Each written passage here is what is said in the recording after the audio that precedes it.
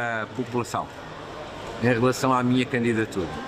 Portanto, sinto que o reforço dos apoios foi um reforço substancial, foi um reforço significativo. E, portanto, as pessoas são muito simpáticas, são muito generosas, portanto, eu diria que termino o ano bem. Mendes began his pre-campaign outreach at a local market, pointing to the growing momentum following televised debates. But they face strong competition from populist leader Andre Ventura and independent candidate Henrique Gavia El Melo, a retired rear admiral widely praised for managing Portugal's COVID-19 vaccine rollout. Tem sido um apoio enorme, mas eu tenho repetido esta mensagem. Não está nada ganho, nós temos que votar no dia 18 para ir à segunda volta e depois começa outra batalha pela vitória final nas eleições. Neste momento as sondagens andam entre 20% e 23% nesta primeira volta, o que dada a fragmentação é um resultado muito positivo. Abordei muitos portugueses e nós temos que ter o sentido de comunidade. Não há um Portugal a avançar só com metade dos portugueses ou só com 20% dos portugueses. Isso seria péssimo.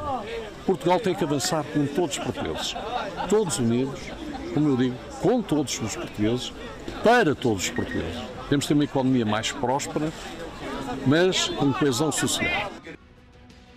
While largely a ceremonial role, Portugal's president holds significant powers, including vetoing legislation and dissolving parliament, tools that could prove crucial after years of political turmoil.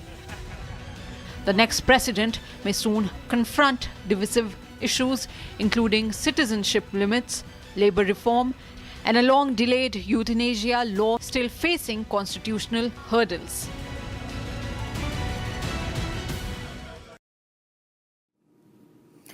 More news from Europe. Hundreds of people participated in a silent march through the Swiss ski resort of Crans, Montana, to honor the victims of the deadly bar fire that occurred on Sunday. Reports indicate that nearly 40 people lost their lives, while 119 others were injured. Most of the victims were teenagers and young adults in their mid-20s. Here's a quick report on the incident.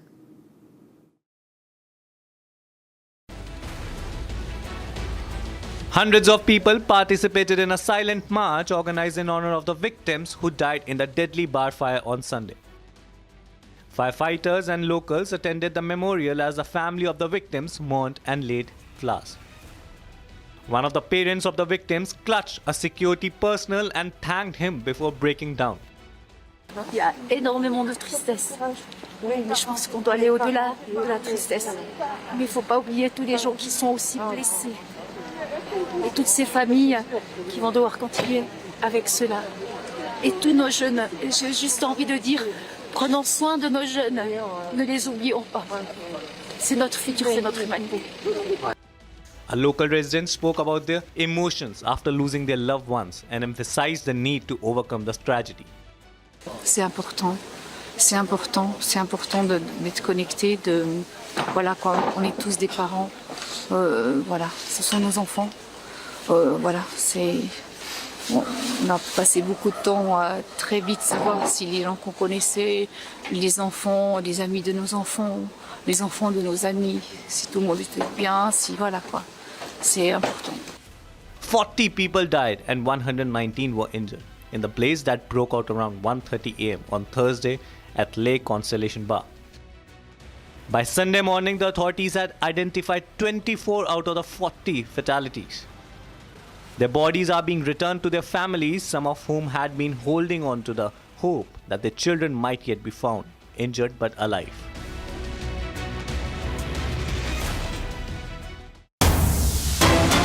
We have big breaking news coming in from Venezuela, where gunfire has been reported near the presidential palace in Caracas. Sounds of gunfire are reported near the presidential palace in Caracas. This has been reported by several outlets, and they have published videos that show shooting in the area around the Miraflores Palace. Unidentified drones allegedly approached the presidential complex in Caracas. Unidentified drones were seen near the presidential complex in Venezuela's capital, prompting a response from the Presidential Honor Guard. There were also reports of air defense systems being activated and armored vehicles moving through parts of the city. Heavy gun firing has been reported near Presidential Palace in Venezuela. Remember this coming in when Venezuelan president is in the United States. He was captured after the military strikes on Saturday by the United States. And now heavy gun firing has been reported near the Presidential Palace in Venezuela. So situation in Venezuela remains tense.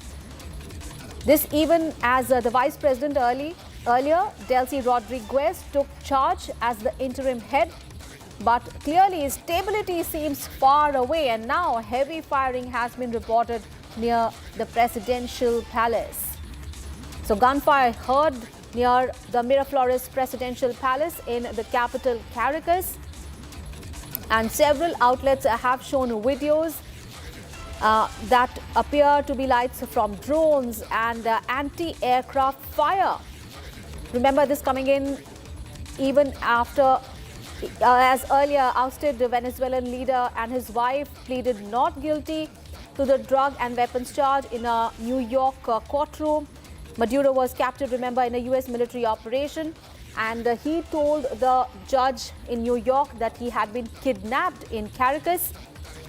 And earlier, Maduro's ally, Delcy Rodriguez, was sworn in as the acting president.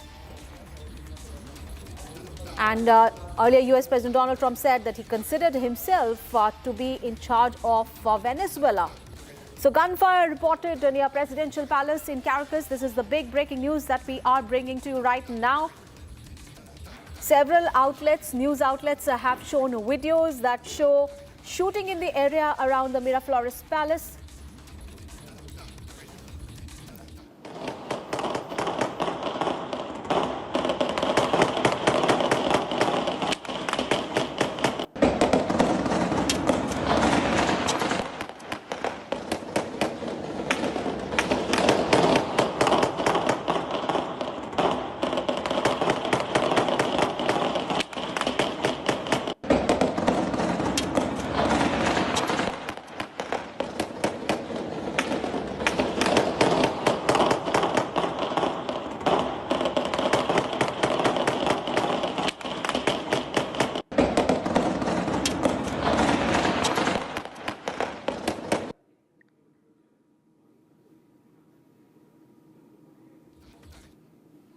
All right, viewers, we can clearly hear those loud sounds of gunfire being heard near the presidential complex.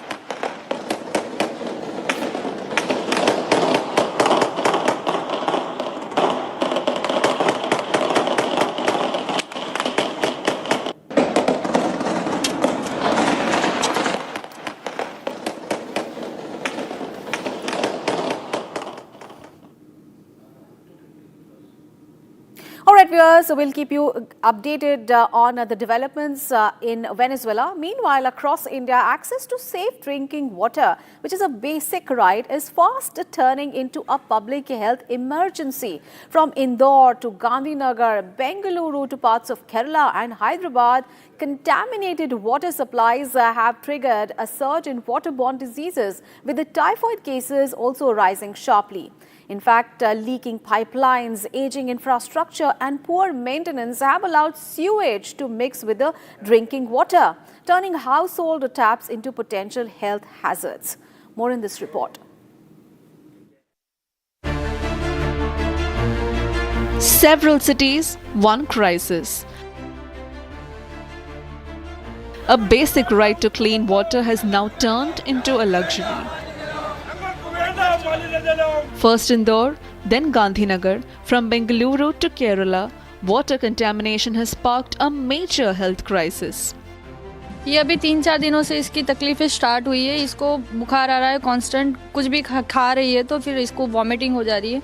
थोड़ी देर बाद हम दवाई देते हैं तो उसको आराम रहता है एंड देन फिर वापस उसको बुखार आ जाता है. इसका टाइफाइड पॉजिटिव आया है.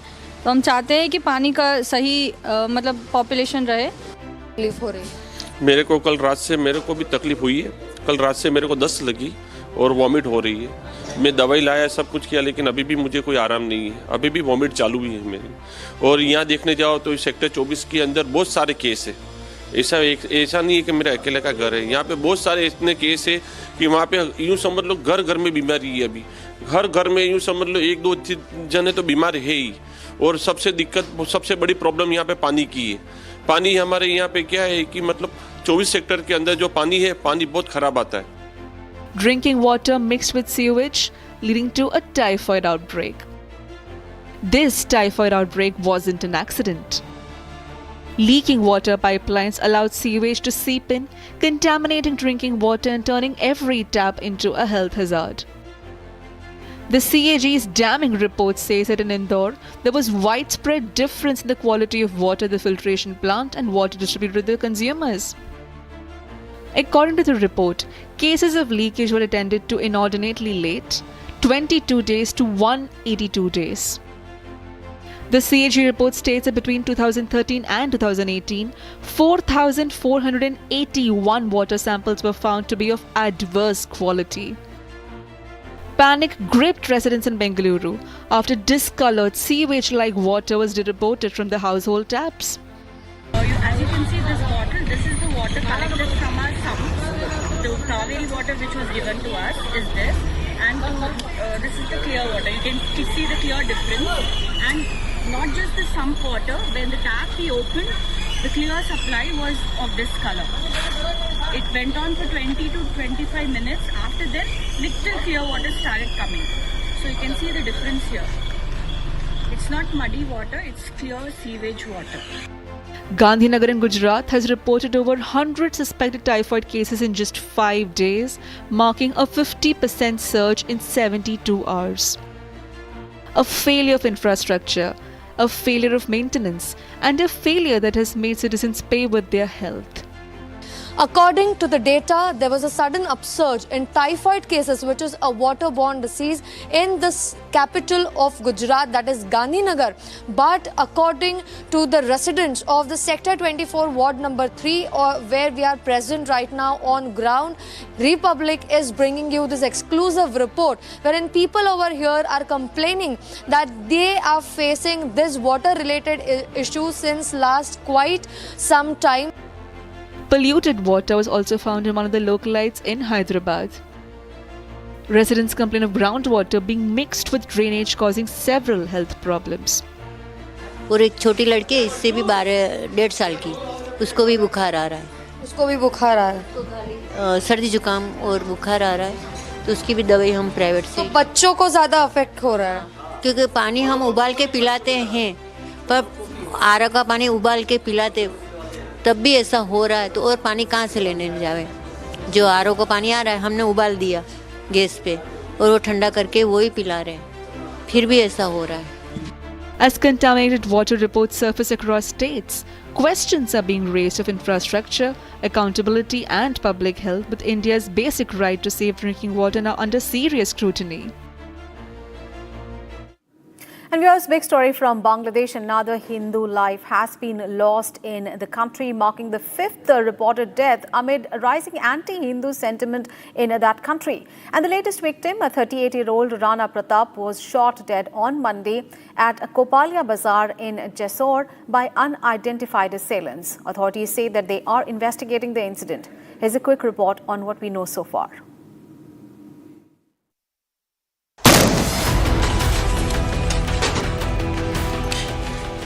The attack against Hindus continue.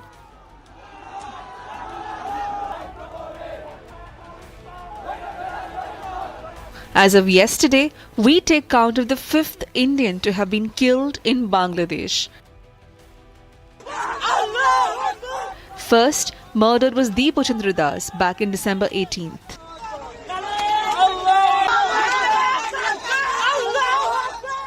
Not soon thereafter was Vijendra Biswas, the second victim in this wave of violence. Within the month, the next victim, Amrit Mandal, was lynched. And on January 3rd, 50-year-old businessman in Shariatpur died from injuries sustained on New Year's Eve. He was brutally attacked, hacked and set on fire by a mob returning home from his shop.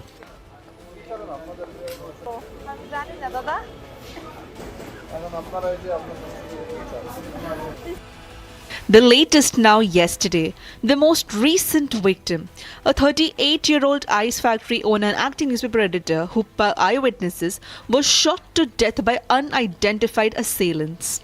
The incident occurred around 5:45 p.m. on Monday in the Kopalia Bazar area of Ward number 17 at the Upazila. As panic spread quickly in the area after the incident, Manirampur Police Station was alerted and they arrived immediately thereafter to bring the situation under control. All eyes are now on India as the attacks against Hindus continue rampant, garnering much global traction and ire.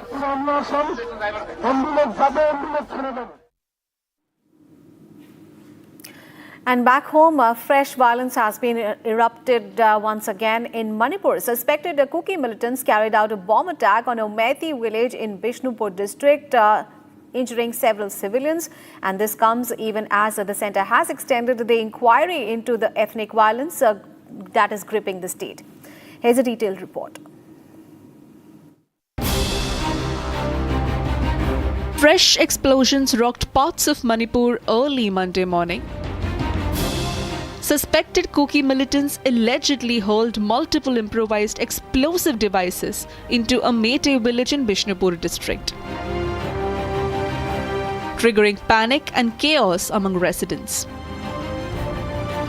The attack took place at Nangokong village, barely 300 to 500 meters from a Central Reserve Police Force camp. At least 2 villagers, including a woman, who were injured after bomb splinters struck them. One house was gutted right after being hit directly by an explosive device. Following the blasts, the area was sealed off as security forces launched combing and search operations. This is not an isolated incident. Just over 2 weeks ago, open firing was reported at Fogakchau village in the same district, prompting security tightening across vulnerable pockets in Bishnupur. The latest attack comes against the backdrop of Manipur's ethnic conflict between Meitei and Kuki groups. The violence in 2023 was triggered after Kuki-zoned tribals living in the hill districts protested over a High Court recommendation for granting scheduled tribe status to the Meitei community members. Amid continuing unrest, the Union Home Ministry has granted a 4th extension to the high-level inquiry panel probing the violence.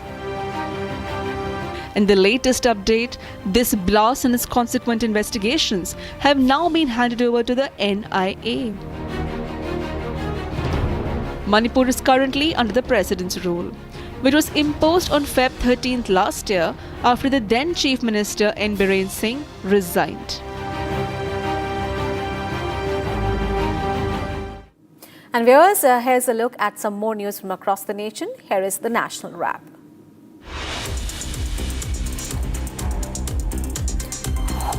Parliamentary Standing Committee on Communications and Information Technology on Monday held a meeting to deliberate on issues related to artificial intelligence and is slated to present its report during the forthcoming budget session of Parliament.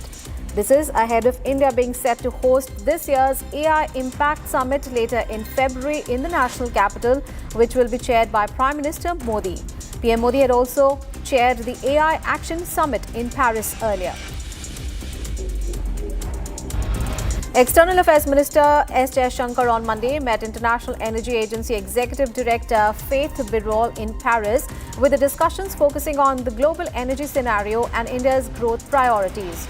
Sharing details of his meeting on social media platform X, Jaishankar announced this meet amid his ongoing visit to Europe, during which he has highlighted India's cultural ties with partner countries.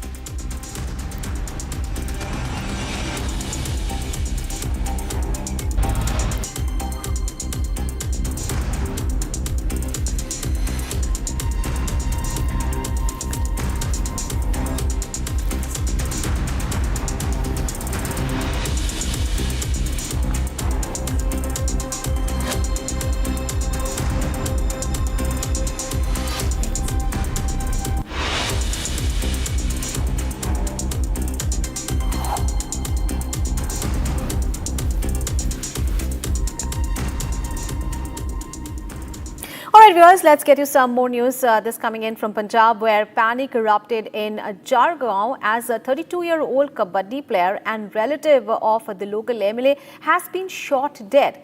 Well, the family alleges an old rivalry led to the killing. Let's take a look at the detailed report.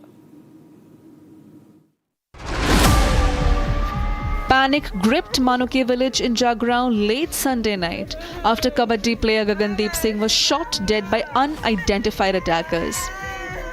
The 32-year-old was found in the fields near the village and was reportedly shot multiple times. Villagers say a group of youths later reached his home, boasting that they had killed him.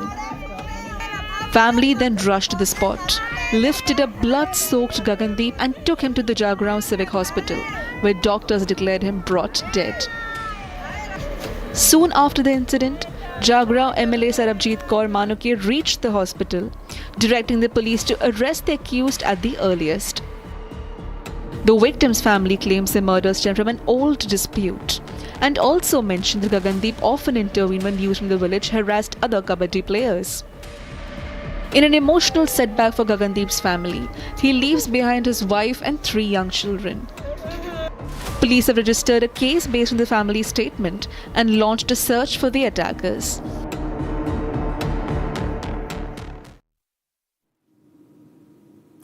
Alright viewers, a big story from Odisha, where the JNV campus is presently facing a major health crisis with a hepatitis A outbreak that has taken over the campus. As authorities on campus struggle in their attempts to contain the virus by secluding the 50 students who have been affected by the virus and urging the state health and family welfare departments for essential aid and health checkup teams. Here is a quick report on everything we know.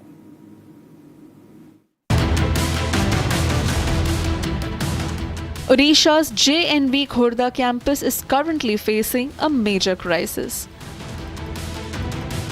The crisis? An outbreak of hepatitis A on the campus.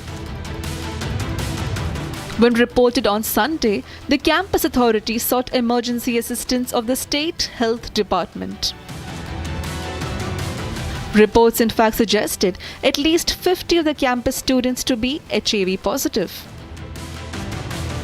Consequently, amidst other essential preventive measures taken, the JNV authorities have arranged for the students affected to be isolated from the school hostels and to be kept under supervision. The infection, however, gradually surged on campus, much to the concern of the parents. The Khordha DHH health teams took stock of the matter thereon, and the institution in the meantime wrote to the Odisha Health and Family Welfare Department for essential aid. Additionally, medical teams led by specialist doctors reached campus within the day to take stock of the matter's. Investigations are as yet underway to determine and ascertain the underlying cause of the surging HIV infections.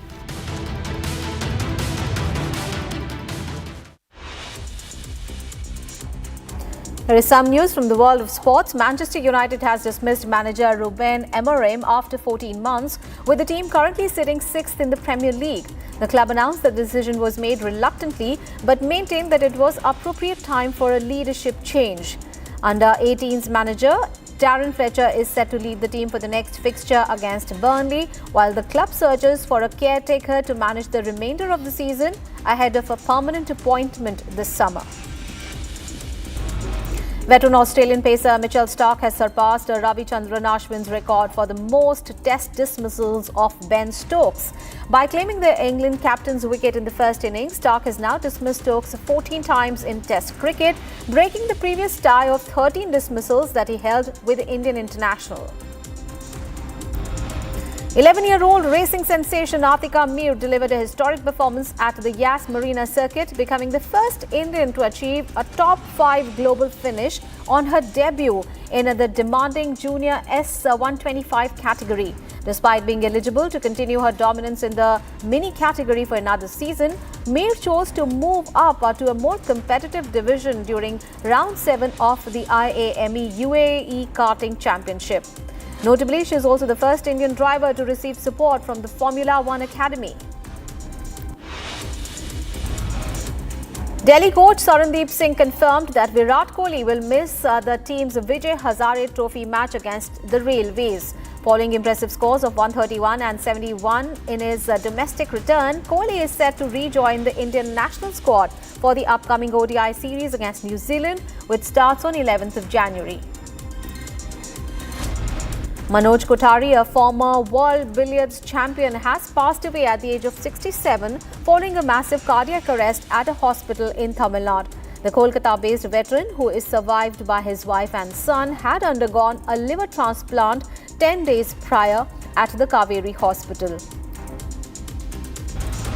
Shreyas Iyer has been appointed captain of the Mumbai for the remainder of the Vijay Hazare Trophy, replacing Shardul Thakur, who was sidelined by an injury. Iyer is scheduled to lead the team in their final league matches on 6th and 8th of January. While he has also been named in India's ODI squad for the upcoming New Zealand series, his participation in the knockout stages of the domestic tournament remains uncertain and contingent on his national team commitments.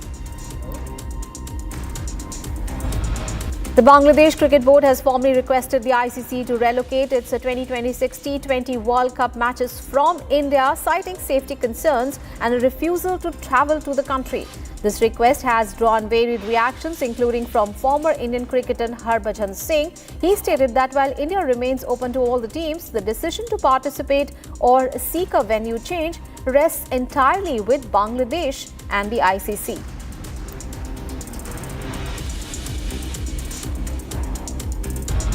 The Bangladesh interim government, led by Mohammad Yunus, has banned the broadcast of the IPL season in response to the Mustafizur Rahman's removal from the league. The Ministry of Information and Broadcasting stated that the BCCI provided no logical reason when instructing the Kolkata Knight Riders to release the pacer from their 2026 roster. This decision comes amid declining diplomatic relations between India and Bangladesh and serves as a formal protest against the BCCI's instructions. Durban Super Giants have announced that England all-rounder Lyon Livingstone will join the squad for the remainder of the SA20 season. Livingstone arrives as a replacement for New Zealand's Devon Conway, who has been released from the team due to national duties. Conway is set to represent New Zealand in an upcoming tour of India, which includes 3 ODIs and 5 T20s. Bayern Munich's 17-year-old midfielder Lennart Karl, who made history in October as the club's youngest Champions League scorer, has sparked mixed reactions following his admission that he dreams of playing for Real Madrid. During a traditional New Year's fan event, Karl was asked if he had a dream club besides Bayern, and his candid response drew a combination of laughter, criticism and confusion from those in attendance. Viewers, coming up ahead, the big story from Venezuela. Nicolas Maduro has been produced in a US court where he and his wife have pleaded not guilty.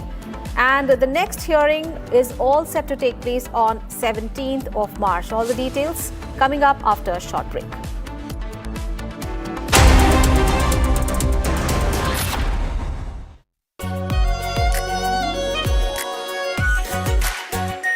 Our pure Shahi Paneer Masala. Delicious, healthy, every day. QS and THE, the world's foremost university rankings organizations, have ranked Amity amongst the top 3% universities globally, making it among the very few Indian universities to be included in both rankings.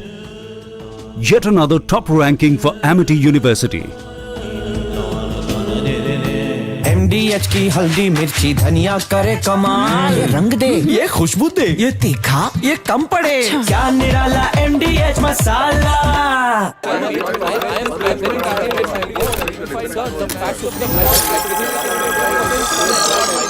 I will not let you get away with that. I will not let you get away with that. You need to be stopped right now.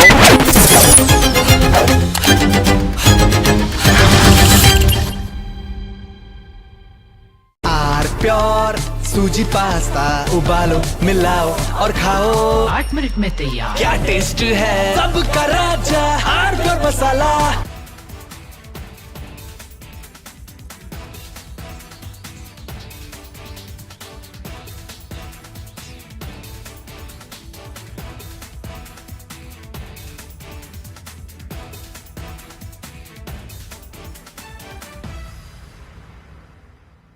5, 4, 3. S200 motors.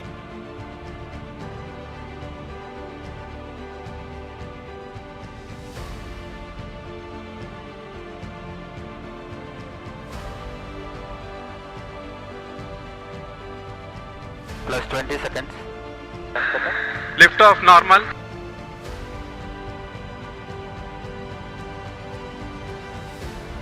L40 stages are ignited. Plus 5 seconds. Plus 20 seconds. First stage performance normal.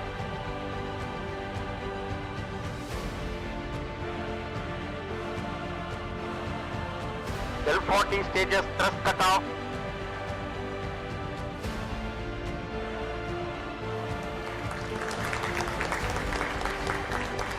Plus 5 seconds. Auto tracking. PP driver tracking. PSLV 661 का सफलतापूर्ण उत्थापन प्रथम प्रमोचन मंच से अपने उद्दिष्ट कक्षा की ओर अपना सफर जारी कर चुका है. Normal.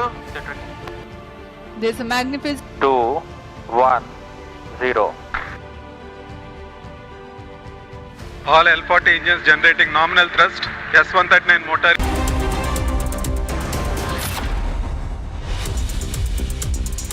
ये है सीक्रेट रेसिपी MDH का जीरा सिप जल जीरा मसाला. सिप सिप जीरा सिप MDH का जल जीरा सिप MDH का जल जीरा SIP.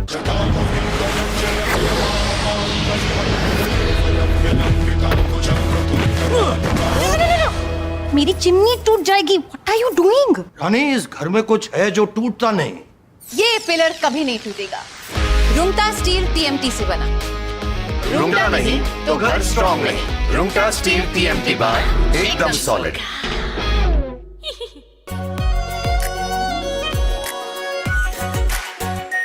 Are pure shahi paneer masala. Delicious, healthy, every day. When we look out at the world, Samir, we look for partners. We don't look for preachers. Engaging America has become more complicated.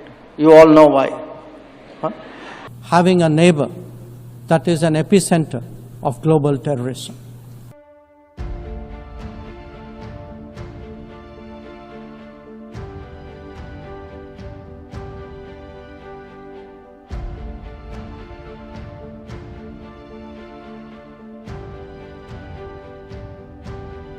India in 2025 saw many international diplomatic moments of India's External Affairs Minister, Dr. S. Jaishankar, who literally turned international politics and the diplomacy that comes with it into an art of savage roasts. From jeering comments on Pakistan to calling out Trump and Western hypocrisy, here are the top roast moments of the year 2025, where Jaishankar served cold but harsh truths month by month.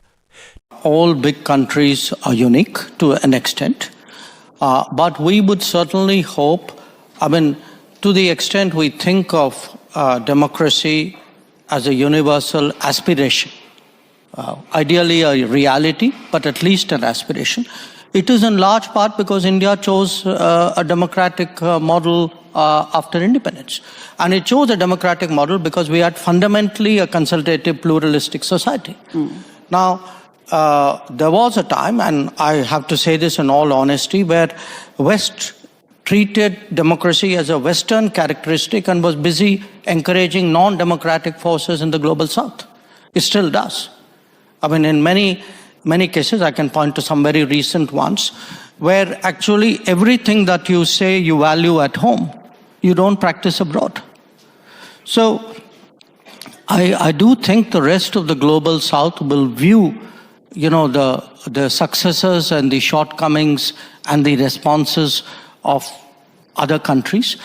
They will also ask themselves which ones of them they relate to, I would argue that in many ways, India, because it's historically been an open society, one very much linked with the world, many countries of the global South are more likely to say the Indian experience is more transposable to their societies than perhaps those of others.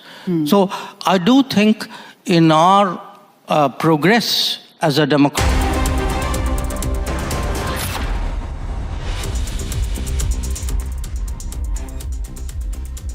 Viewers, Nicolas Maduro has made his first court appearance in the United States. He has pleaded not guilty to multiple charges, and he also insists that he continues to remain the president of Venezuela. His wife has also pleaded not guilty. We'll get you all the updates on this big international focus and much more. The headlines first that we are tracking for you at this hour.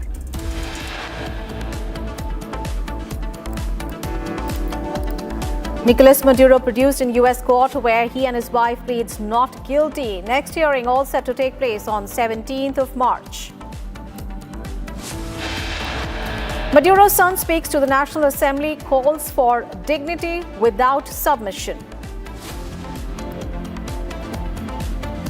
Reports say Ayatollah Ali Khamenei plans to flee to Moscow if Iran unrest intensifies.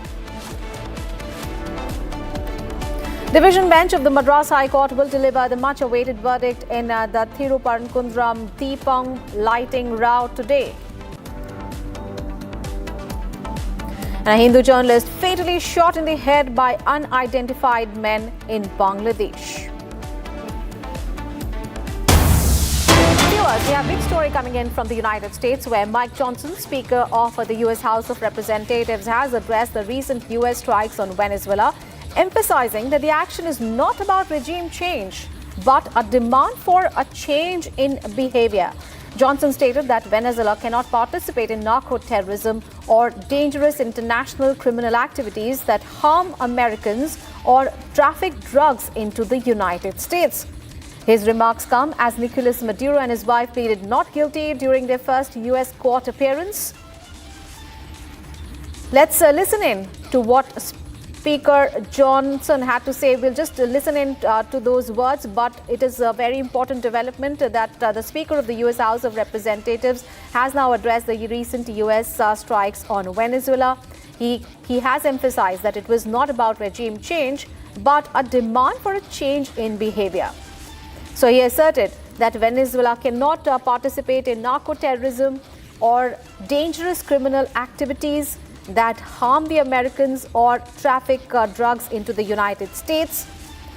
Remember, these developments are coming in as Nicolas Maduro, the former president of Venezuela, made his first court appearance in the U.S. federal court in New York and pleaded not guilty to multiple charges. Let's listen in to Johnson. This is not a regime change. This is a demand for change of behavior by a regime. The interim government is stood up now, and we are hopeful that they will be able to correct their action. They cannot participate with narco-terrorists and very dangerous international criminal organizations that harm and target Americans, frankly, and traffic all of these dangerous drugs into our country, that do all this great harm to our country. They cannot continue that activity. We have a way of persuasion, because their oil exports, as you know, have been ceased, and I think that will bring the country to a new governance in very short order. So we don't expect troops on the ground. We don't expect direct involvement in any other way beyond just coercing the interim government to get that going. The U.S. military operation in Venezuela was a decisive and justified action. Nicolas Maduro is responsible for the deaths of untold thousands of Americans after years of trafficking illegal drugs and violent cartel members into our country. This is undisputed and everybody agrees with it. These are crimes for which he's been indicted in U.S. courts, and an arrest warrant was duly issued. And now he has learned what accountability looks like. Under President Trump, the United States will no longer allow criminal regimes to profit from wreaking havoc and destruction on our country. He's putting Americans first and succeeding where others have failed, and this is very clear. This operation demonstrated the unmatched precision and effectiveness, professionalism, and capability of the U.S. military. There's no other force on planet Earth that can do what we can do. And it produced an outcome only America's armed forces could achieve. Our brave military personnel who executed this successful operation with speed and precision and power deserve our gratitude and our congratulations. You should sleep a little better at night knowing that we have this great force. The Maduro regime functioned as a criminal organization masquerading as a government. This was not a legitimate president of a country. It systematically used the instruments of the Venezuela state, which is its military, its intelligence services, and its territory, to facilitate trafficking drugs into the United States. These activities were conducted in coordination with designated narco-terrorists and transnational criminal organizations that are very dangerous, directly threatening the U.S.'s sovereignty and public health and national security. The Biden administration, the previous team, offered a $25 million bounty for information leading to Maduro's arrest, following a successful 2020 indictment.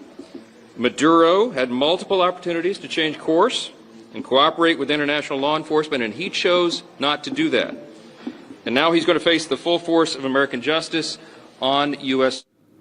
So, viewers, what is happening is, in a dramatic turn of events following the U.S. military operation in Venezuela, former President Nicolas Maduro has made his first appearance in a U.S. federal court in New York.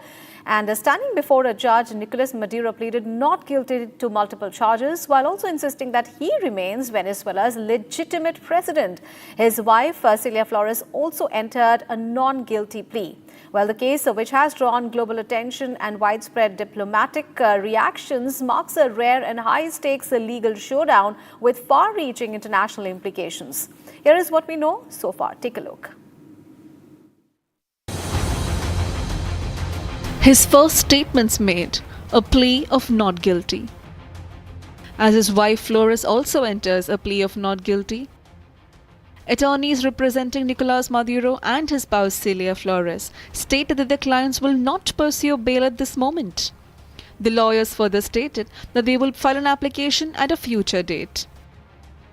The next hearing of the case will take place on March 17th, and before departing, Maduro reportedly shook hands with his lawyer. The couple earlier yesterday was transferred from Brooklyn jail to Manhattan Federal Courthouse by a prison van and helicopter ahead of the noon hearing.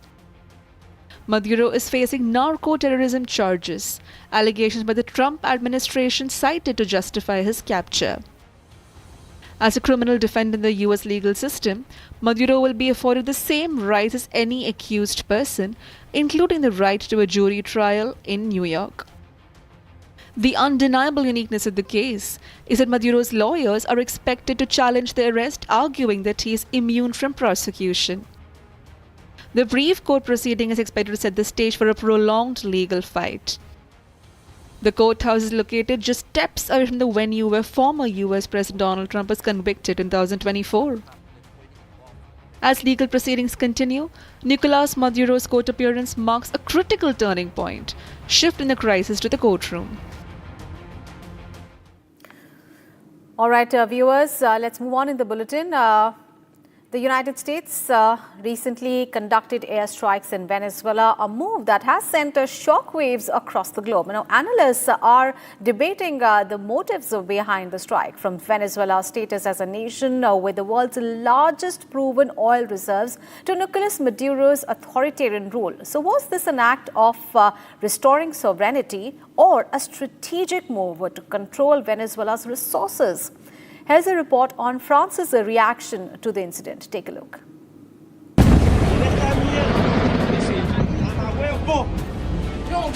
On a cold Saturday morning, Venezuelans heard the echoes of bombing in Caracas with the view of US choppers flying over their houses. The entire world was taken aback by this unexpected act of violence. After the attack, Trump told in a press conference that US is going to run Venezuela until a safe transition of power can take place. We're going to run the country until such time as we can do a safe, proper, and judicious transition. So we don't want to be involved with having somebody else get in, and we have the same situation that we had for the last long period of years. So we are going to run the country until such time as we can do a safe, proper, and judicious transition. and it has to be judicious, because that's what we're all about. We want peace, liberty, and justice for the great people of Venezuela, and that includes many from Venezuela that are now living in the United States and want to go back to their country. It's their homeland. Some supported the attack, while some vehemently opposed the attack, calling it a dastardly act of violence. On this, various global leaders gave their views on this attack, and this did not let France stay behind on giving their fresh set of words on it. Maud Bregon, the French government spokesperson, said that the President of the Republic does not support or approve the method used to restore sovereignty. Premièrement, nous défendons le droit international et la liberté des peuples. La méthode utilisée n'est ni soutenue ni approuvée. Ce sont les mots du président de la République. Deuxièmement, le président Maduro est un dictateur et son départ est une bonne nouvelle pour les Vénézuéliens. Il a confisqué la liberté de son peuple et volé les élections de 2024. Ce sont également les mots du président de la République. Troisièmement, la France soutient la souveraineté populaire et cette souveraineté populaire s'est exprimée en 2024. Si transition il devait y avoir, alors le vainqueur de 2024 devrait jouer un rôle central. Là encore, ce sont ces mots. Now all eyes on Venezuela. Things slowly and gradually going back to normalcy, and Delcy Rodriguez as interim president, we can only wonder what the future holds for Venezuela.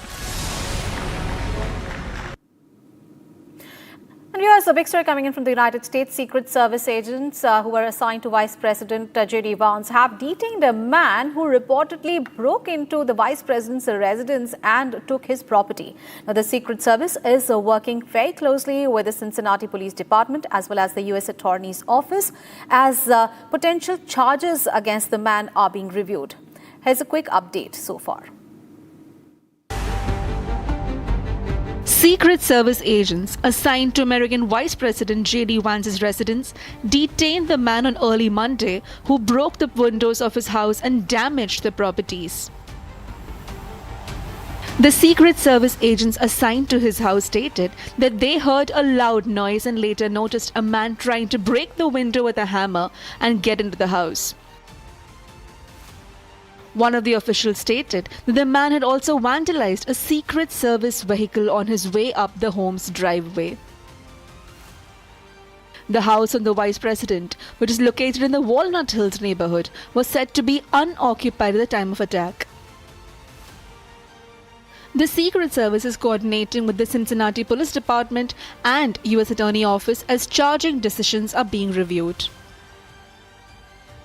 Walnut Hills is one of the city's oldest neighborhoods and is home to historic sites including the Harriet Beecher Stowe House. More news from across the globe. Egypt's foreign minister received his Saudi Arabian counterpart on Monday in Cairo amid rising tensions in the Middle East following a confrontation in Yemen that has pitted Gulf powerhouses Saudi Arabia and the UAE against each other. Minister Badr Abdelati discussed with Prince Faisal bin Farhan the bilateral relations between the two countries as well as the latest regional developments. The meeting comes after the UAE backed the Southern Transitional Council in Yemen, or STC, moved last month into the governorates of Hadramaut and Mahara and seized an oil-rich region which pushed out forces affiliated with the National Shield Forces, which are aligned with the Saudi-led coalition in fighting the Iran-backed Houthi rebels. On the 5th anniversary of the 6th of January 2021 attack on the Capitol Hill, the official plaque honoring the police who defended democracy is nowhere to be found. House Speaker Mike Johnson, who has yet to formally unveil the plaque, and the Trump administration's Department of Justice is seeking to dismiss a lawsuit calling for it to be displayed. Instead, about 100 members of Congress, mostly Democrats, have mounted poster board-style replicas of the 6th of January plaque outside their office doors. The lawmakers justify their stance on this, claiming that the plaque is a visual way of remembering history and how America would learn from this reminder of its darkest days, the effort to overthrow the free and fair election of 2020.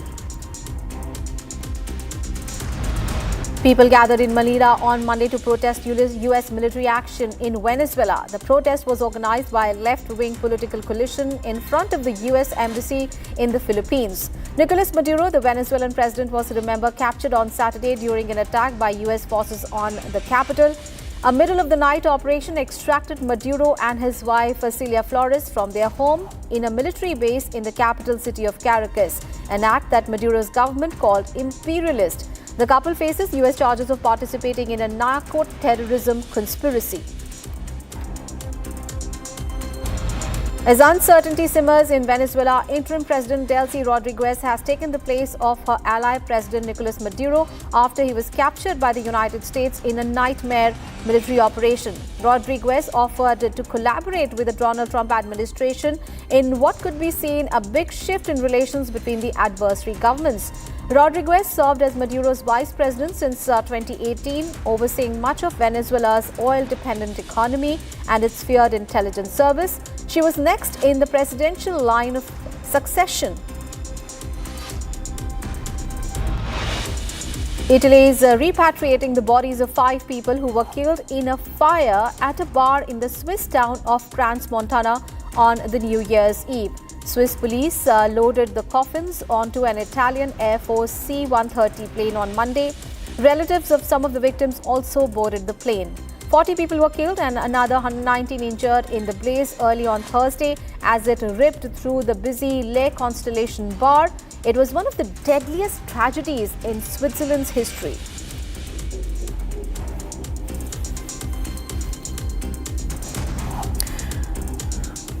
All right, viewers, news from the Middle East now. Amid the internal unrest in Iran, massive speculation is swirling around the whereabouts of Iran's supreme leader, Ali Khamenei, and reports indicate that Iran has heightened its security measures across Tehran as the country braces for a potential military action by Israel.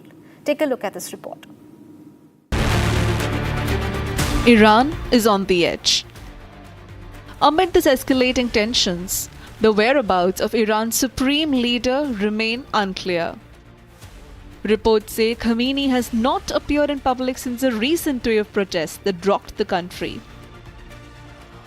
Reports also indicate heightened security measures across Tehran as Iran braces for potential military action by Israel backed by the United States.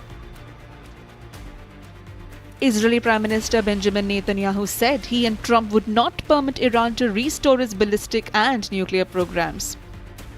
כמובן מזדהה עם זה. ממשלת ישראל, מדינת ישראל והמדיניות שלי, אנחנו מזדהים עם המאבק של העם האיראני, עם השאיפות שלו לחופש ולחירות ולצדק. וייתכן מאוד שאנחנו עומדים ברגע שבו העם האיראני לוקח את גורלו בידו.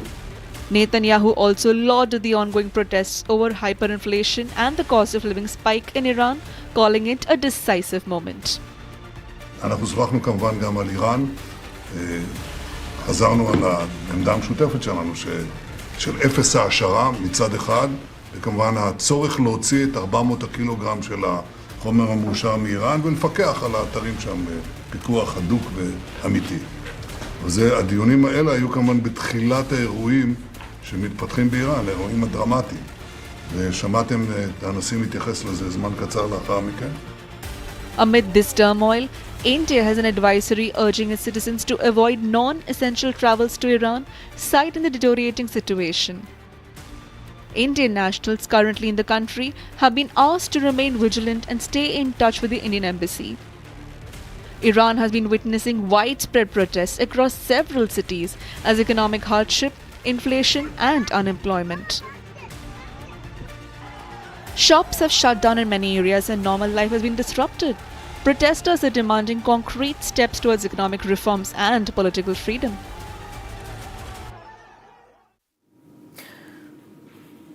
All right, viewers, now let's take a look at the news from the world of business, markets and finance. Here is the business wrap. Take a look.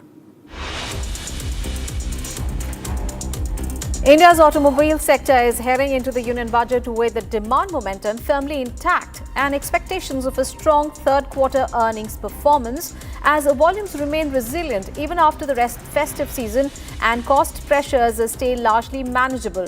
Industry trends indicate that broad-based demand recovery across segments combined with operating leverage and moderating discounts is setting the stage for healthy profit growth in Q3 FY26. India's growing dependence on discounted Russian crude could face new challenges amid the threat of tariff action by the United States. This will place India at a critical strategic juncture in its energy and trade policy, according to the Global Trade Research Initiative. The think tank said that while Russian oil has helped India manage inflation and energy costs over the past 2 years, potential trade penalties linked to geopolitical alignments could complicate the country's crude sourcing strategy going ahead. A potential US-led restructuring of Venezuela's oil sector could unlock close to $1 billion in long-pending payments owed to the Indian companies, while also reopening access to crude supplies that were cut off following international sanctions, according to analysts and industry sources. India's state-run overseas arm ONGC Videsh Limited is among the key beneficiaries if the sanctions ease. The firm's long-stalled dividend payments and suppressed oil production are expected to revive under a new operational framework. After the escalations in the US-Venezuela conflict, the silver rates opened on 5th of January 2026 with a 6% rise against the previous close. After the US carried out military strikes against the South American nation, the market expected silver exports from Chad and Peru, the two largest silver exporters in the global merchandise trade, to face transportation hurdles. The silver rates on MCX rose to an intraday high of 2,49,900 rupees per kg. Analysts expect the demand-supply alterations to fuel price hike for the devil's metal. However, the chances of profit trigger at higher levels is also present.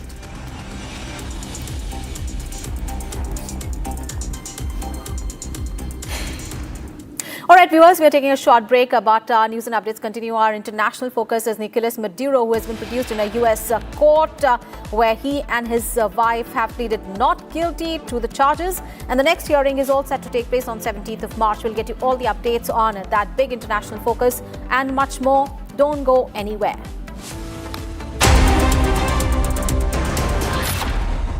आधे bowl दही में 4 चम्मच MDH चटनी पुदीना मसाला डाला, stir करो, पुदीना चटनी तैयार। MDH चटनी पुदीना मसाला।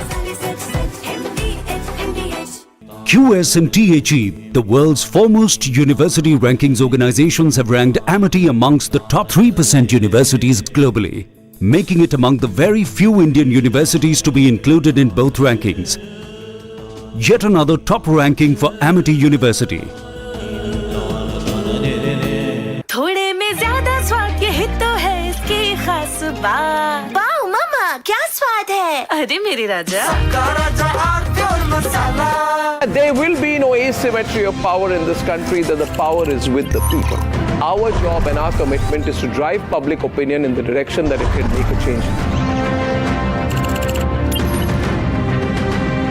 Is AI a bubble or will it last?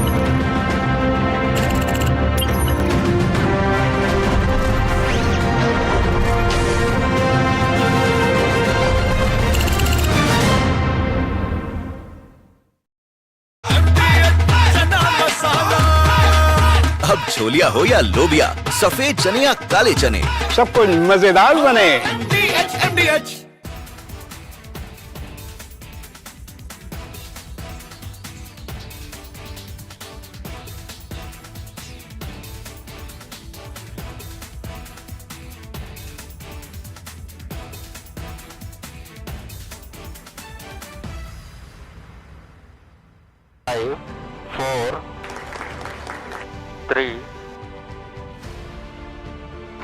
S200 motors.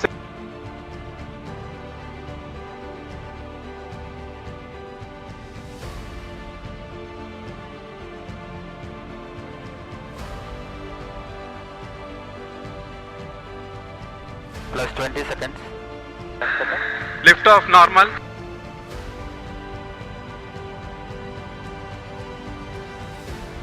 L40 stages are ignited. Plus 5 seconds. Plus 20 seconds. First stage performance normal.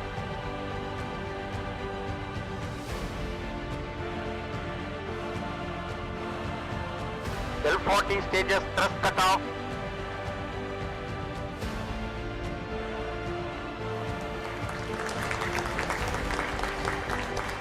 Plus 5 seconds. Auto tracking. PT driver tracking. PSLV 661 का सफलतापूर्ण उत्थापन प्रथम प्रमोचन मंच से अपने उद्दिष्ट कक्षा की ओर अपना सफर जारी कर चुका है। Normal.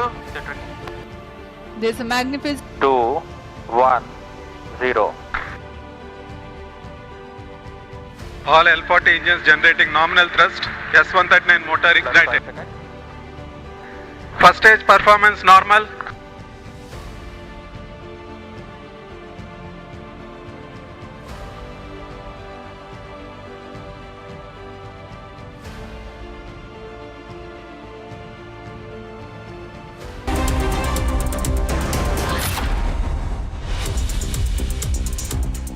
MDH की हल्दी मिर्ची धनिया करे कमाल, ये रंग दे, ये खुशबू दे, ये तीखा, ये कम पड़े, क्या निराला MDH masala.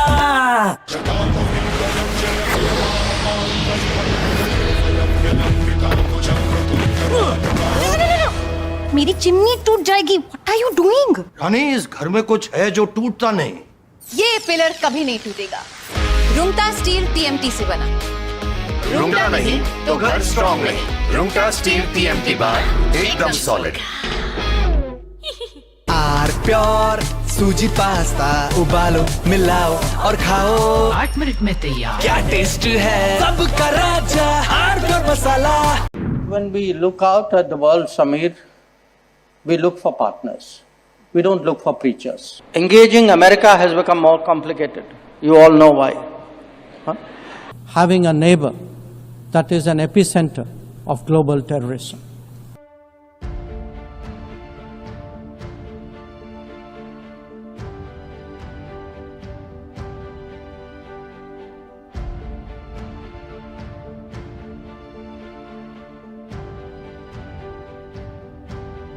India in 2025 saw many international diplomatic moments of India's External Affairs Minister, Dr. S. Jaishankar, who literally turned international politics and the diplomacy that comes with it into an art of savage roasts. From jeering comments on Pakistan to calling out Trump and Western hypocrisy, here are the top roast moments of the year 2025, where Jaishankar served cold but harsh truths month by month. All big countries are unique to an extent, but we would certainly hope, to the extent we think of democracy as a universal aspiration, ideally a reality, but at least an aspiration. It is in large part because India chose a democratic model after independence. And it chose a democratic model because we had fundamentally a consultative, pluralistic society. Now, there was a time, and I have to say this in all honesty, where West treated democracy as a Western characteristic and was busy encouraging non-democratic forces in the global South. It still does. In many cases, I can point to some very recent ones, where actually everything that you say you value at home, you don't practice abroad. So I do think the rest of the global South will view, the successes and the shortcomings and the responses of other countries.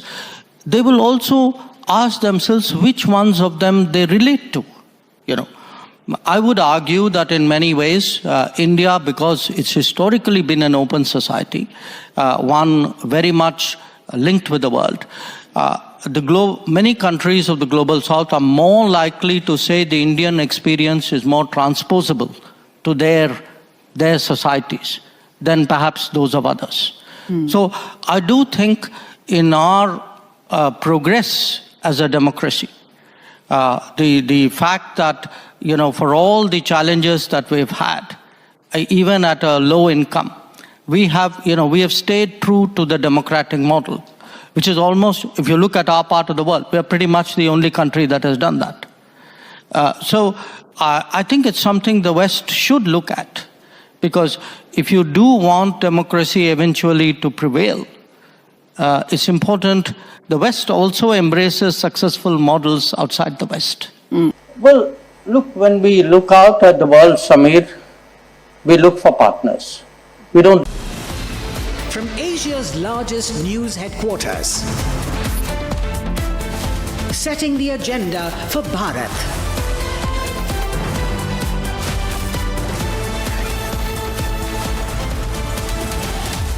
You're watching Republic.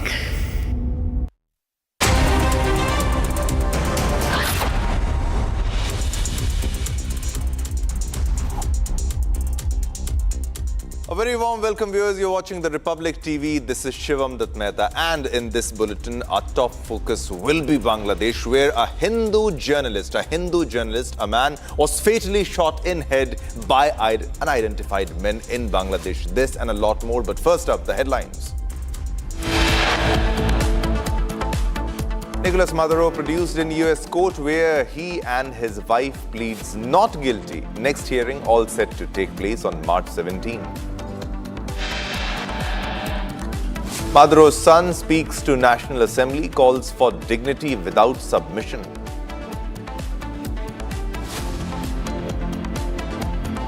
Reports say Ayatollah Khamenei plans to flee to Moscow if Iran unrest intensifies.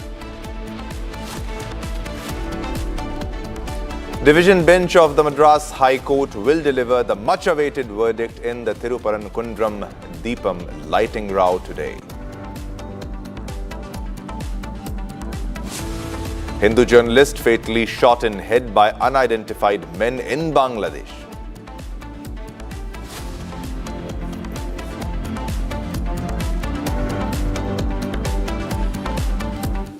All right, viewers, let's begin with the first top story. Yet another Hindu life has been claimed in Bangladesh, making it the fifth Hindu overall to have lost his life to the anti-Hindu sentiment that's been rising in Bangladesh of late. Now, 38-year-old Hindu youth Rana Pratap was shot dead on Monday at Kopalia Bazar, Jessore, by unidentified assailants. Here's a quick report on that.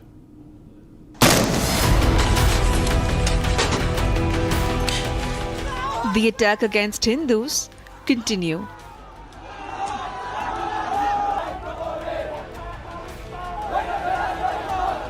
As of yesterday, we take count of the fifth Indian to have been killed in Bangladesh. First, murdered was Deepu Chandra Das back in December 18th.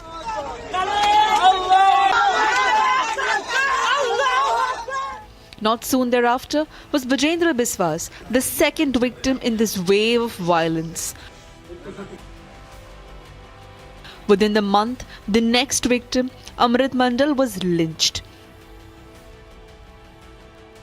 And on January 3rd, 50-year-old businessman in Shariatpur died from injuries sustained on New Year's Eve.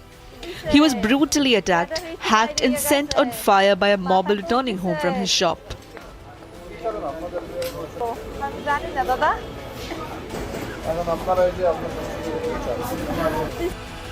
The latest now yesterday, the most recent victim, a 38-year-old ice factory owner and acting newspaper editor who, per eyewitnesses, was shot to death by unidentified assailants. The incident occurred around 5:45 p.m. on Monday in the Kopalia Bazar area of Ward number 17 at the Upazila. As panic spread quickly in the area after the incident, Manirampur Police Station was alerted and they arrived immediately thereafter to bring the situation under control. All eyes are now on India as the attacks against Hindus continue rampant, garnering much global traction and ire.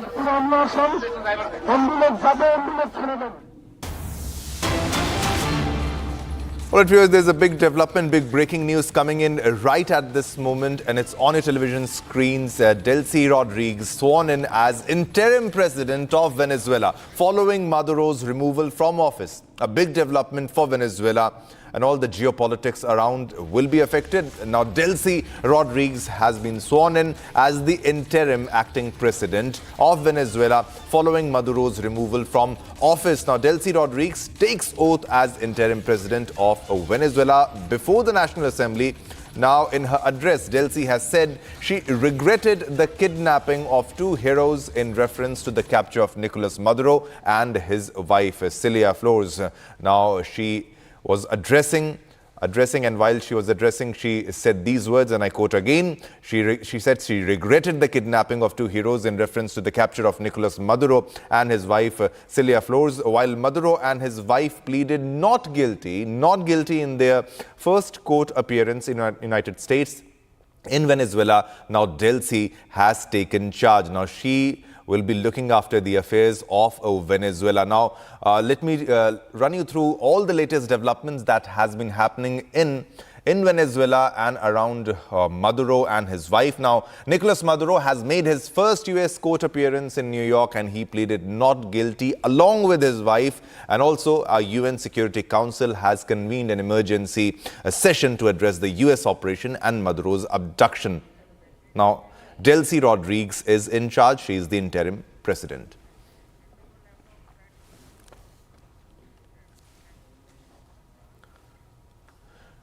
All right, viewers, let's move on to our next top story. Now, fresh violence has erupted once again in Manipur. Now, suspected Kuki militants carried out a bomb attack on a Meitei village in Bishnupur district, injuring civilians. Now, this comes even as the centre has extended the inquiry into the ethnic violence gripping the state. Here is a detailed report on that. Fresh explosions rocked parts of Manipur early Monday morning. Suspected Kuki militants allegedly hurled multiple improvised explosive devices into a Meitei village in Bishnupur district, triggering panic and chaos among residents. The attack took place at Nangoko village, barely 300 to 500 meters from a central reserve police force camp. At least two villagers, including a woman, who were injured after bomb splinters struck them. One house was gutted right after being hit directly by an explosive device. Following the blasts, the area was sealed off as security forces launched combing and search operations. This is not an isolated incident. Just over 2 weeks ago, open firing was reported at Fogakchau village in the same district, prompting security tightening across vulnerable pockets in Bishnupur. The latest attack comes against the backdrop of Manipur's ethnic conflict between Meitei and Kuki groups. The violence in 2023 was triggered after Kuki-Zo tribals living in the hill districts protested over a High Court recommendation for granting scheduled tribe status to the Meitei community members. Amid continuing unrest, the Union Home Ministry has granted a fourth extension to the high-level inquiry panel probing the violence. In the latest update, this blast and its consequent investigations have now been handed over to the NIA. Manipur is currently under the President's rule, which was imposed on Feb 13th last year after the then Chief Minister N. Biren Singh resigned.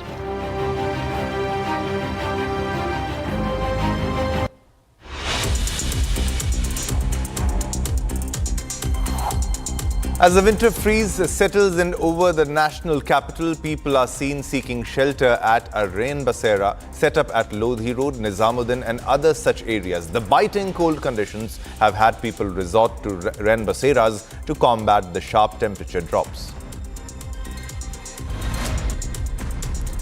Parliamentary Standing Committee on Communications and Information Technology on Monday held a meeting to deliberate on issues related to artificial intelligence, that is AI, and is slated to present its report during the forthcoming budget session of the Parliament. This is ahead of India being set to host this year's AI Impact Summit later in February in the national capital, which will be chaired by PM Narendra Modi. PM Modi also had in fact chaired the AI Action Summit in Paris.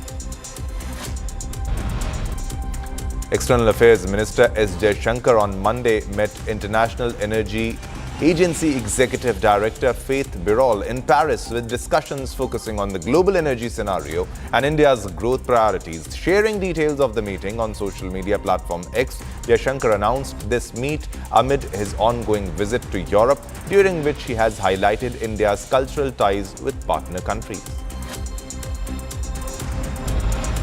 Government of Delhi on Monday signed a landmark MOU with the Reserve Bank of India. The MOU enables the RBI to function as the banker, debt manager and financial agent of the government of NCT of Delhi, facilitating market borrowings through state development loans, automatic investment of surplus cash, professional cash management and access to low-cost liquidity facilities, strictly within the framework prescribed by the Government of India and the RBI Act. Now, Delhi Chief Minister in fact lauded the signing as a historic correction in the national capital's financial governance.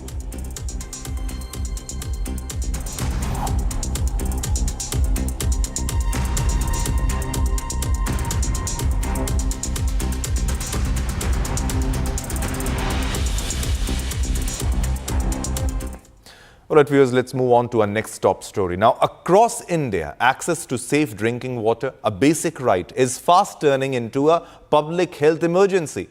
Now, from Indore to Gandhinagar, Bengaluru to parts of Kerala and Hyderabad, contaminated water supplies have triggered a surge in waterborne diseases, with typhoid cases rising sharply. Leaking pipelines, aging infrastructure and poor maintenance have allowed sewage to mix with drinking water, turning household taps into potential health hazards. More in this report. Several cities, one crisis. A basic right to clean water has now turned into a luxury. First Indore, then Gandhinagar, from Bengaluru to Kerala, water contamination has sparked a major health crisis. ये अभी 3-4 दिनों से इसकी तकलीफें start हुई है. इसको बुखार आ रहा है कांस्टेंट, कुछ भी खा रही है तो फिर इसको वॉमिटिंग हो जा रही है. थोड़ी देर बाद हम दवाई देते हैं तो उसको आराम रहता है एंड देन फिर वापस उसको बुखार आ जाता है. इसका टाइफाइड पॉजिटिव आया है तो हम चाहते हैं कि पानी का सही मतलब पॉपुलेशन रहे. तकलीफ हो रही है. मेरे को कल रात से मेरे को भी तकलीफ हुई है. कल रात से मेरे को दस्त लगी और वॉमिट हो रही है. मैं दवाई लाया, सब कुछ किया, लेकिन अभी भी मुझे कोई आराम नहीं है. अभी भी वॉमिट चालू ही है मेरी. और यहाँ देखने जाओ तो सेक्टर 24 के अंदर बहुत सारे केस है. ऐसा नहीं है कि मेरा अकेले का घर है. यहाँ पे बहुत सारे इतने केस है कि वहाँ पे यूँ समझ लो घर घर में बीमारी है. अभी हर घर में यूँ समझ लो 1-2 जने तो बीमार है ही. और सबसे सबसे बड़ी प्रॉब्लम यहाँ पे पानी की है. पानी हमारे यहाँ पे क्या है कि मतलब 24 सेक्टर के अंदर जो पानी है, पानी बहुत खराब आता है. Drinking water mixed with sewage, leading to a typhoid outbreak. This typhoid outbreak wasn't an accident. Leaking water pipelines allowed sewage to seep in, contaminating drinking water and turning every tap into a health hazard. The CAG's damning report says that in Indore, there was widespread difference in the quality of water at the filtration plant and water distributed to the consumers. According to the report, cases of leakage were attended to inordinately late, 22 days to 182 days. The CAG report states that between 2013 and 2018, 4,481 water samples were found to be of adverse quality. Panic gripped residents in Bengaluru after discolored sewage-like water was reported from the household taps. As you can see, this bottle, this is the water collected from our sumps. The Kaveri water which was given to us is this, and this is the clear water. You can see the clear difference. And not just the sump water, when the tap we opened, the clear supply was of this color. It went on for 20 to 25 minutes. After that, little clear water started coming. So you can see the difference here. It's not muddy water, it's clear sewage water. Gandhinagar in Gujarat has reported over 100 suspected typhoid cases in just 5 days, marking a 50% surge in 72 hours. A failure of infrastructure, a failure of maintenance, and a failure that has made citizens pay with their health. According to the data, there was a sudden upsurge in typhoid cases, which is a waterborne disease, in the capital of Gujarat, that is Gandhinagar. But according to the residents of the Sector 24 Ward number 3, where we are present right now on ground, Republic is bringing you this exclusive report wherein people over here are complaining that they are facing this water-related issue since last quite some time. Polluted water was also found in one of the localites in Hyderabad. Residents complain of groundwater being mixed with drainage, causing several health problems. और एक छोटी लड़की है, इससे भी 12-1.5 साल की, उसको भी बुखार आ रहा है। उसको भी बुखार आ रहा है। सर्दी जुकाम और बुखार आ रहा है, तो उसकी भी दवाई हम प्राइवेट से। तो बच्चों को ज़्यादा अफेक्ट हो रहा है, क्योंकि पानी हम उबाल के पिलाते हैं, पर आरा का पानी उबाल के पिलाते तब भी ऐसा हो रहा है, तो और पानी कहाँ से लेने जावे? जो आरओ का पानी आ रहा है, हमने उबाल दिया गैस पे और वो ठंडा करके वो ही पिला रहे हैं, फिर भी ऐसा हो रहा है। As contaminated water reports surface across states, questions are being raised of infrastructure, accountability and public health, with India's basic right to safe drinking water now under serious scrutiny. All right, viewers, let's move on to a next top story. Now, invading, capturing the leader and changing the regime is something the United States is famous for. For decades, United States presidents have invaded countries for their personal gain. United States invasions often lead to regime change to take control of a country's oil resources. Now, Venezuela was invaded by the United States on the night of 3rd January 2026, capturing the Venezuelan President Nicolas Maduro on charges of narco-terrorism. Now, President Trump has claimed that the United States will take control of Venezuela and allow American companies to take control of Venezuela's oil reserves. But this is not the first time. Watch this report on how US has interfered with affairs of other states across the world.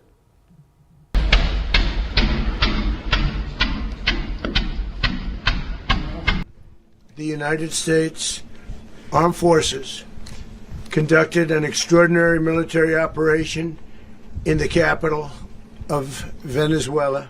Yo el peo en esta mierda, yo.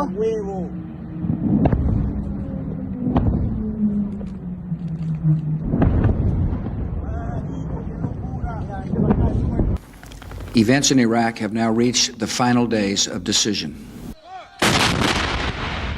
Ladies and gentlemen, we got him. Today, the government of Libya announced the death of Muammar Gaddafi. Esta mierda, yo.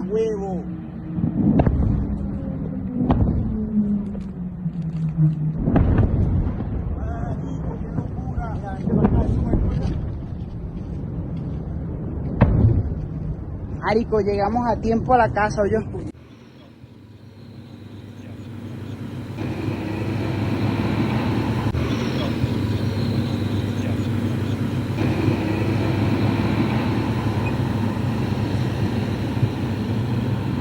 Invading, capturing the leader, and changing the regime is something the United States is famous for.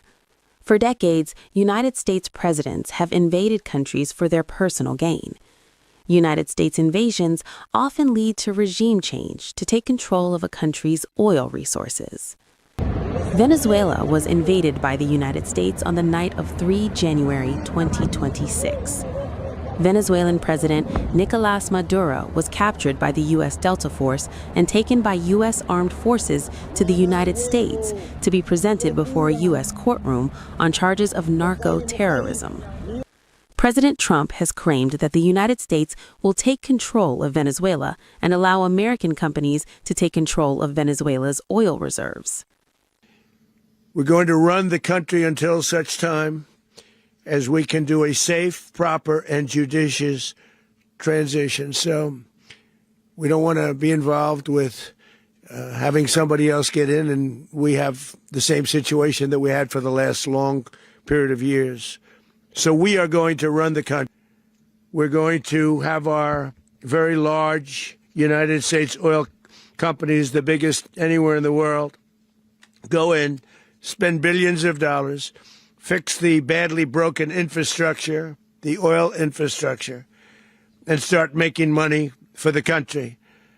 And we are ready to stage a second and much larger attack if we need to do so. So we were prepared to do a second wave.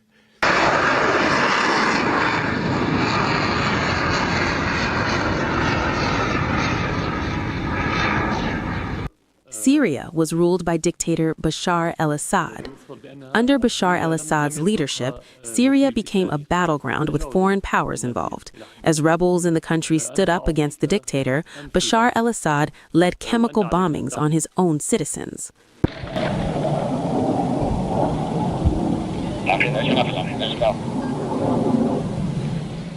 The United States decided to get involved after the chemical bombings, apparently to change the country's regime. What we now have is evidence that chemical weapons have been used inside of Syria, but we don't know how they were used, when they were used, who used them. We don't have a chain of custody that establishes what exactly happened.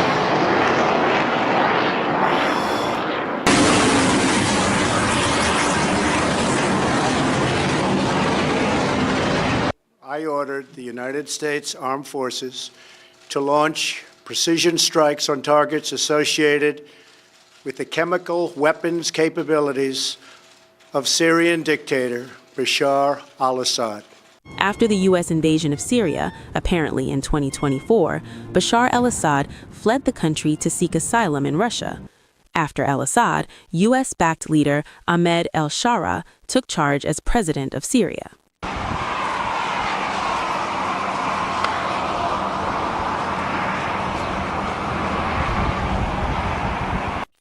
Libya was under the control of dictator Gaddafi, who constantly challenged Western dominance. Для меня большая честь принимать вас в бедуинской палатке. NATO intervened with airstrikes, weakening Gaddafi's forces. Gaddafi was killed on 20 October 2011 in his hometown of Sirte by fighters from the National Transitional Council, the rebel forces that overthrew his regime. Okay.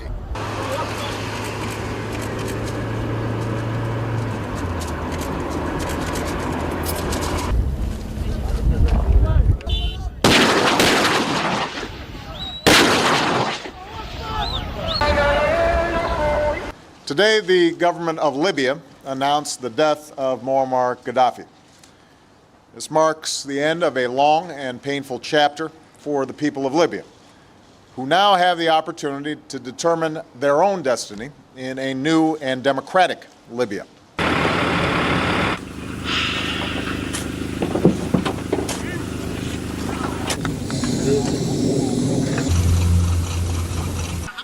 Iraq was under the control of Saddam Hussein, who ruled the country for 24 years.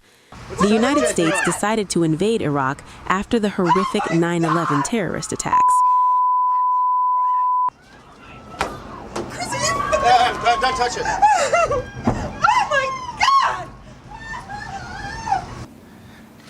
The United States began Operation Iraqi Freedom. As the campaign unfolded, tens and thousands of our troops poured across the Iraqi border to liberate the Iraqi people and remove a regime that threatened free nations. 5 years into this battle, there's an understandable debate over whether the war was worth fighting, whether the fight is worth winning, and whether we can win it. The answers are clear to me. Removing Saddam Hussein from power was the right decision, and this is a fight America can and must win.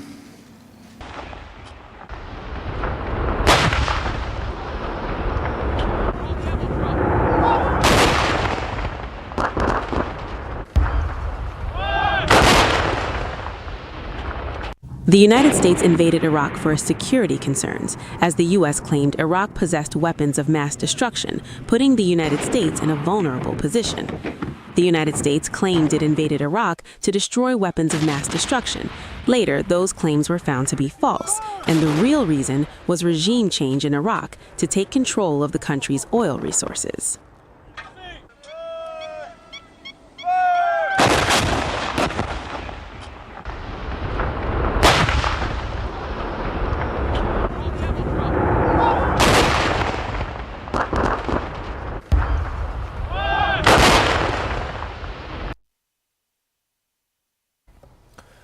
Well, it was time to slip into a short commercial break, but don't go anywhere. Coming up next, Nicolas Maduro produced in US court where he and his wife pleads not guilty. Next hearing all set to take place on March 17th.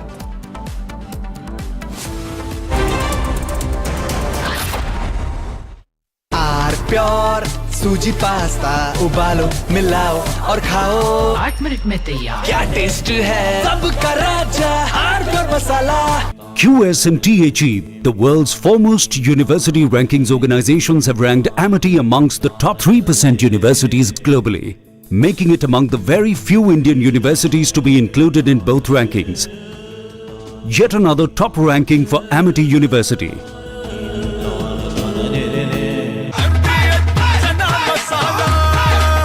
अब छोलिया हो या लोबिया, सफेद चने या काले चने, सब कुछ मजेदार बने। There will be no asymmetry of power in this country, that the power is with the people. Our job and our commitment is to drive public opinion in the direction that it can make a change. Is AI a bubble or will it last?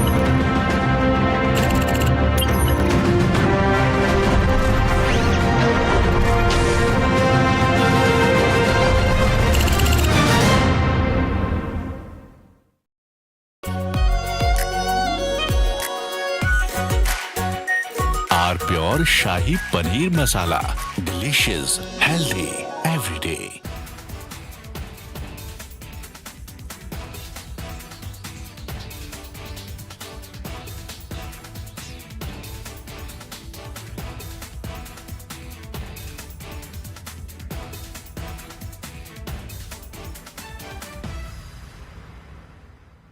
Five, 4, 3. S200 motors.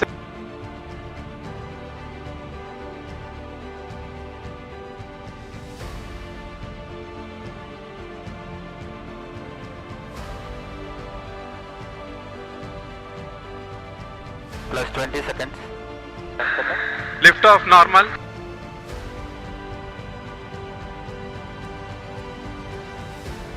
L40 stages are ignited. Plus 5 seconds.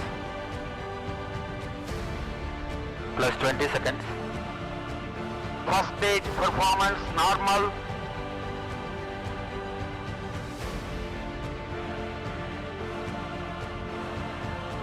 L40 stages thrust cut off.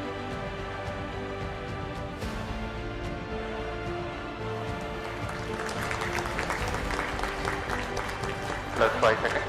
Auto tracking.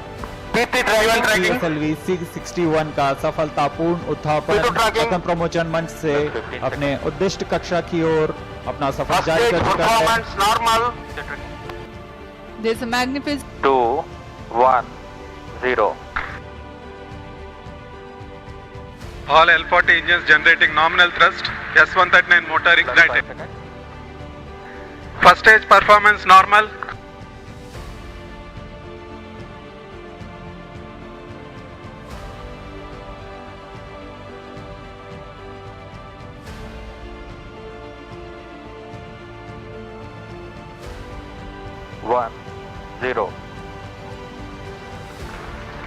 S200 motors ignited.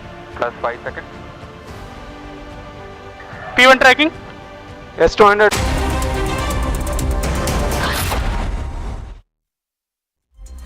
दादी के हाथों का जादू और खुशबू से महकता घर, माँ की मुस्कुराहट और खाने की सुगंध। MDH गरम मसाला, क्योंकि हर रिश्ता है स्वाद से जुड़ा।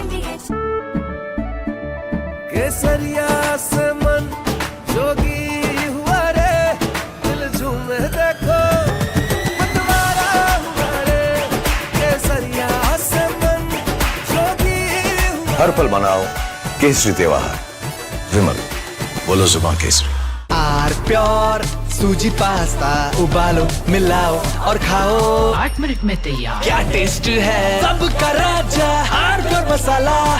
When we look out at the world, Samir, we look for partners. We don't look for preachers. Engaging America has become more complicated. You all know why. Huh?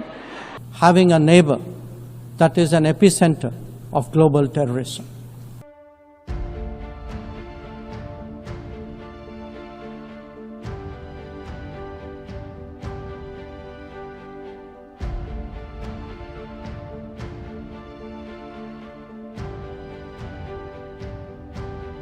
India in 2025 saw many international diplomatic moments of India's External Affairs Minister, Dr. S. Jaishankar, who literally turned international politics and the diplomacy that comes with it into an art of savage roasts.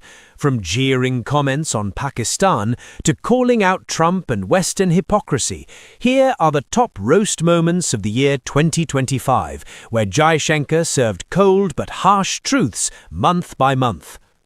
All big countries are unique to an extent, but we would certainly hope, to the extent we think of democracy as a universal aspiration, ideally a reality, but at least an aspiration.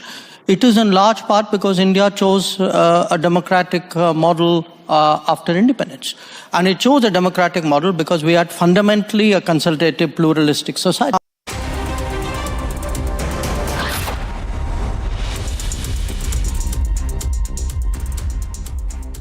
A very warm welcome, viewers. You're watching the Republic TV. This is Shivam Dutt Mehta, and in this bulletin, we'll bring you the top national and international updates. All of that, but first up, the headlines. Nicolas Maduro produced in US court, where he and his wife pleads not guilty. Next hearing all set to take place on March 17.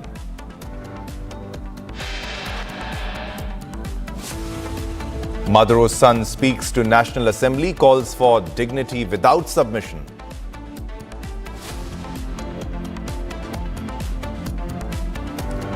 Reports say Ayatollah Khamenei plans to flee to Moscow if Iran unrest intensifies.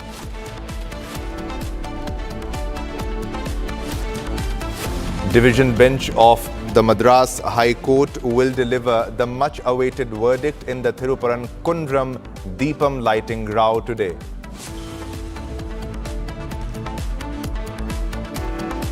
And another Hindu man, a Hindu journalist fatally shot in head by unidentified men in Bangladesh.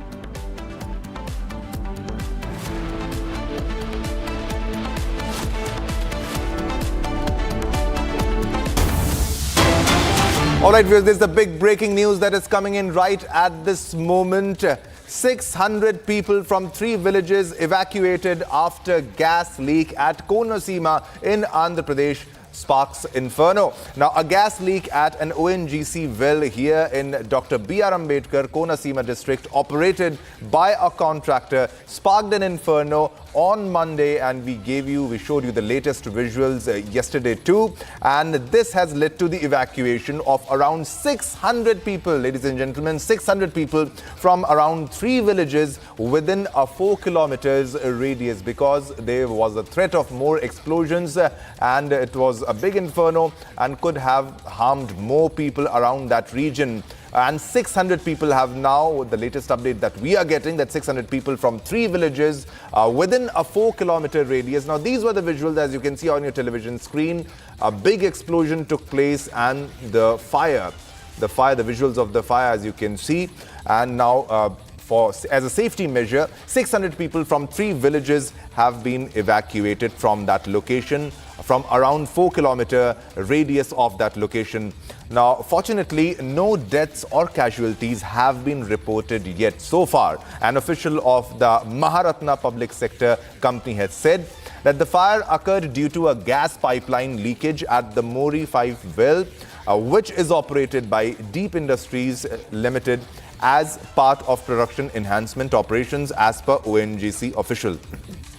All right, for more details, we are being joined by Aishwarya. Aishwarya, yesterday also we covered the story, and this is what we were asking, like, are people evacuated? Now this is a big development that 600 people have been evacuated. What are the latest updates in this story?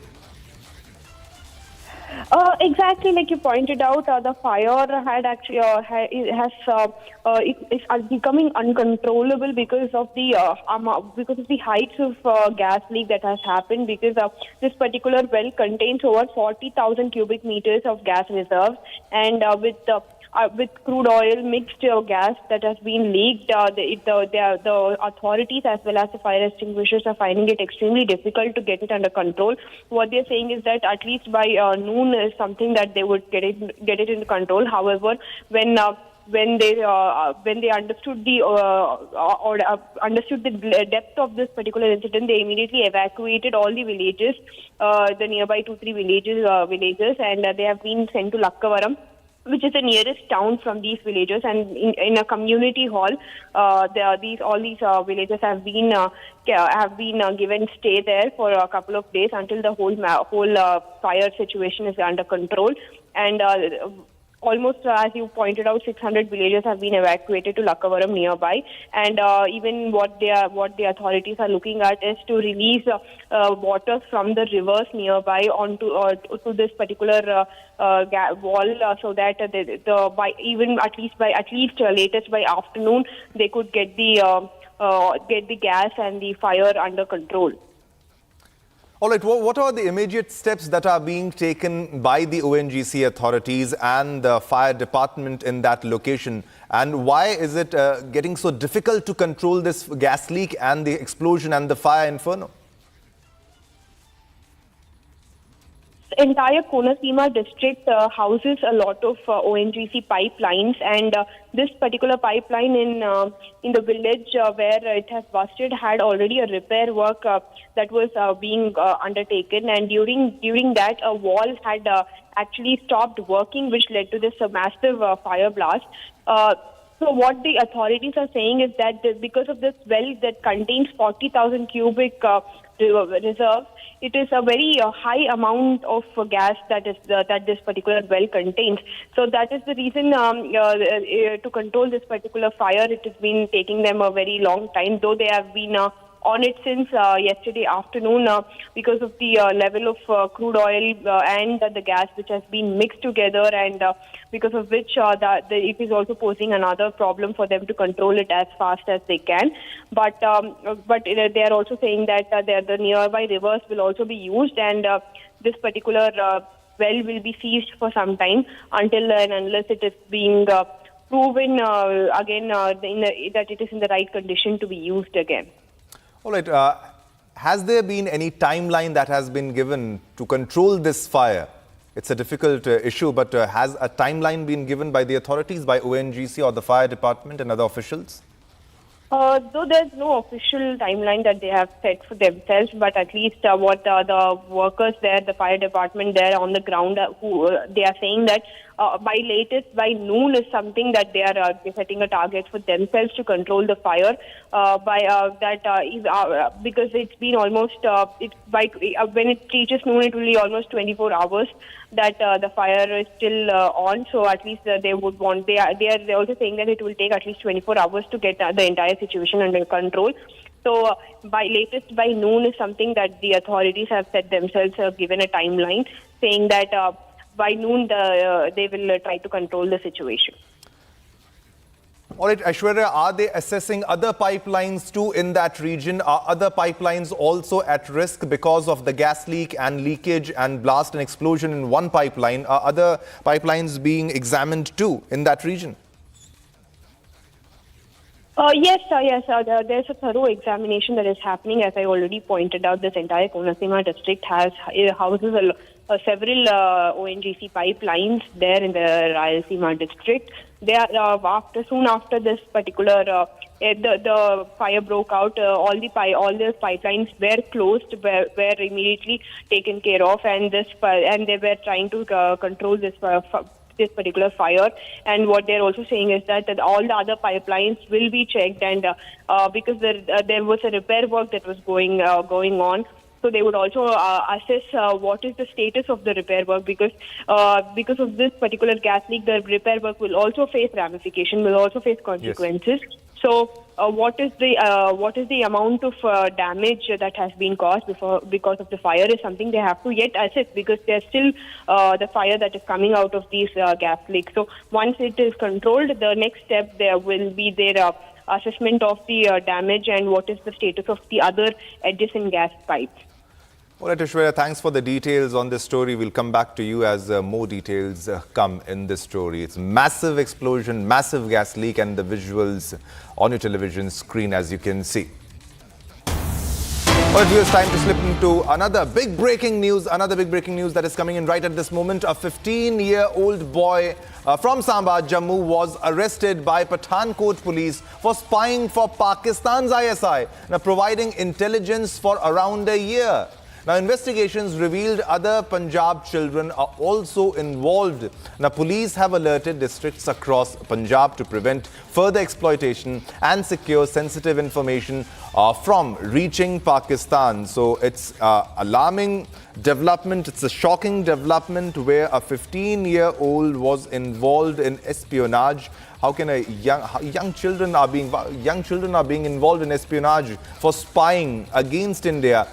Special steps. It requires steps to avoid this. Now, 15-year-old Pakistan spy held by Pathankot police for spying in India. Now, shocking new revelations as India reels from alarming espionage case. Now, this information was reaching Pakistan from a 15-year-old schoolboy who has been arrested now. A big development. Now, Pakistan's intelligence agency seemed to be widening its alleged recruitment to include even minors. Now, Punjab police arresting a 15-year-old boy on charges of espionage in this case raises serious security concerns. Now, we have Lalit for more details on this story. Lalit, a 15-year-old schoolboy has been arrested and more are on the radar. Are there more children who are working for Pakistan and spying against India? What are the details?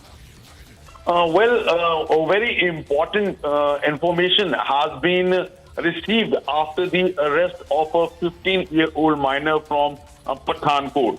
The SSP from Pathankot, Daljinder Singh Dillon, has revealed that the 15-year-old minor has been sending very secretive and very information regarding India to Pakistan through ISI, and he was in contact with ISI. So, as per the information from the SSP, there might be other minor children who could be associated with them. So, right now, all the details regarding the arrest of the 15-year minor and the information which has been received from that minor has been taken into account, and police have further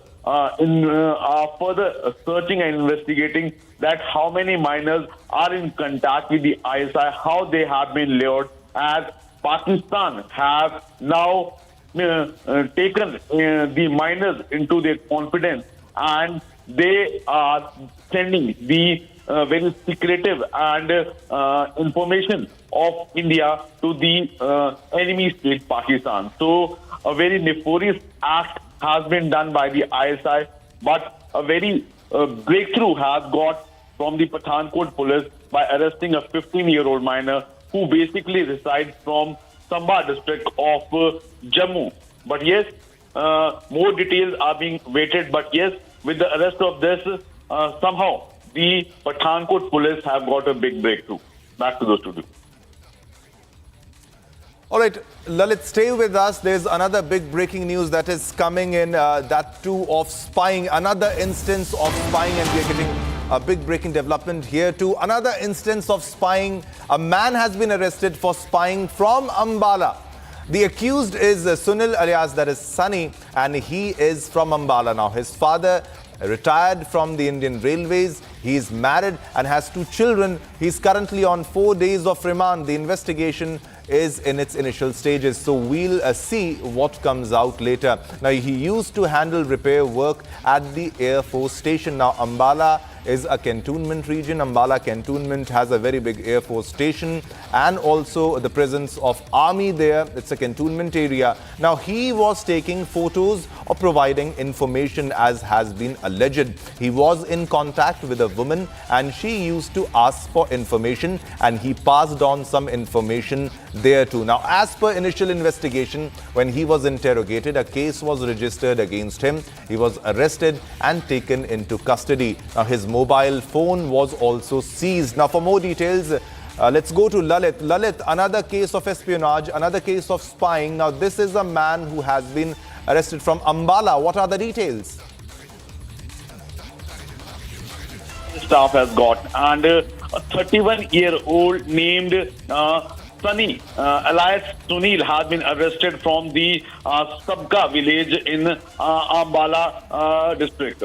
The information what we are getting from the DSP, Virender Singh, he has said that on Friday a trap was being laid after they got the information. As per the initial inputs, what Republic TV has assessed that Sunil has been honey trapped by a woman named Anu, and he has been sending very secretive information about the army area, cantonment area in Ambala. So his father has been retired from the Indian Railways and he was working there as a mason there in the Ambala Air Kent area. So from the past 7 to 8 months, he has been giving all the information regarding the army movement and the Air Force movement from there. So already a trap was being laid against him and finally he was arrested on late Friday. After that, now he has been sent into 4 days custody. So these are the initial inputs what the Republic TV has assessed. But yes, more information would be there as his WhatsApp number, his Facebook ID and the other social media accounts have also been seized. Police is investigating thoroughly what from the time he has been sending the information, how he got trapped, honey trapped with that woman. So all those initial inputs are being investigated. Back to the studio. All right, Lalit, thanks for the details in this story. Now also we have the reaction of the police officials. Let's listen into that too. के पास कि air force station में जो है एक लड़का है और suspected था, तो उससे जब पूछताछ की गई तो काफ़ी चीज़ें उसमें निकली। तो बेसिकली वो 2020 एयरफोर्स स्टेशन अम्बाला में जो है एक कॉन्ट्रैक्टर के पास नौकरी कर रहा था और कॉन्ट्रैक्टर जो है वो जैसे सरकारी क्वार्टर वगैरह हैं उनकी रिपेयर का जो है काम वो देखते हैं, उस पर मुंशी है ये। तो साहा में गांव पड़ता है, सबका गांव है, वहाँ का रहने वाला है। तो इनपुट के मुताबिक जब पूछताछ की गई और इसका डिवाइस जो है कब्जे में लिया गया तो उसमें काफ़ी चीज़ें ऐसी आई जो देश हित की नहीं थी। तो उस पर फिर मुकदमा दर्ज करके उसको अरेस्ट किया गया है। 4 दिन का उसका पुलिस रिमांड लिया गया है। आई कार्ड वगैरह उसका कब्जे में ले लिया गया है। तो फर्दर जो है अब देखते हैं उसमें और क्या क्या चीज़ें निकल के आती हैं। पारिवारिक बैकग्राउंड इसके फादर जो है इंडियन रेलवे से रिटायर्ड हैं। मदर अभी पास में नहीं रहती है, वो कुछ घर के क्लेश की वजह से यमुनानगर में रहती है। एक ब्रदर और वाइफ है, 2 बच्चे हैं। तो नॉर्मल जैसे परिवार होता है वैसे परिवार से। Well, viewers, let's move on to our next top story. In the aftermath of US's move in launching an attack on Venezuela and holding captive its leader Nicolas Maduro and his wife Celia Flores, the United Nations Security Council has held an emergency meeting. And at this meeting, allies and nations opposing the US generally joined hands in condemning the unilateral actions of US vis-a-vis this attack. This is also as they urged for peace in Venezuela amidst this political and international instability. Here's a quick report on that. Call to an order. International tensions and pressures that have long simmered have now sprung forth. The latest stir of it all being an audacious US military operation in Venezuela over the weekend had resulted in the capturing of leader Nicolás Maduro.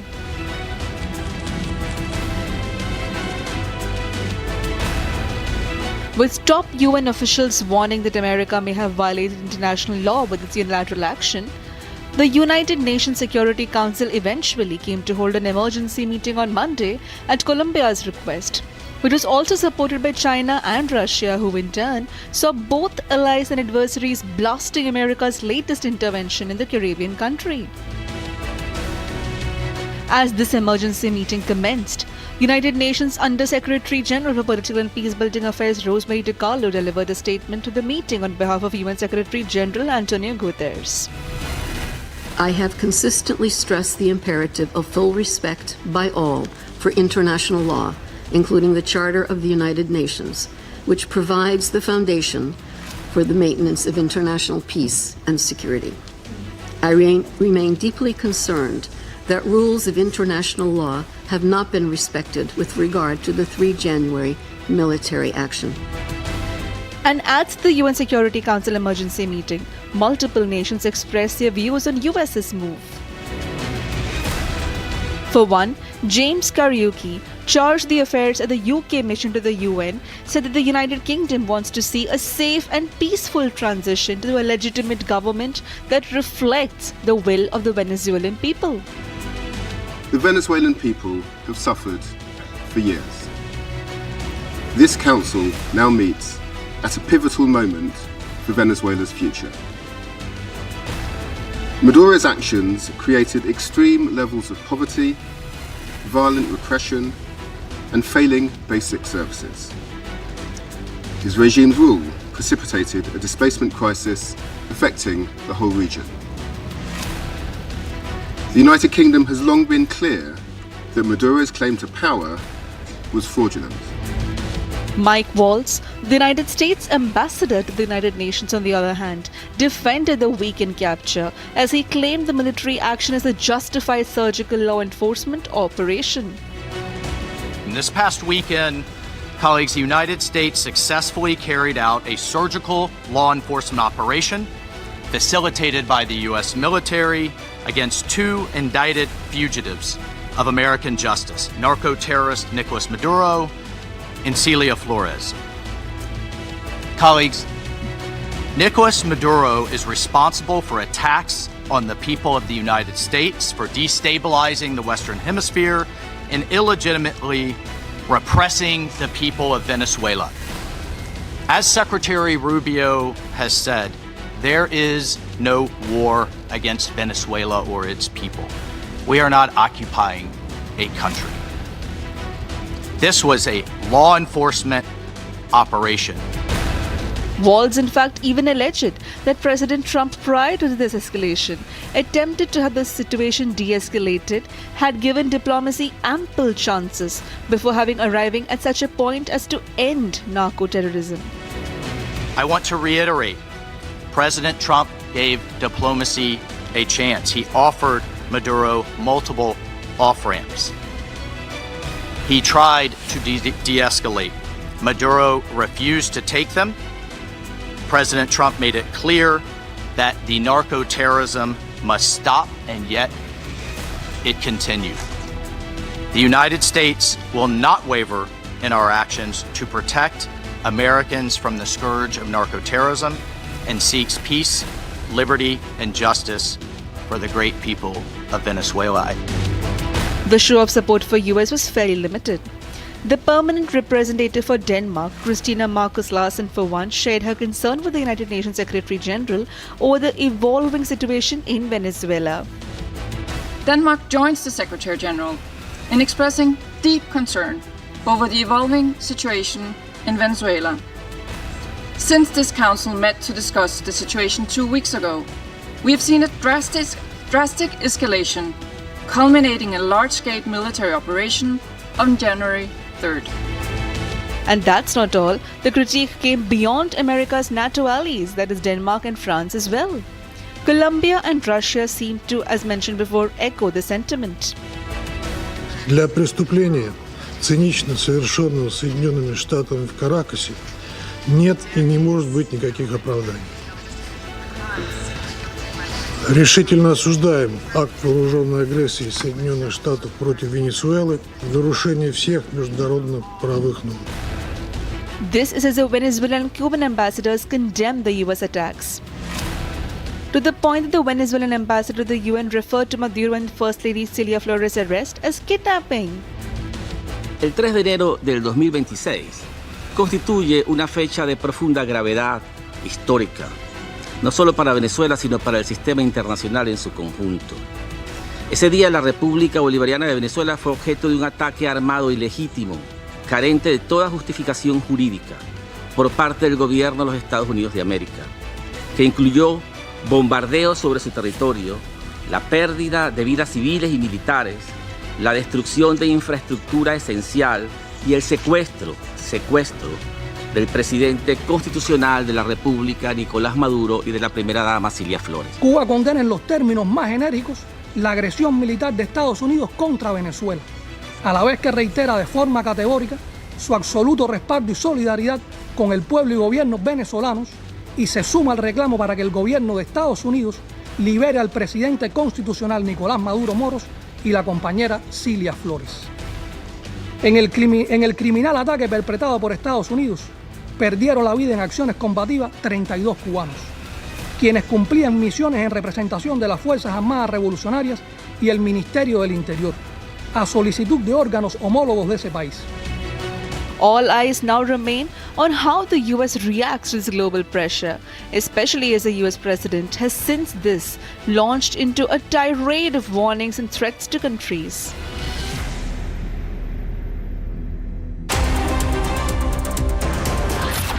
ये है secret recipe MDH का जीरा SIP जल जीरा मसाला। SIP SIP जीरा SIP MDH का जल जीरा सिप MDH का जल जीरा SIP. QS&THE, the world's foremost university rankings organizations, have ranked Amity amongst the top 3% universities globally, making it among the very few Indian universities to be included in both rankings.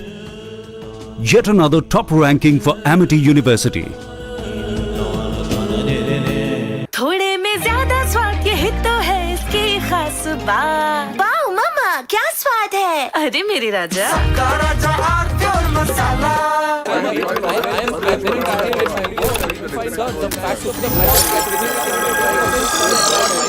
I will not let you get away with that. I will not let you get away with that. You need to be stopped right now.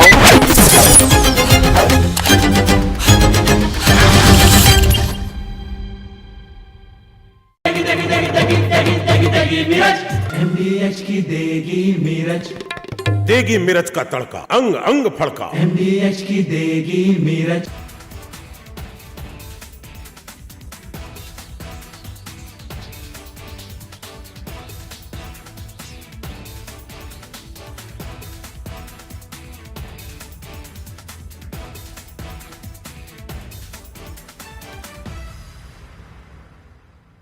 Five, 4, 3. S200 motors.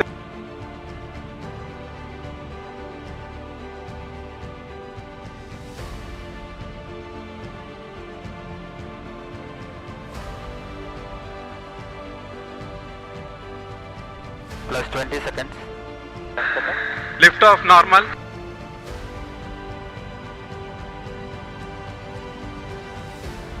L40 stages are ignited. Plus 5 seconds. Plus 20 seconds. First stage performance normal.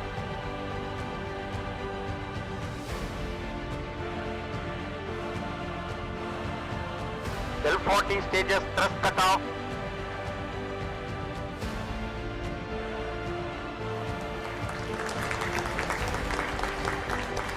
Plus 5 seconds. Auto tracking. PT drive and tracking. PSLV 661 का सफलतापूर्ण उत्थापन पतन प्रमोचन मंच से अपने उद्दिष्ट कक्षा की ओर अपना सफर जारी कर चुका है। Normal. There's a magnificent 2, 1, 0. All L40 engines generating nominal thrust. S139 motor ignited. First stage performance normal.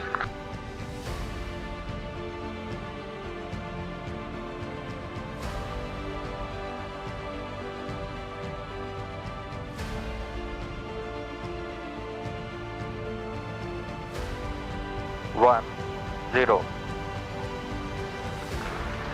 S200 motors ignited. Plus 5 seconds. P1 tracking. S200 motors separated.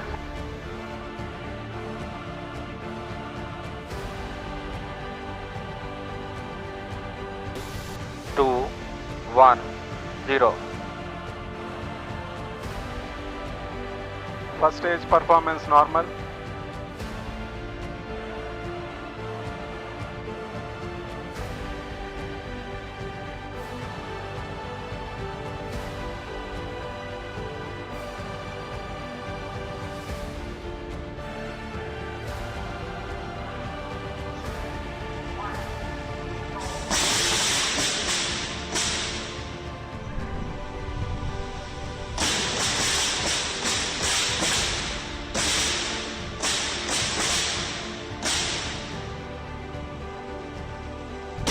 The prototype of the half-humanoid being made for the first unmanned Gaganyaan mission.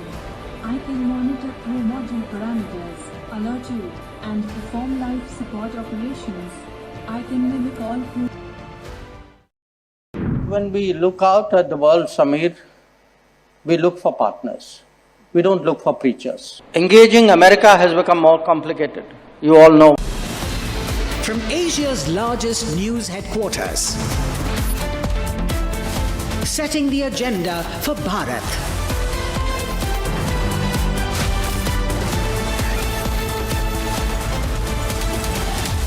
You're watching Republic.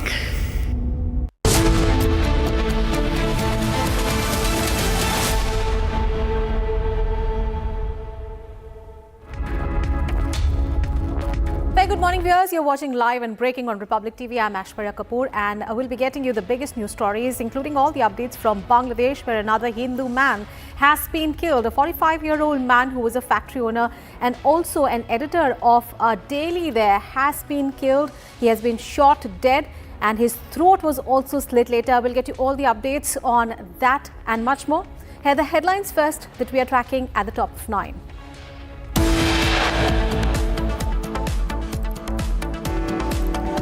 Nicolas Maduro produced in US court, where he and his wife pleads not guilty. Next hearing all set to take place on 17th of March. Maduro's son speaks to the National Assembly, calls for dignity without submission. Venezuelan Vice President Delcy Rodriguez takes oath as the interim president, says heroes of Venezuela held hostages in the United States.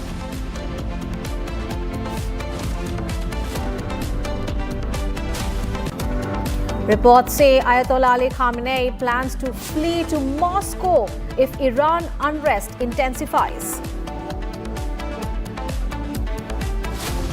Division bench of the Madras High Court will deliver the much-awaited verdict in the Thiruparankuntram Deepam lighting row today.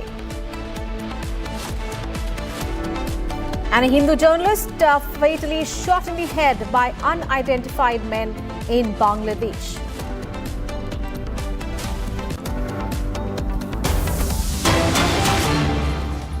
Viewers, we have breaking news coming in at the top of 9. The Serious Fraud Investigation Office has filed a prosecution complaint against fugitive Mehul Choksi, his wife Preeti Choksi, former MD and CEO of ICICI Bank Chanda Kochar, and officials of PNB, Mehul Choksi's entities Gitanjali Brands, Bezel Jewelry Private Limited, for defrauding banks of 13,000 crore rupees. SFIO filed the prosecution complaint last month in a Mumbai court, and the next date of hearing is in April. The SFIO had filed a prosecution complaint against 41 individuals and entities. SFIO has probed both ICICI Bank officials and the PNB officials for their alleged links with fugitive Mehul Choksi. Last April, Belgian authorities arrested Mehul Choksi. His appeal against extradition to India was rejected by the Court of Cassation last month.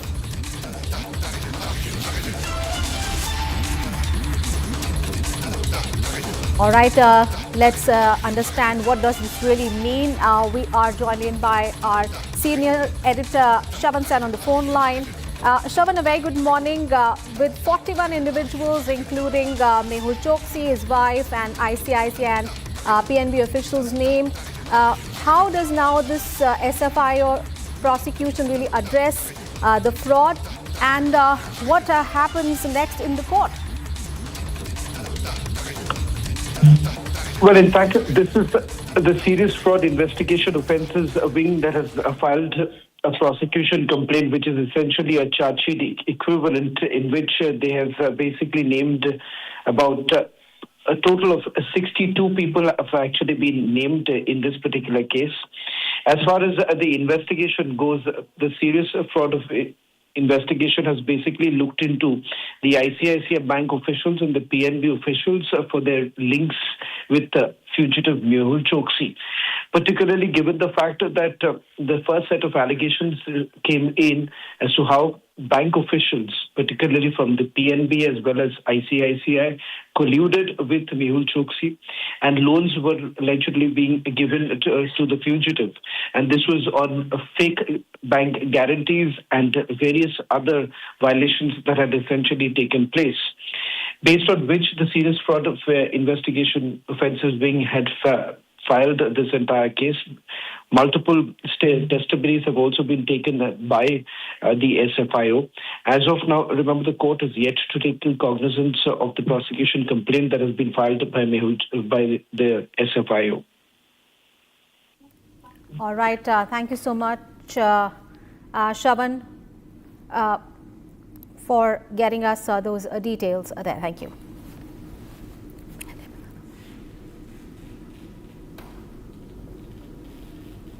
All right, so there is more trouble for Mehul Choksi and 41 others who have been named in the bank fraud case. The Serious Fraud Investigation Office has filed a prosecution complaint against fugitive businessman Mehul Choksi, his wife Preeti Choksi, as well as former MD and CEO of ICICI Bank Chanda Kochar, and some bank officials from ICICI Bank and the PNB have also been named in the case. Viewers, we have more breaking news coming in.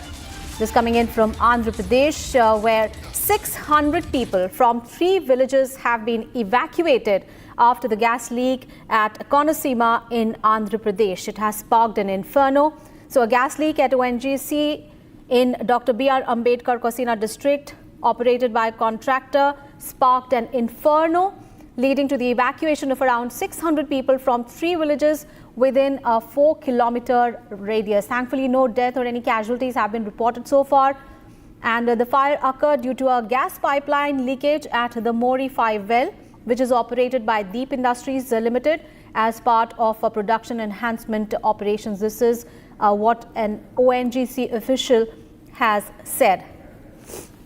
All right, my colleague Aishwarya is now joining us for more details. Aishwarya, now 600 people from 3 villages have been evacuated. Give us more updates on what is happening right now.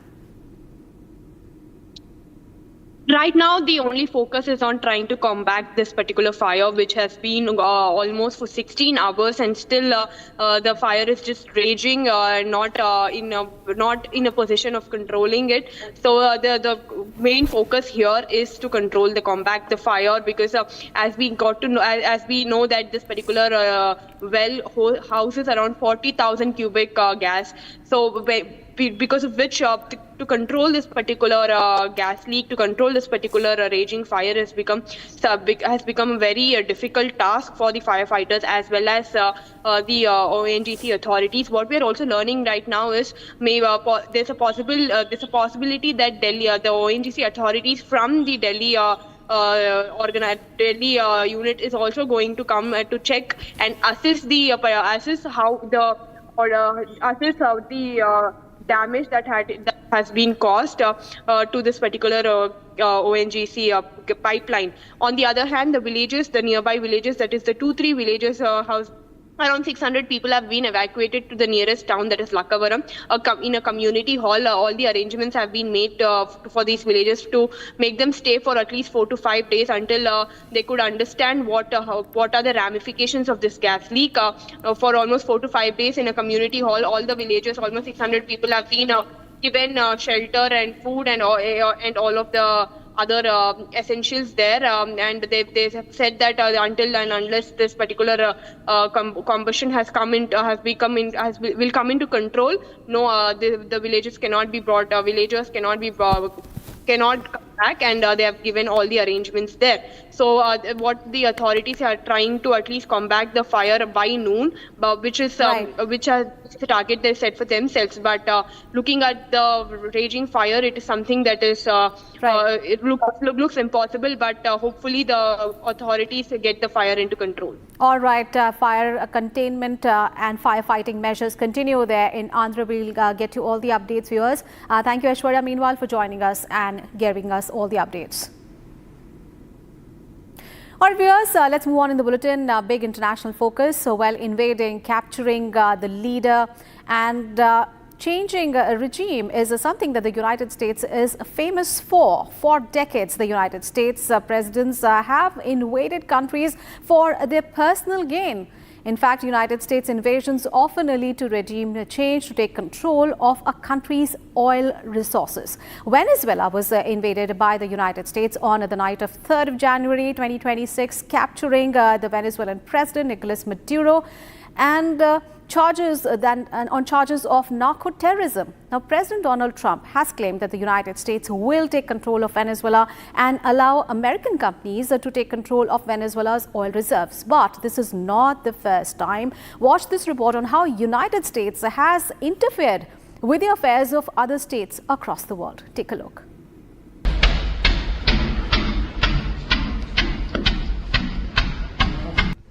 The United States Armed Forces conducted an extraordinary military operation in the capital of Venezuela. Yo el peo en esta mierda, yo.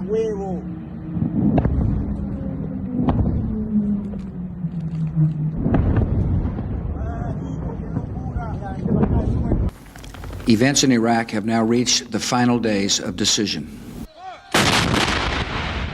Ladies and gentlemen, we got him. Today, the government of Libya announced the death of Muammar Gaddafi.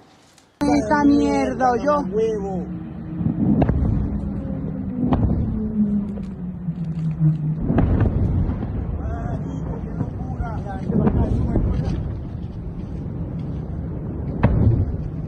Marico, llegamos a tiempo a la casa, yo.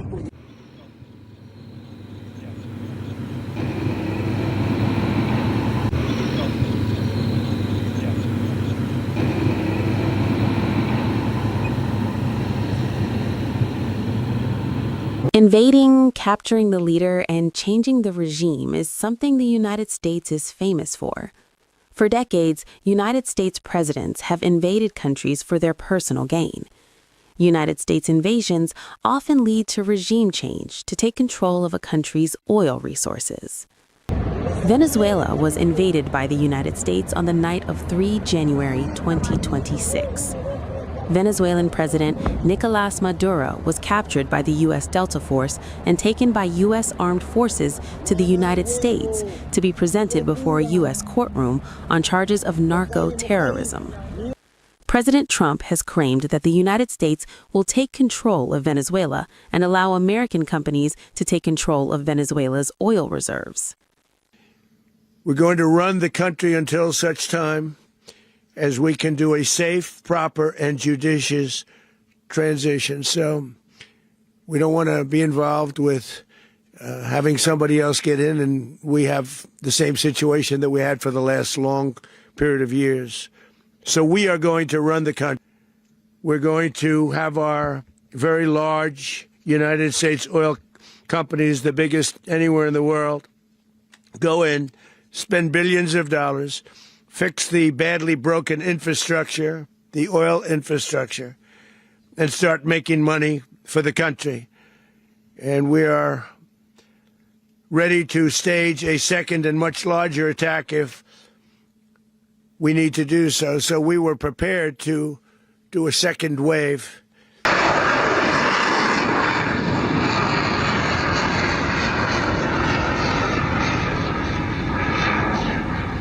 Syria was ruled by dictator Bashar al-Assad. Under Bashar al-Assad's leadership, Syria became a battleground with foreign powers involved. As rebels in the country stood up against the dictator, Bashar al-Assad led chemical bombings on his own citizens.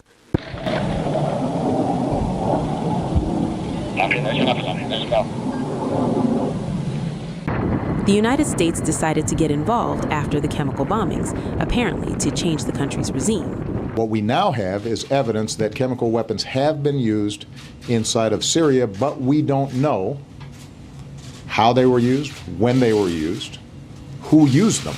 We don't have a chain of custody that establishes what exactly happened.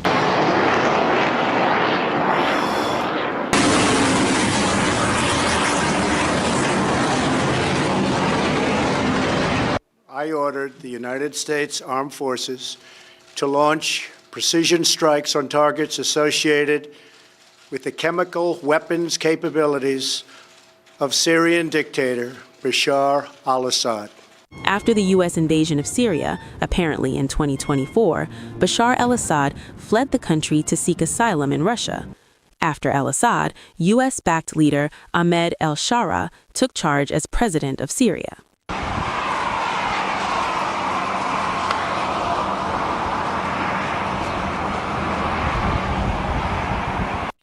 Libya was under the control of dictator Gaddafi, who constantly challenged Western dominance. Для меня большая честь принимать вас в бедуинской палатке. NATO intervened with airstrikes, weakening Gaddafi's forces. Gaddafi was killed on 20 October 2011 in his hometown of Sirte by fighters from the National Transitional Council, the rebel forces that overthrew his regime. Okay.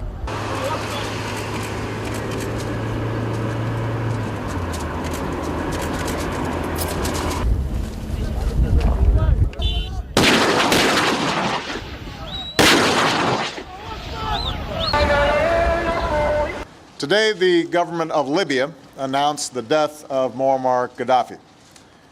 This marks the end of a long and painful chapter for the people of Libya, who now have the opportunity to determine their own destiny in a new and democratic Libya.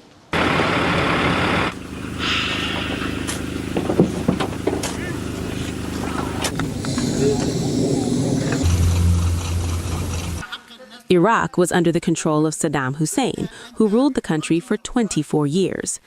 The United States decided to invade Iraq after the horrific 9/11 terrorist attacks. Don't touch it. Oh my God! The United States began Operation Iraqi Freedom. As the campaign unfolded, tens and thousands of our troops poured across the Iraqi border to liberate the Iraqi people and remove a regime that threatened free nations. 5 years into this battle, there's an understandable debate over whether the war was worth fighting, whether the fight is worth winning, and whether we can win it. The answers are clear to me. Removing Saddam Hussein from power was the right decision, and this is a fight America can and must win.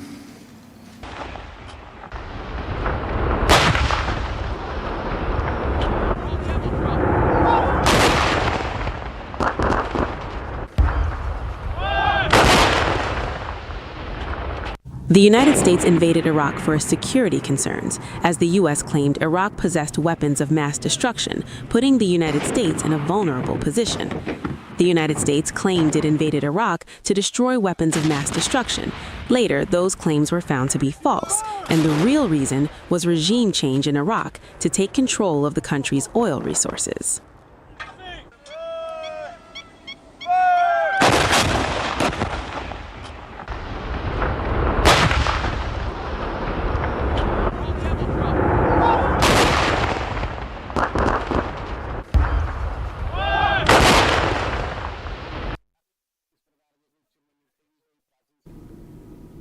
And viewers, Tanishq is proud to announce the launch of its Diamond Expertise Center, a pioneering initiative aimed at revolutionizing the natural diamond buying experience. The first of its kind center offers customers the opportunity to evaluate diamonds with unmatched transparency and trust using advanced technology and expert guidance. Take a look.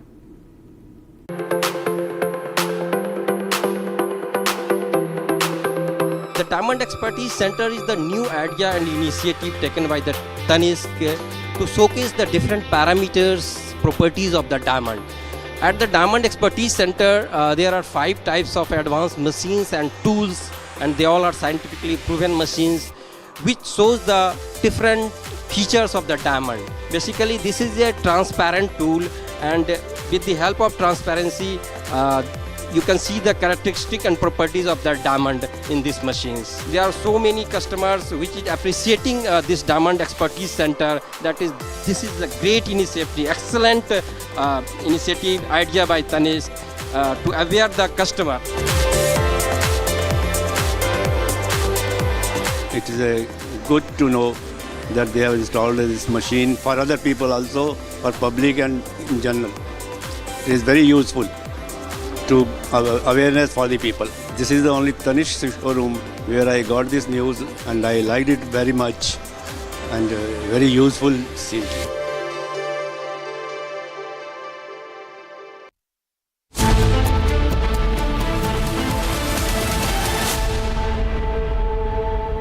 दादी के हाथों का जादू और खुशबू से महकता घर, माँ की मुस्कुराहट और खाने की सुगंध। MDH गरम मसाला, क्योंकि हर रिश्ता है स्वाद से जुड़ा।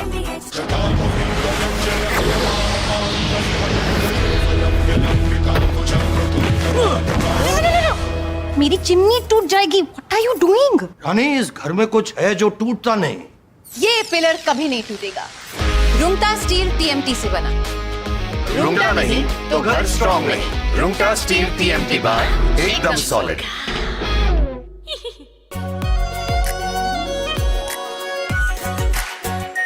Are pure shahi paneer masala, delicious, healthy everyday. केसरिया से मन जोगी हुआ रे, दिल झूमे देखो मतवारा हुआ रे। केसरिया से मन जोगी हुआ। हर पल मनाओ केसरी त्योहार। विमल, बोलो जुबान केसरी। MDH की हल्दी मिर्ची धनिया करे कमाल। ये रंग दे, ये खुशबू दे, ये तीखा, ये कम पड़े। क्या निराला MDH masala. When we look out at the world, Samir, we look for partners. We don't look for preachers. Engaging America has become more complicated. You all know why. Huh? Having a neighbor that is an epicenter of global terrorism.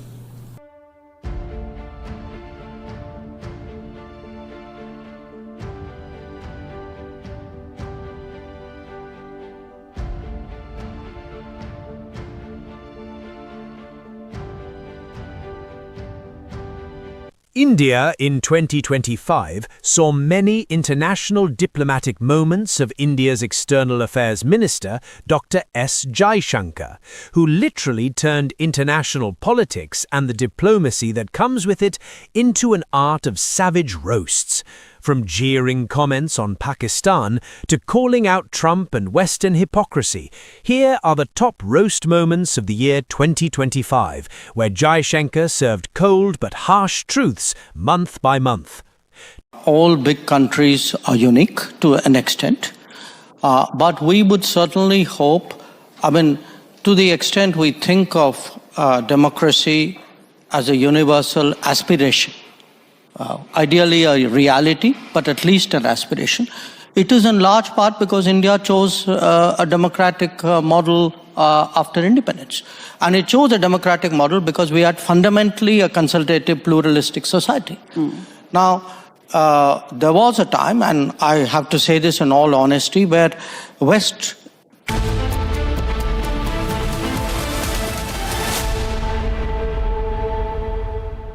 Powered by Century Ply Club Prime. Raho befikar.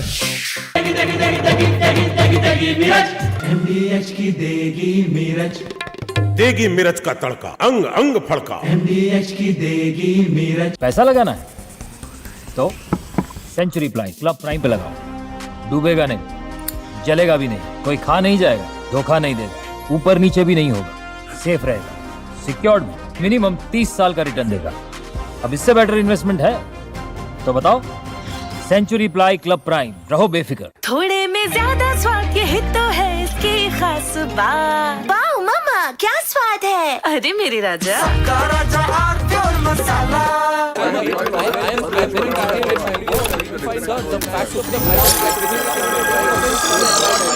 I will not let you get away with that. I will not let you get away with that. You need to be stopped right now.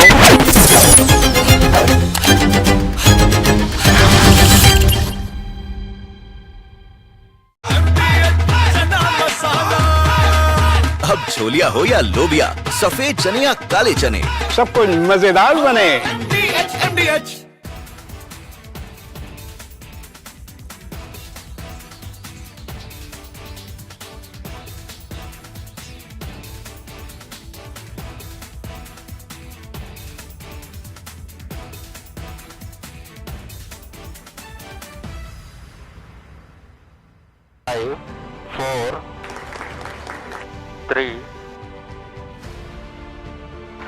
S200 motors.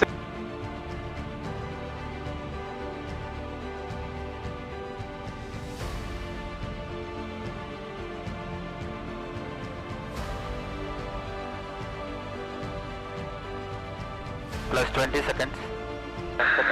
Lift off normal.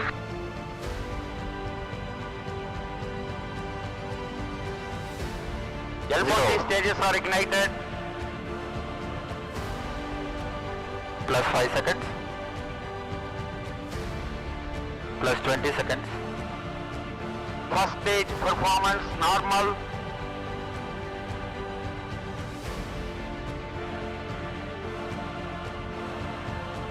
L40 stages thrust cut off.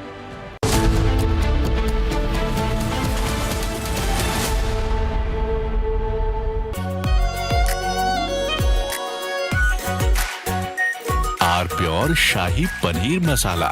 Delicious, healthy, every day. QS&THE, the world's foremost university rankings organizations, have ranked Amity amongst the top 3% universities globally, making it among the very few Indian universities to be included in both rankings. Yet another top ranking for Amity University. आधे bowl दही में 4 चम्मच MDH चटनी पुदीना मसाला डाला, stir करो, पुदीना चटनी तैयार। MDH चटनी पुदीना मसाला। केसरिया से मन जोगी हुआ रे, दिल झूमे देखो मतवारा हुआ रे। केसरिया से मन जोगी हुआ। हर पल मनाओ केसरी त्योहार। विमल, बोलो जुबान केसरी। थोड़े में ज्यादा स्वाद ये तो है इसकी खास बात। वाओ मामा क्या स्वाद है, अरे मेरे राजा। When we look out at the world, Samir, we look for partners. We don't look for preachers. Engaging America has become more complicated. You all know why. Huh? Having a neighbor that is an epicenter of global terrorism.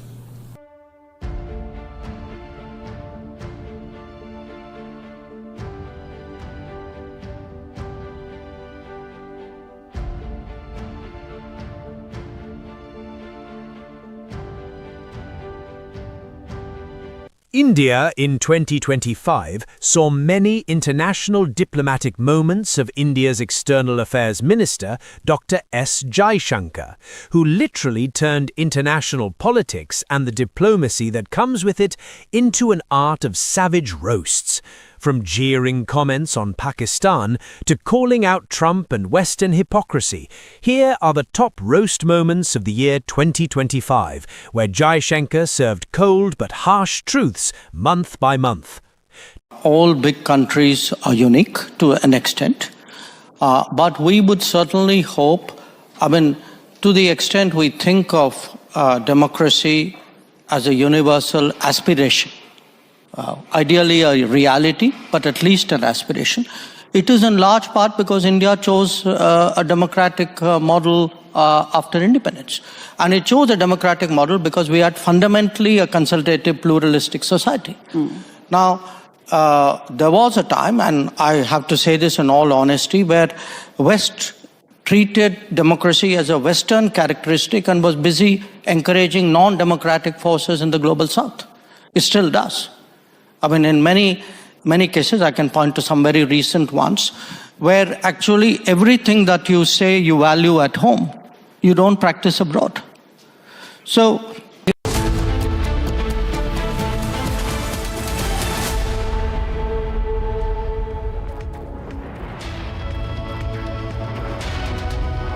a very warm welcome, viewers. You're watching the Republic TV. This is Shivam Dutt Mehta, and in this bulletin, our top focus will be on Nicolas Maduro, who has been produced in US court where he and his wife pleaded not guilty. This and a lot more, but first up, the headlines.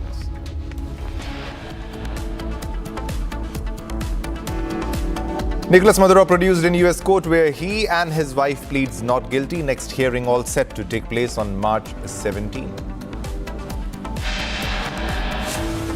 Maduro's son speaks to National Assembly, calls for dignity without submission. Venezuelan Vice President Delcy Rodriguez takes oath as the interim president, says heroes of Venezuela held hostages in US. And also, big development. Reports say Ayatollah Khamenei plans to flee to Moscow if Iran unrest intensifies.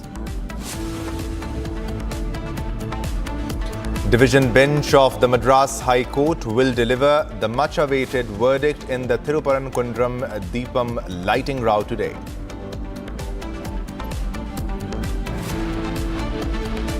And again in Bangladesh, Hindu man killed, Hindu journalist fatally shot in head by unidentified men in Bangladesh.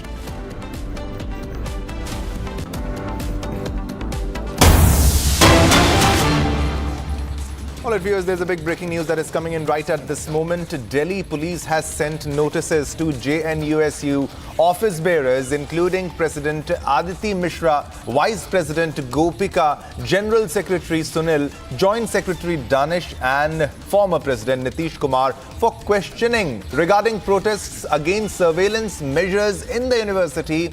Imagine they were protesting against the surveillance measures in the university library.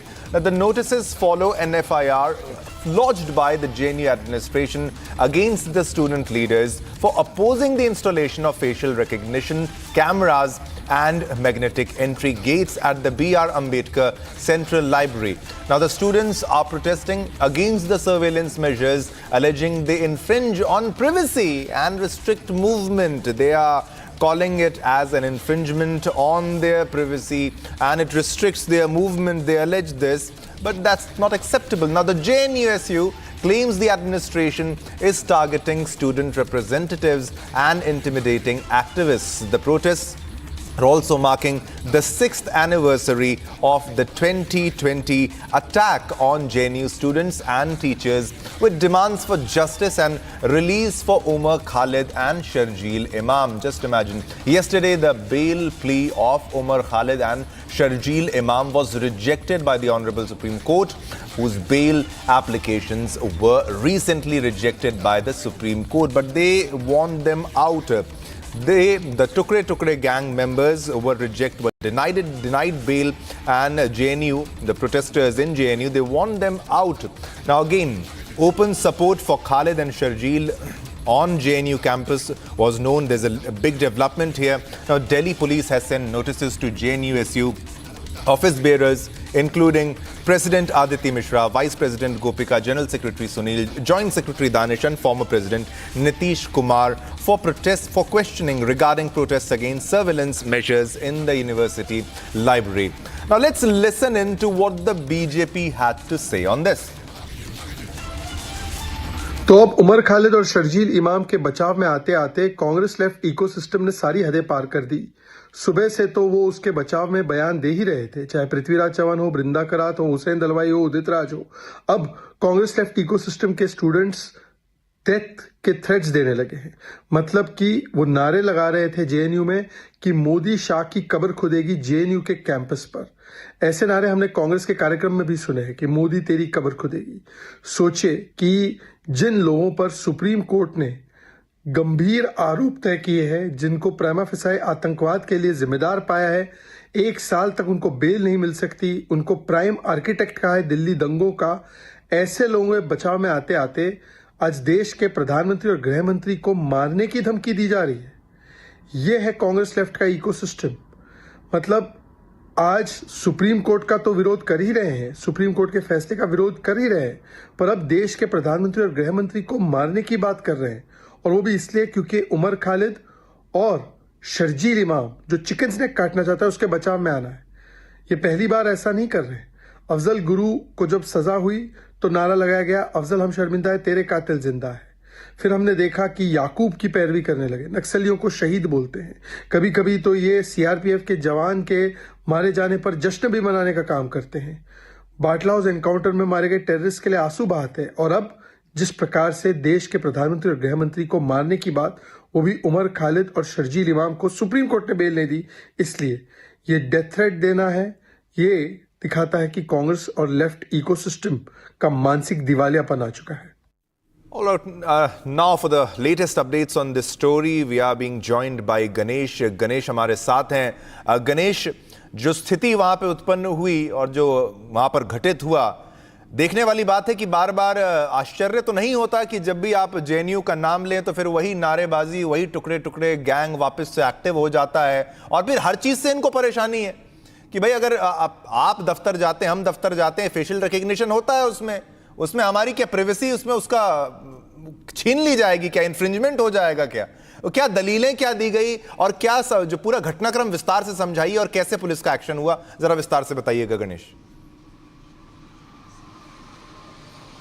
देखिए, एक शब्द में समझ लीजिए, JNU का नाम आते ही तो दिमाग में आ जाता है विवादों से फिर तो नहीं गिर गया जेएनयू, तो उसी तरीके से जेएनयू हो रहा है। कल तारीख थी 5 जनवरी वर्ष 2026, तो घटनाक्रम ये लोग याद कर रहे थे वर्ष 2020 में जो घटित हुआ था जेएनयू के अंदर।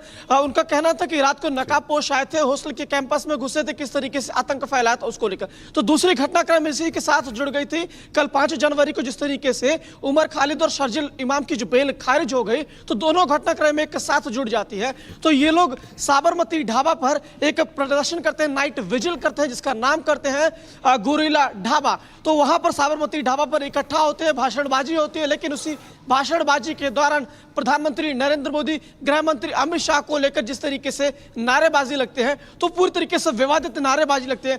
कोई भी व्यक्ति अपने देश के सर्वोच्च पद पर बैठे व्यक्ति को लेकर इस तरीके से नारेबाजी नहीं करेगा, और वो भी जो शिक्षित समाज, शिक्षित वर्ग। गणेश, किस तरीके की नारेबाजी? देखिए, इससे पहले भी हमने देखा जेएनयू के अंदर जिस एक बार जरा ये आपने महत्वपूर्ण विषय उठाया है, आप मुझे ये बताइए किस तरीके की नारेबाजी की गई है, क्योंकि अजीबोगरीब नारेबाजी के लिए जेएनयू के प्रोटेस्टर्स जाने जाते हैं। इस बार क्या बोल दिया, ये बताइएगा, दर्शकों को जानना जरूरी है।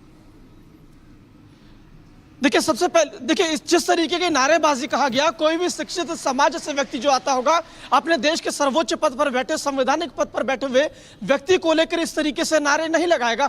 उन जो प्रदर्शनकारी थे उनका साफ तौर से कहना था कि मोदी तेरी कब्र खोदेगी। और लगातार ये देखिए, कोई भी व्यक्ति होगा इस तरीके से अपने प्रधानमंत्री नरेंद्र मोदी या गृह मंत्री अमित शाह, क्योंकि संवैधानिक पद पर बैठे ये व्यक्ति है, उनको लेकर इस तरीके की बातें नहीं करेगा। हमने पहले भी देखा जेएनयू में जब प्रदर्शन हुए थे, किस तरीके से देश विरोधी नारे लगे थे, चाहे कश्मीर को लेकर हो, चाहे तमाम चीजों को लेकर, प्रधानमंत्री को लेकर कहा जा रहा है। ये पहली बार नहीं है कि जेएनयू में किसी तरीके से विवादित नारे लगे हों। इससे पहले हमने देखा कि जेएनयू में फिर जो वहां की सेंट्रल लाइब्रेरी है, जो कि सबसे बड़ी लाइब्रेरी मानी जाती है, जिसका नाम है BR अम्बेडकर सेंट्रल लाइब्रेरी, उस लाइब्रेरी के अंदर फेशियल रिकॉग्निशन सिस्टम लगाया जा रहा था, यानी कौन व्यक्ति लाइब्रेरी के अंदर पढ़ने जा रहा था उसकी रिकॉग्निशन हो सके। वही जो जेएनयू को छात्र वही अंदर जाके पढ़े, उस जेएनयू की लाइब्रेरी लाइब्रेरी का सुविधा उठा सके, लेकिन देखा था किस तरीके से फेशियल रिकॉग्निशन को वहां से बच्चों ने, जो छात्र संघ के नेतृत्व में प्रदर्शन हुआ था, उसे उखाड़ के फेंक दिया। उससे पहले हमने देखा कि जेएनयू में जब सीसीटीवी कैमरे लगाने की बात हुई थी तो सीसीटीवी कैमरे के पोल, सीसीटीवी कैमरों को किस तरीके से उखाड़ के फेंका, और जिस तरीके से उनका साफ तौर से कहना होता था कि हमारी प्राइवेसी का हनन होगा। यानी आप नहीं चाहते कि आप कहते हो कि सुरक्षा की रखी जाए, और जब सुरक्षा को लेकर मानक लगाए जाते हैं तो आप उन मानकों को उखाड़ के फेंक देते हो। अब इन विभिन्न मामलों को लेकर दिल्ली पुलिस अपनी तफ्तीश भी शुरू कर चुकी है। जो जेएनयू छात्र संघ के जो पदाधिकारी हैं, मौजूदा और पूर्व के पदाधिकारियों को विभिन्न मामले को लेकर कहा जा रहा है कि नोटिस भी दे रही है और पूछताछ भी करेगी। लेकिन जिस तरीके से कल साबरमती ढाबे के ऊपर रात को 2 घटनाक्रम 5 जनवरी के एक साथ हो जाती है, शर्जील इमाम और उमर खालिद की बेल खारिज होना, 5 जनवरी वर्ष 2020 में जो जेएनयू के अंदर प्रदर्शन होता है, दोनों घटनाक्रम एक साथ होती है और वहां पर प्रदर्शन होता है गुरिल्ला ढाबा जिसे नाम दिया जाता है, और उस प्रदर्शन के दौरान प्रधानमंत्री नरेंद्र मोदी के और गृह मंत्री अमित शाह को लेकर विवादित नारे लगते हैं। तो अब देखने वाली बात होगी कि जेएनयू प्रशासन यानी जेएनयू एडमिनिस्ट्रेशन उन छात्र, उन पदाधिकारियों को लेकर क्या कुछ कार्रवाई करेगी, क्योंकि कहा जा रहा है जिस तरीके से जिस वक्त साबरमती ढाबे पर ये नारे लग रहे थे उस समय जेएनयू छात्र संघ के जो पदाधिकारी हैं वो भी मौजूद थे। तो क्या अब प्रशासन इन छात्रों के ऊपर भी कोई कार्रवाई करेगी, क्योंकि प्रधानमंत्री नरेंद्र मोदी को लेकर इस तरीके से विवादित नारे लगाना ये पहली बार नहीं है। हमने देखा था कि कांग्रेस के नेता, चाहे सोनिया गांधी हो, राहुल गांधी हो, तमाम उनके नेता हो, प्रधानमंत्री नरेंद्र मोदी को लेकर अक्सर इस तरीके से विवादित और अपशब्दों के नारे लगाते रहते हैं। तो अब इन नारों की गूंज अब उस शैक्षणिक संस्थान जिसे सर्वोच्च शैक्षणिक संस्थान देश का माना जाता है, जवाहरलाल नेहरू विश्वविद्यालय में भी गूंजते हुए दिखाई पड़े हैं। जी देखिए, मेन मुद्दा जो है वो ये समझने का कि ये जो स्टूडेंट हैं, पहली बात तो स्टूडेंट ये पढ़ते कब हैं, ये ढोल बजाते हुए, नारे लगाते हुए, हर टाइम यही करते हुए नजर आते हैं, पहली बात तो ये। दूसरा, जब माननीय अदालत के पास मुद्दा गया, उन्होंने बेल डिनाई कर दी और उनके तरफ से जो नारे लगाए गए कि भाई हम 5 लाख इकट्ठा हो जाएंगे और जो रेलवे ट्रैक्स में गर्दा डाल देंगे, ये कर देंगे, वो कर देंगे और हम चोक कर देंगे भारत को, ये पूरी तरीके से राष्ट्र विरोधी बातचीत है। अब ये कैसे एक छद्म, एक उन्होंने आवेश जो धारण करके रखा हुआ है और वो छात्र बन जाते हैं कभी कभी, फिर हम आंदोलन करने का हमें अधिकार है, और फिर भारत विरोधी बातें भी कर देते हैं और ये लोगों को मारने की बात कर रहे हैं। They like instigating people to kill somebody. की कबर खुदेगी का मतलब क्या होता है? आप मोदी को मारना चाहते हैं, आप अमित शाह को मारना चाहते हैं, और अंबानी अदानी का क्या लेना है आपसे? आप उनको भी मारना चाहते हैं। जरा इसकी गंभीरता दर्शकों को बताइए, बहुत जानना जरूरी है ये। गणेश, देखिए, जवाहरलाल नेहरू विश्वविद्यालय अपने शैक्षणिक संस्थानों को लेकर जाना चाहता था, लेकिन पिछले कुछ वर्षों में जिस तरीके से जवाहरलाल नेहरू विश्वविद्यालय में नारे लग रहे हैं और ये पूरी तरीके से संदेह के घेरे में है, और प्रशासन जिस तरीके से उन छात्रों पर कार्रवाई भी करता हुआ नजर आता, लेकिन कल जिस तरीके से इन छात्रों ने हद पार कर दी, प्रधानमंत्री नरेंद्र मोदी और गृह मंत्री अमित शाह को लेकर जिस तरीके से विवादित भरे नारे लगाए, ये अपने आप में वहां पर सवाल ये खड़ा करता है। जी बिल्कुल बिल्कुल गणेश, जिस तरीके से आपने पूरे मामले को अच्छे समझाया। So again this is a case of protest by those who were protesting in JNU and they were protesting against what happened to Sharjeel Imam. They were sad that he was denied a bail. They were sad that Umar Khalid did not get a bail. So let's move on to another big story. All right, we are getting another more visuals on this story. We'll share more details from this. These are the visuals. As you can see, they are protesting. They are saying Adani Raj ki kabar khudegi.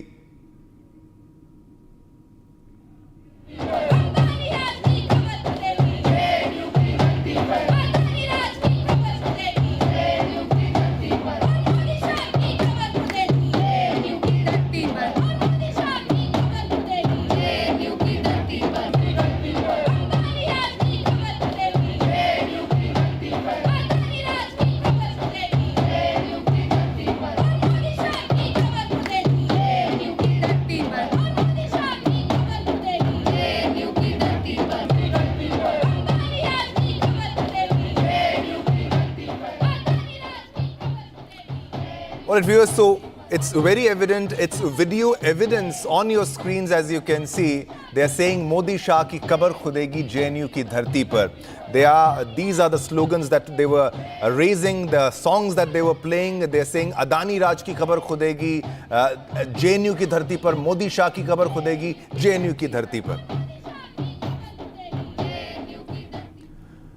Well, viewers, let's move on to our next top story. Now, a sixth Hindu man has been killed in Bangladesh within hours of the murder of Rana Pratap Bairagi. Now, another Hindu has been killed in Bangladesh. One more Hindu killed in Bangladesh.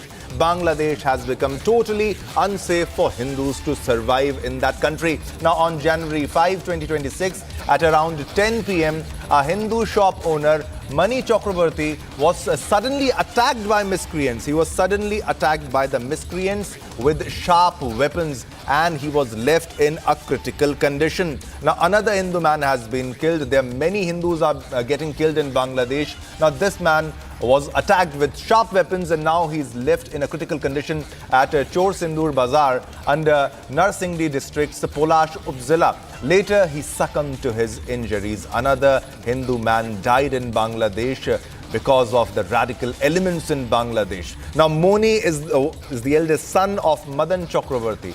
Now, another Hindu shop owner has been killed in Bangladesh. This is the sixth recorded report of a man being killed. Hindu man killed in Bangladesh. Now, for more details, we have Kishle Mukherjee for more details on this story. Kishle, several reports of Hindus being killed in Bangladesh, and today only we broke the news of the fifth Hindu being killed, and now this is the sixth Hindu man killed in Bangladesh. What are the details in this story? Well, yesterday we saw the news of a person called Rana Pratap Bairagi. He was killed. He was reportedly a journalist, a Hindu. Today we are getting another news in Bangladesh where a Hindu shop owner, he was a grocery shop owner.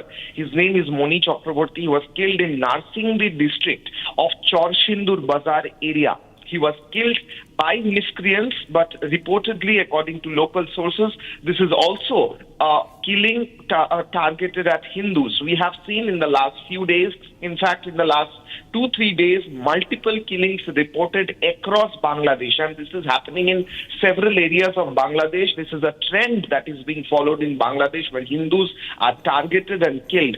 We've seen how Hindu journalist was killed. We've seen now how a Hindu grocery shop owner was killed. We are getting to know that he was about to open his shop, or he was around his shop, when suddenly a group of miscreants attacked him, chopped him, used sharp weapons against him, and then he was in a critical condition, after which he succumbed to his injuries and died. On the other hand, Rana Pratap Bairagi was killed. He was shot dead yesterday. Today, another news of a Hindu man killed only reconfirms the fact that Hindus in Bangladesh are targeted daily, every day in different parts. This is in Narsingdi district. Yesterday, we saw Maimansingh. On the other hand, we have also seen reports of Hindus being attacked in several other areas of Bangladesh across the length and breadth of the country. Targeted Hindu killings happening all across, while Yunus doesn't act. In fact, he only denies such charges. Definitely. What are the reasons? Is there any details which have been shared by the Bangladeshi government? Because as per the reports that I'm getting, he was reported to be a very calm, humane and socially responsible man. He just wrote on December 19 a Facebook post where he was worried about the deteriorating situation in Bangladesh. He said, "So much fire everywhere, so much violence, my birthplace has turned into a valley of death." Was this one of the reasons why he was brutally murdered? Well, according to the police sources, in each of these killings, the police only comes out with statements. The Bangladeshi police comes out with statements such as, this is a local clash among two groups. These are miscreants who only wanted to take away the money of the grocery shop. That is why they attacked this person. This is a reason of personal enmity. These are the reasons that the Bangladeshi police sources are giving us. On the other hand, the local Hindus, the local population, the Hindus who are targeted are reconfirming every day how it is a routine in Bangladesh to target a new Hindu person and then kill him or attack him. This is what happened in this case as well. As you rightly pointed out, all the Hindus in Bangladesh, like all the Hindus in Bangladesh, this person was also, Moni Chakraborty was also worried about the deteriorating law and order situation of the country. He spoke about it to his local friends, local acquaintances about how the Hindus are being targeted, and now he has been targeted, he has been killed. So it only confirms that in Bangladesh, Hindus cannot speak up about their security. On the other hand, the Hindus will be targeted daily. This is the message that the jihadis, that the extremists of Bangladesh are giving out, and the administration is really doing nothing. On the other hand, the police is coming out with statements such as this is a personal enmity or these are some miscreants who killed the Moni Chakraborty for money and not any hate crime. But in fact, the Hindus are confirming to us that these are targeted killings happening every day and not just miscreants or local clashes. Definitely. Hindus have become a soft target in Bangladesh. Not just this, there was also a report of a Hindu woman who was gang raped in Bangladesh recently. A 40-year-old Hindu woman was also gang raped and her hair was cut off and she was tied to a tree. And another incident of a murder of a Hindu man. 6th Hindu killed in Bangladesh. All right, viewers, let's move on to our next top story. Now, Tanishq is proud to announce the launch of its Diamond Expertise Center, a pioneering initiative aimed at revolutionizing the natural diamond buying experience. The first of its kind center offers customers the opportunity to evaluate diamonds with unmatched transparency and trust, using advanced technology and expert guidance.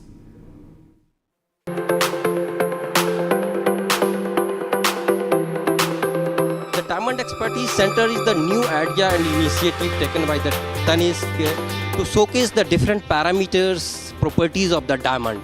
At the Diamond Expertise Center, there are 5 types of advanced machines and tools, and they all are scientifically proven machines, which shows the different features of the diamond. Basically, this is a transparent tool, and with the help of transparency, you can see the characteristic and properties of the diamond in these machines. There are so many customers which is appreciating this Diamond Expertise Center. This is a great initiative, excellent initiative, idea by Tanishq to aware the customer. It is good to know that they have installed this machine for other people also, for public and in general. It is very useful to awareness for the people. This is the only Tanishq showroom where I got this news and I liked it very much and very useful simply. All right, viewers, time to move on to our next news segment and get you all the top national stories in Bharat in 1 minute.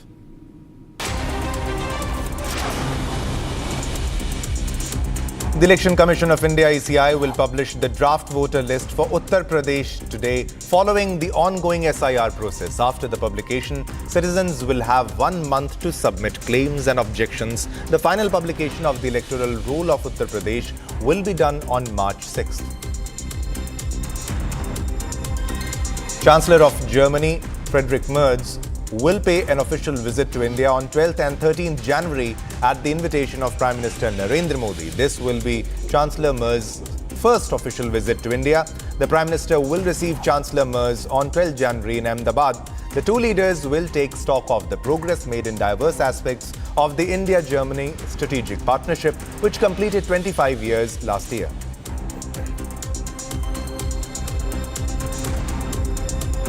Amit Shah will inaugurate the CSR conclave titled Role of Corporate Social Responsibility in Nutrition, Security and Malnutrition Mitigation at Vigyan Bhavan in New Delhi today.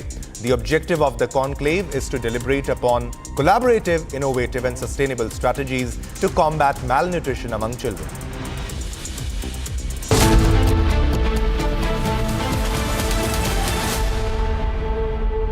Pure सूजी pasta उबालो मिलाओ और खाओ 8 minute में तैयार क्या taste है सबका राजा hardcore मसाला। पैसा लगाना है तो सेंचुरी प्लाई क्लब प्राइम पे लगाओ। डूबेगा नहीं, जलेगा भी नहीं, कोई खा नहीं जाएगा, धोखा नहीं देगा, ऊपर नीचे भी नहीं होगा, सेफ रहेगा, सिक्योर्ड में मिनिमम 30 साल का रिटर्न देगा। अब इससे बेटर इन्वेस्टमेंट है तो बताओ। सेंचुरी प्लाई क्लब प्राइम, रहो बेफिक्र। MDH की हल्दी मिर्ची धनिया करे कमाल, ये रंग दे, ये खुशबू दे, ये तीखा, ये कम पड़े, क्या निराला MDH masala. There will be no asymmetry of power in this country, that the power is with the people. Our job and our commitment is to drive public opinion in the direction that it can make a change. Is AI a bubble or will it last?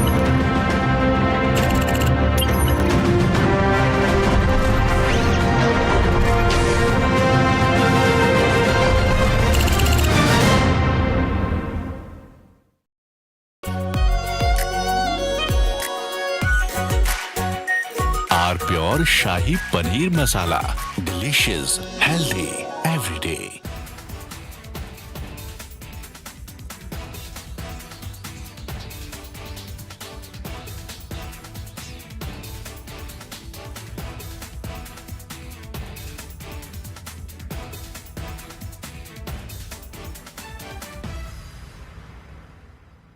Five, 4, 3. S200 motors.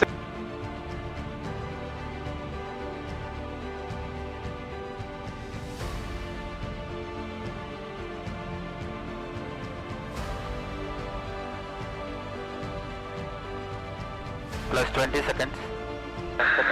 Lift off normal.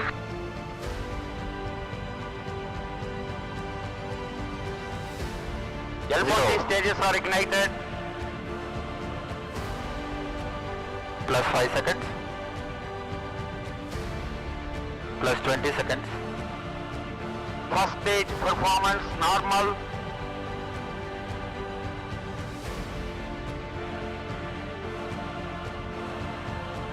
L40 stages thrust cut off.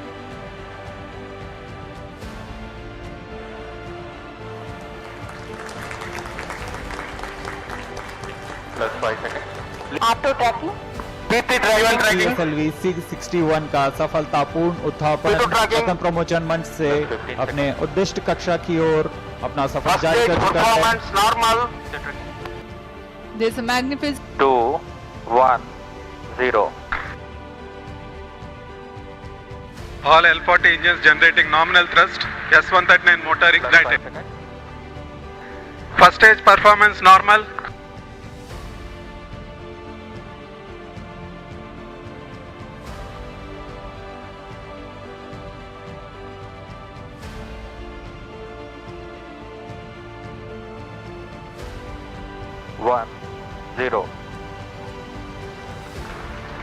S200 motors ignited. Plus 5 seconds. P1 tracking. S200 motors separated.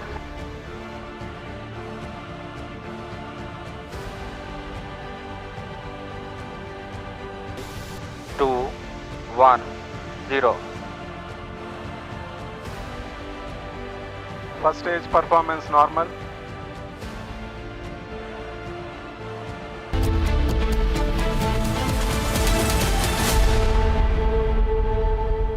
Powered by Century Ply Club Prime.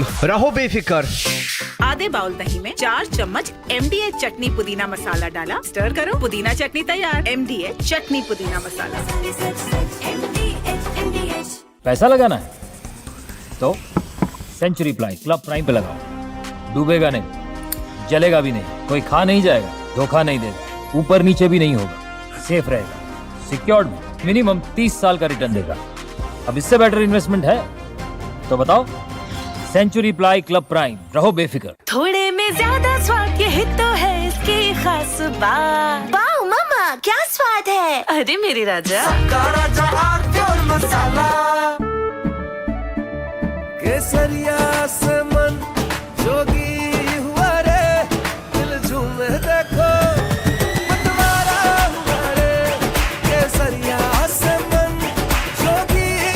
हर पल मनाओ केसरी त्योहार।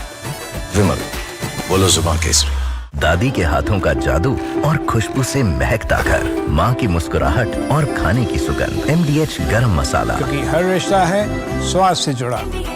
When we look out at the world, Samir, we look for partners.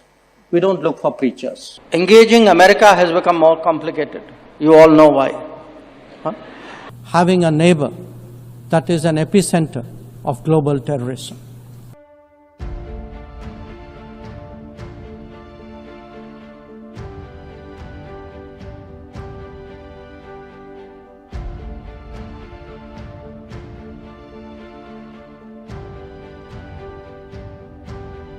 India in 2025 saw many international diplomatic moments of India's External Affairs Minister, Dr. S. Jaishankar, who literally turned international politics and the diplomacy that comes with it into an art of savage roasts.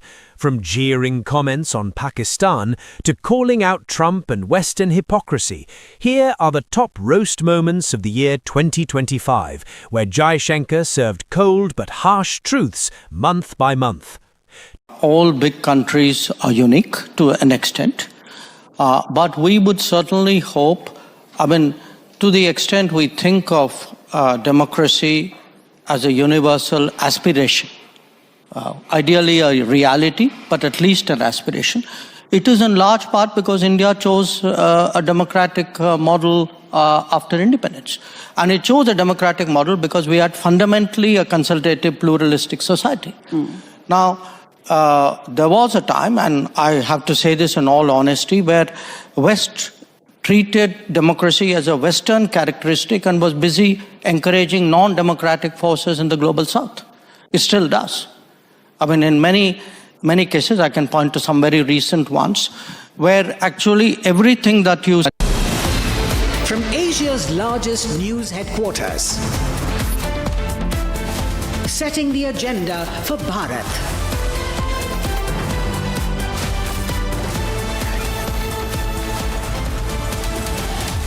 You're watching Republic.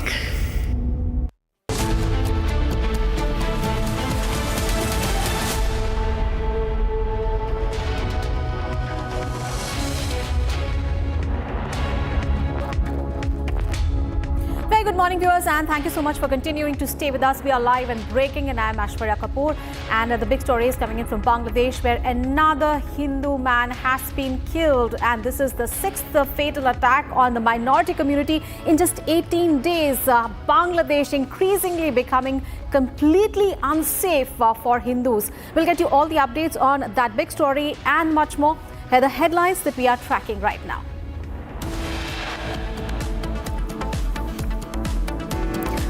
Nicolas Maduro produced in US court, where he and his wife plead not guilty. Next hearing all set to take place on 17th of March. Maduro's son speaks to National Assembly, calls for dignity without submission.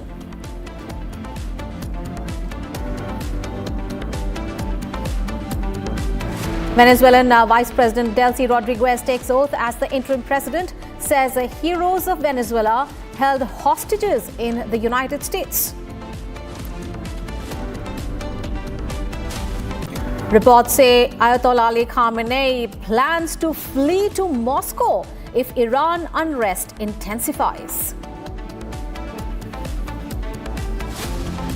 Division bench of the Madras High Court will deliver the much-awaited verdict in the Thiruparankundaram Deepam lighting route today.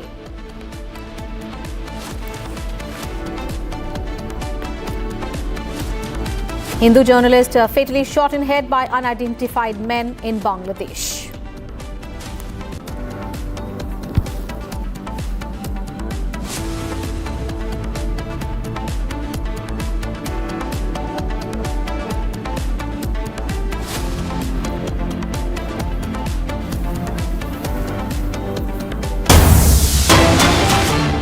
Breaking news coming in. The Serious Fraud Investigation Office has filed a prosecution complaint against fugitive Mehul Choksi, his wife Preeti Choksi, former MD and CEO of ICICI Bank Chandra Kochar, then officials of the PNB, Mehul Choksi's entities Gitanjali Brands, Brazil Jewelry Private Limited, for defrauding banks of 13,000 crore rupees.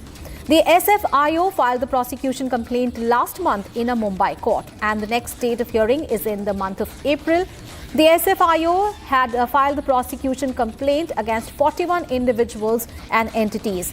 SFIO has probed both the ICICI Bank officials as well as the Punjab National Bank officials for their alleged links with fugitive Mehul Choksi. Last April, Belgian authorities arrested Mehul Choksi. His appeal against extradition to India was rejected by the Court of Cassation last month.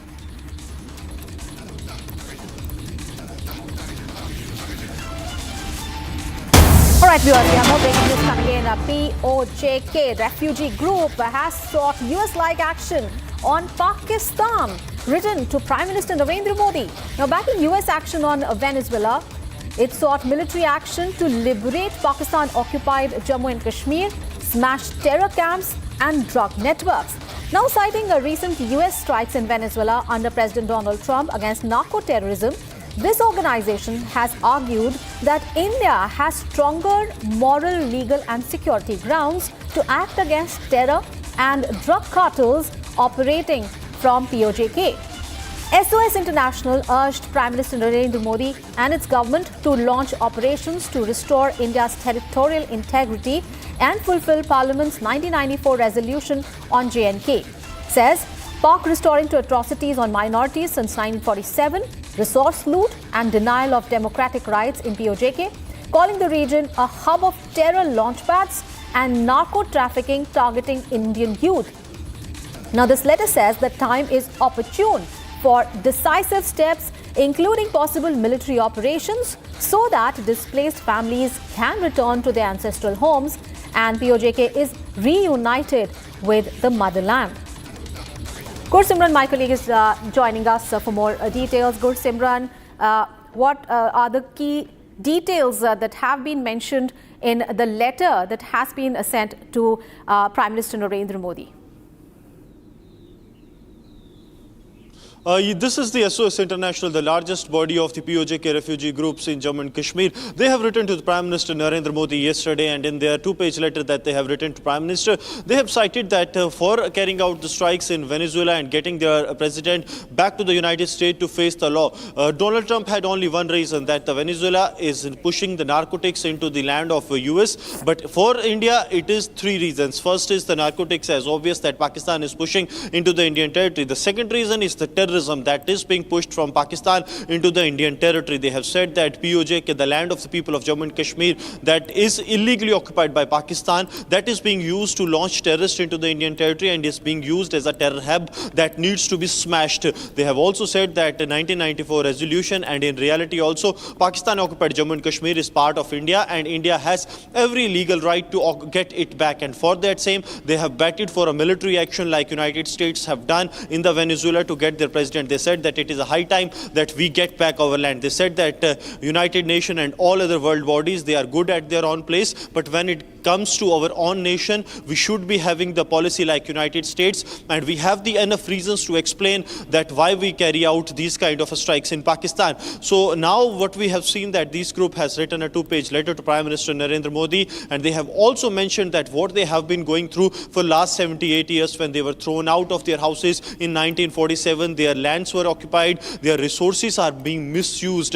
They said that the construction of Mangla Dam, the CPEC resources, everything belongs to them, but is now being misused by the people of by Pakistani administration and also by China. So they said that this is an opportune time for the India to launch a military action on Pakistan and Pakistan occupied Jammu and Kashmir, so that we can reclaim our territory, because even if we see the status of the people of Pakistan occupied Jammu and Kashmir, they have also been miserably treated, and the population of the Hindus and the Sikhs in Pakistan occupied Jammu and Kashmir, that has gone to negligible. That clearly shows that Pakistan is only to loot the resources of the people of Pakistan occupied Jammu and Kashmir, and their illegal occupation in POJK is invalid, and it needs to be decimated and smashed by the Indian side, including their terror network and the drug cartel that is operating from Pakistan.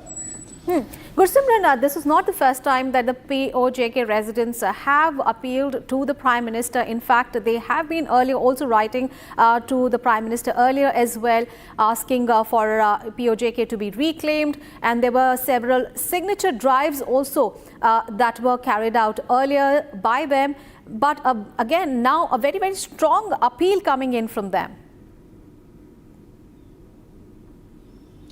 Yes, it is very clear. While speaking to Republic, the chairman of the SOS International, Rajiv Chuni, has also said that this time is the opportune time for India, because the world community has also welcomed the step that has been taken only for one reason. That was the drugs being pushed into US by Venezuela. And that was the sole reason for this action being undertaken by the United States. For the India, they have many more reasons. The terrorism, the illegal occupation of Pakistan on Pakistan-occupied Jammu and Kashmir. And this is a decisive time for the Modi government also to launch a strike, because the people of that very land, the POJK refugees that were thrown out of that land during 1947, they want the government to carry out the action. So the government has a legal support of the people of that very land. And they have also said that those people, those who are still living in POJK, they also are welcoming this. It is only the action that needs to be initiated by the government of India, and then it is only a matter of time that we will be able to fetch back over a place that was taken illegally by Pakistan, and it is under their illegal occupation for more than 7 decades, 78 years to be very precise.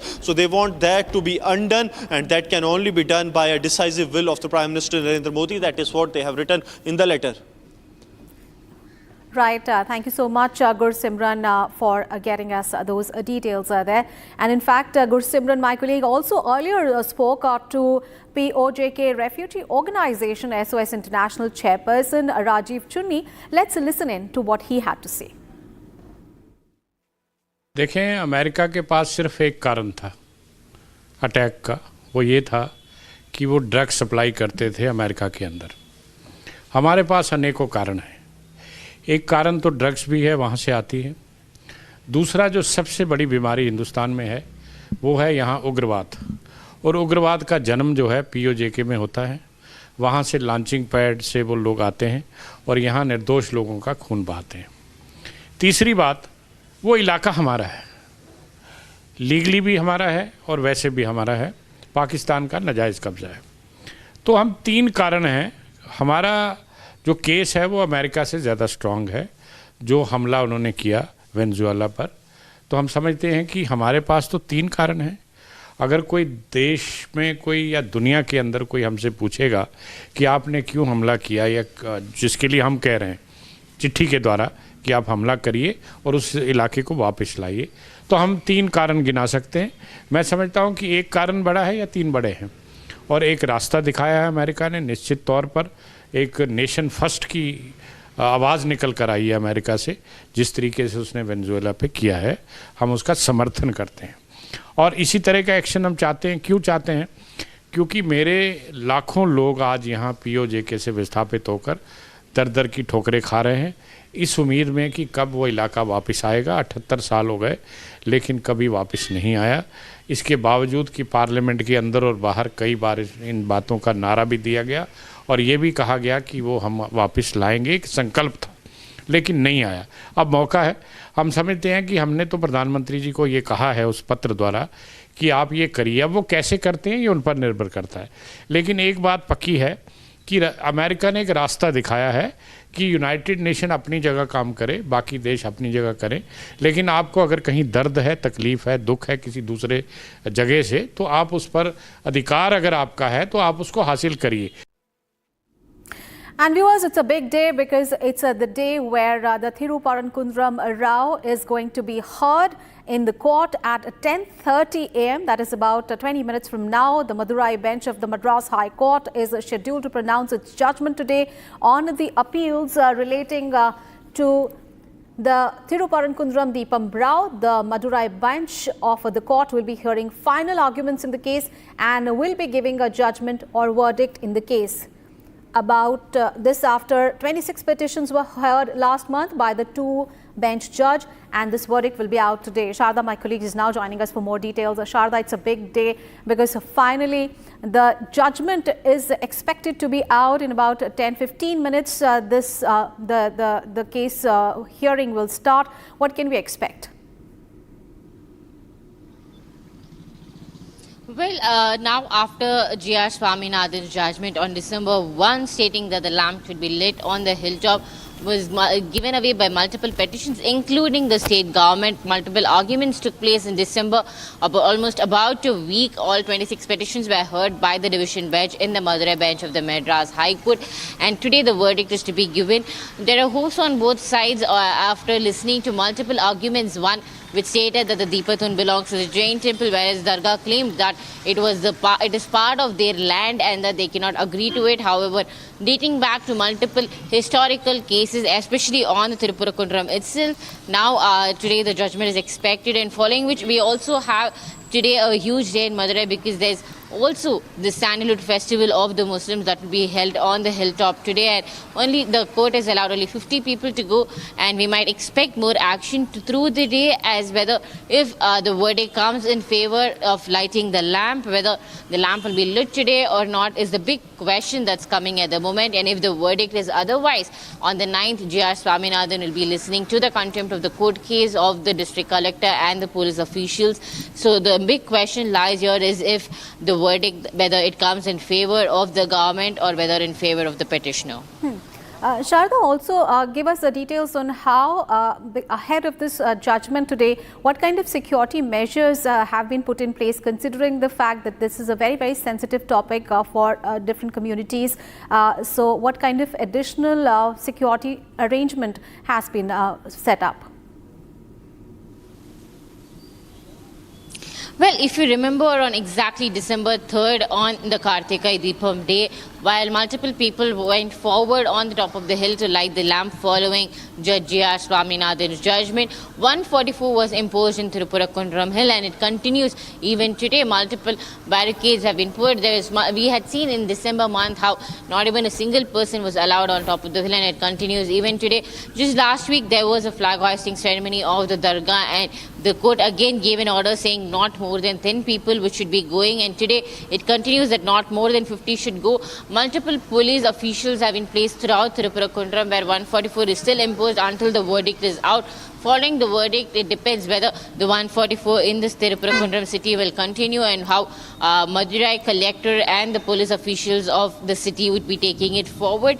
Apart from that, the many devotees are coming to the temple below the hill, and also the number of people to Madurai city, especially keeping in mind it's New Year and following the holidays, number of tourists have been increased, so the security has been tightened all over the Tirupura hill. All right, thank you so much, Sharda, for getting us all those details. And viewers, let's move on in the bulletin now. Well, the United States has long been known for invading countries, capturing leaders and orchestrating regime changes. And for decades, in fact, US presidents have engaged in military interventions often driven by strategic or economic interests with a frequent focus on controlling a nation's oil resources. And remember, on the 3rd of January recently, the United States invaded Venezuela, capturing President Nicolas Maduro and on charges of narco-terrorism. So here is a look at this report on how US has been indulging in interfering with the politics of different countries. Take a look.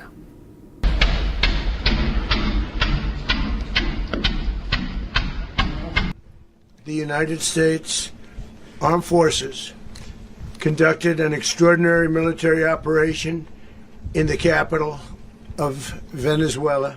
Yo el peo en esta mierda, yo.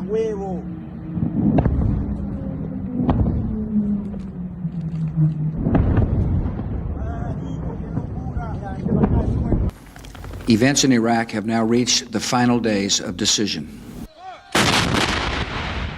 Ladies and gentlemen, we got him. Today, the government of Libya announced the death of Muammar Gaddafi. Esta mierda, yo.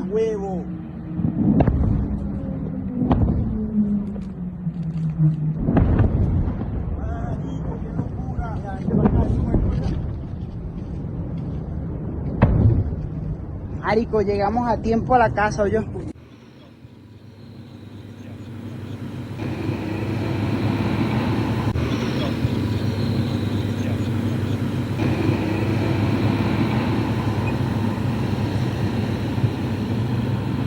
Invading, capturing the leader, and changing the regime is something the United States is famous for. For decades, United States presidents have invaded countries for their personal gain. United States invasions often lead to regime change to take control of a country's oil resources. Venezuela was invaded by the United States on the night of 3 January 2026. Venezuelan President Nicolás Maduro was captured by the U.S. Delta Force and taken by U.S. armed forces to the United States to be presented before a U.S. courtroom on charges of narco-terrorism. President Trump has claimed that the United States will take control of Venezuela and allow American companies to take control of Venezuela's oil reserves. We're going to run the country until such time as we can do a safe, proper, and judicious transition. So we don't want to be involved with having somebody else get in, and we have the same situation that we had for the last long period of years. So we are going to run the country. We're going to have our very large United States oil companies, the biggest anywhere in the world, go in, spend billions of dollars, fix the badly broken infrastructure, the oil infrastructure, and start making money for the country.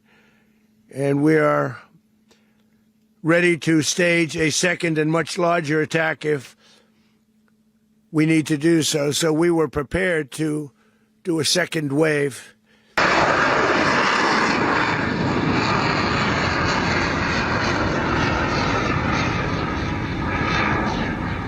Syria was ruled by dictator Bashar al-Assad.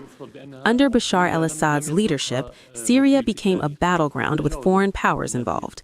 As rebels in the country stood up against the dictator, Bashar al-Assad led chemical bombings on his own citizens.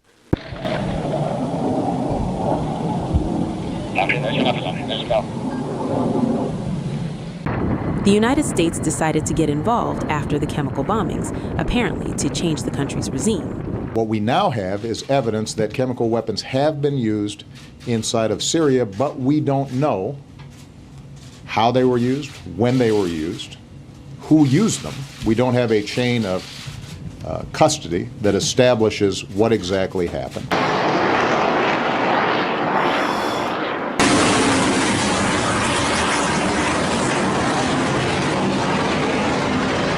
I ordered the United States Armed Forces to launch precision strikes on targets associated with the chemical weapons capabilities of Syrian dictator Bashar al-Assad. After the U.S. invasion of Syria, apparently in 2024, Bashar al-Assad fled the country to seek asylum in Russia. After al-Assad, U.S.-backed leader Ahmed al-Shara took charge as president of Syria.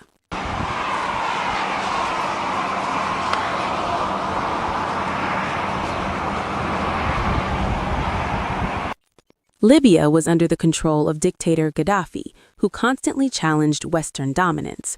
Для меня большая честь принимать вас в бедуинской палатке. NATO intervened with airstrikes, weakening Gaddafi's forces.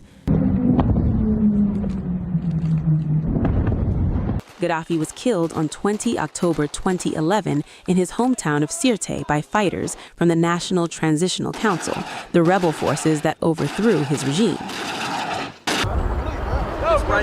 Okay.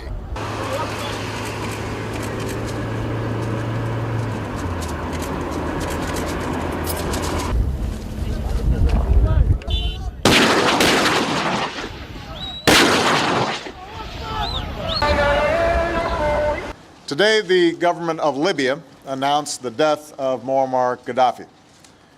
This marks the end of a long and painful chapter for the people of Libya, who now have the opportunity to determine their own destiny in a new and democratic Libya.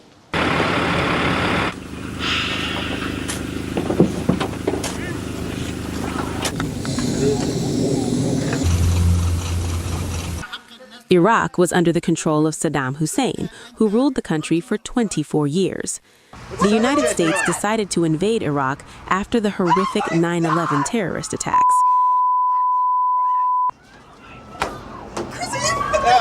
touch it. Oh my God! The United States began Operation Iraqi Freedom. As the campaign unfolded, tens and thousands of our troops poured across the Iraqi border to liberate the Iraqi people and remove a regime that threatened free nations. 5 years into this battle, there's an understandable debate over whether the war was worth fighting, whether the fight is worth winning, and whether we can win it. The answers are clear to me. Removing Saddam Hussein from power was the right decision, and this is a fight America can and must win.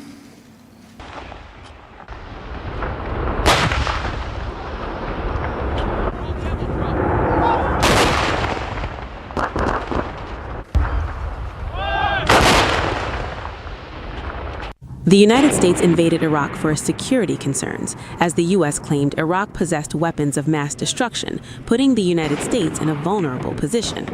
The United States claimed it invaded Iraq to destroy weapons of mass destruction. Later, those claims were found to be false, and the real reason was regime change in Iraq to take control of the country's oil resources.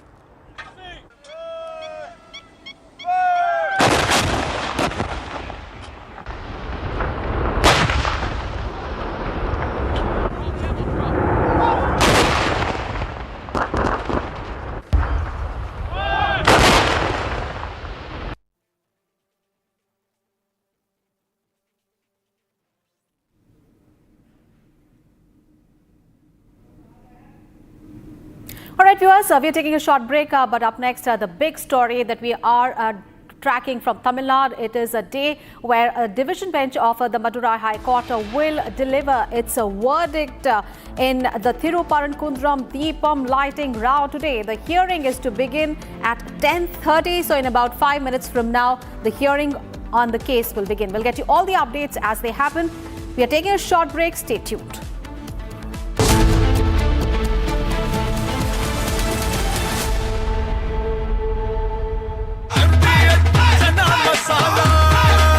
अब छोलिया हो या लोबिया, सफेद चने या काले चने, सब कुछ मजेदार बने। केसरिया से मन जोगी हुआ रे, दिल झूमे देखो मतवारा हुआ रे। केसरिया से मन जोगी हुआ। हर पल मनाओ केसरी त्योहार। विमल, बोलो जुबान केसरी। थोड़े में ज्यादा स्वाद, यही तो है इसकी खास बात। वाओ मामा, क्या स्वाद है? अरे मेरे राजा। There will be no asymmetry of power in this country, that the power is with the people. Our job and our commitment is to drive public opinion in the direction that it can make a change. Is AI a bubble or will it last?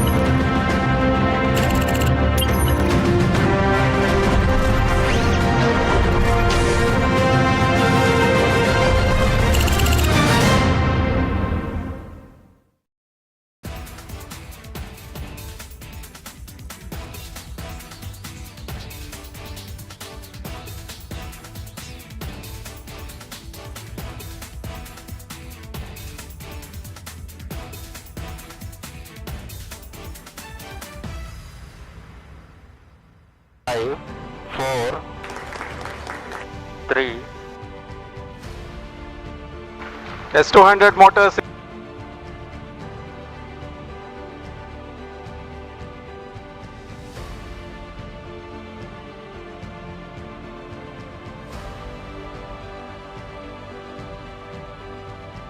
Plus 20 seconds. Lift off normal.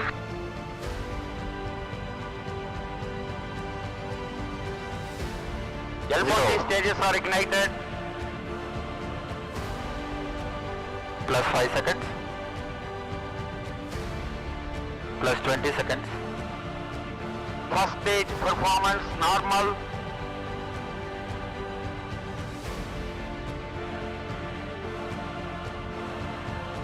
L40 stages thrust cut off.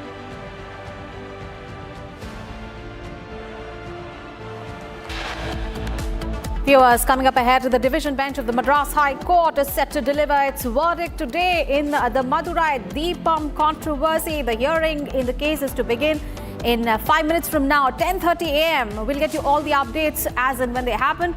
We are taking a short break. Don't go anywhere.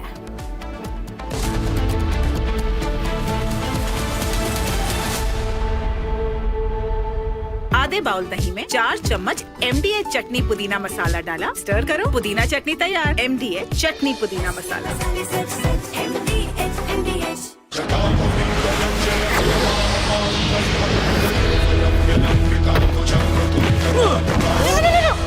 मेरी chimney टूट जाएगी। What are you doing? रानी, इस घर में कुछ है जो टूटता नहीं।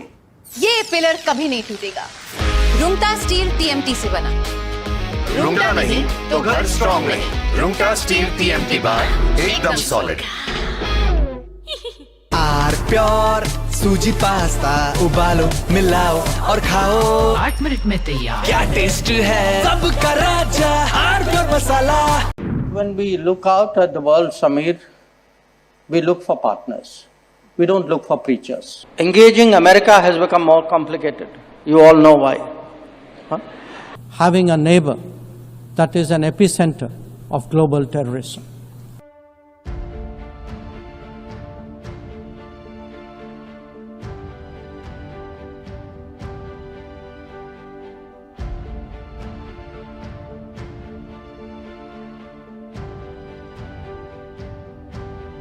India in 2025 saw many international diplomatic moments of India's External Affairs Minister, Dr. S. Jaishankar, who literally turned international politics and the diplomacy that comes with it into an art of savage roasts.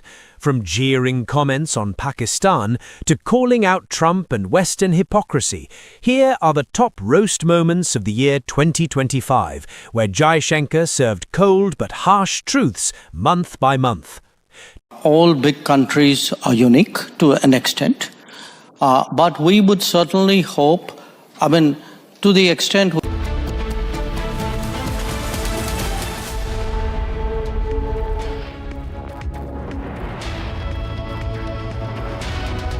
A very warm welcome, viewers. You're watching the Republic TV. This is Shivam Dutt Mehta, and in this bulletin, our top focus will be on the Deepam Rao. A division bench of the Madras High Court will deliver the much-awaited verdict in the Thiruparankunram Deepam lighting row just in a short while. This and a lot more, but first up, the headlines. Nicolas Maduro produced in US court where he and his wife pleads not guilty. Next hearing all set to take place on March 17th.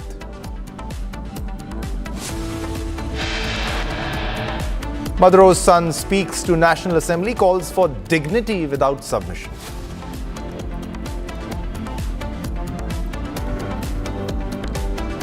Venezuelan Vice President Delcy Rodriguez takes oath as the interim president, says heroes of Venezuela held hostages in US.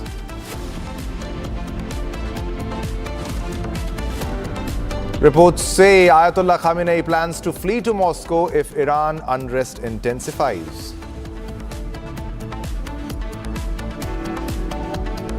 Now, just in a short while, division bench of the Madras High Court will deliver the much-awaited verdict in the Thiruparankunram Deepam lighting row, hearing to take place at 10:30.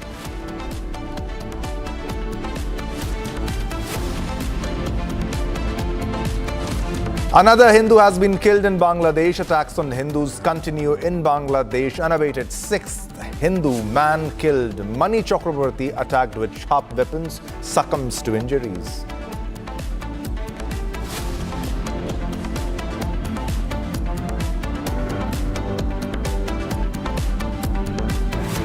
All right, viewers, let's begin with the first top story, the Thiruparankunram Rao. Now, hearing will begin at 10:30. It should begin by now. The Madurai bench of the Madras High Court is scheduled to pronounce its judgment today on appeals related to the Thiruparankunram Deepam Rao. Now, the Madurai bench of the Madras High Court will be hearing the final arguments. Ladies and gentlemen, the final arguments on the Deepam Rao in Thiruparankunram Hills. And final arguments will be heard and be giving the judgment verdict in the case. Now, after 26 petitions were heard last month by the two-judge bench, the verdict will be out today. So everybody is waiting for the verdict that will come out today. It will be a crucial verdict which will be given by the Madurai bench of the Madras High Court.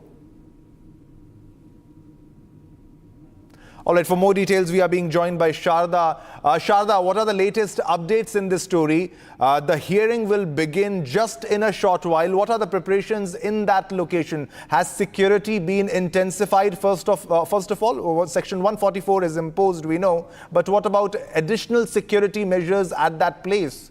Sharda. Well, today, multiple police officials have been placed around Tirupurankundram Hill to make sure that following the verdict, there is no unrest among the people, especially the public living in the Tirupurankundram. There's also a question on today's verdict, whether if the verdict comes in favor of lighting the lamp, would the people march towards the top of the hill to light the lamp? As you mentioned, there's 144 been imposed for almost a month now, and multiple people have not been able to go up the hill and also pray in the temple that there. So after a month's time, when the hills is open, today's verdict will say whether if the 144 will also be removed from the Tirupurankundram hill or not. The big question today comes as if whether the verdict will go for the temple devotees saying that the lamp can be lit on the top of the hill, or is it going to be a question whether it's going to be a new appeal filed in the Supreme Court after the two-bench judge gives the judgment today? And there is also the Sandalwood Festival by the Muslims that will be celebrated at midnight today. Only 50 people of the Dargah Association is allowed on the top of the hill, and today's verdict will question whether the Sandalwood Festival will happen peacefully or not, because multiple people are waiting for this particular Sharda, verdict. there's a development coming here. I'm being told that the bench has assembled to hear the matter. It's a very big development. Now the hearing will begin shortly. The bench has assembled. Now all eyes on what will be the verdict. It will take a short while for the proceedings to continue, and all the details we will be sharing. Live details we'll share you exclusively on Republic TV. Sharda, the bench has assembled. More details on that. What can be expected?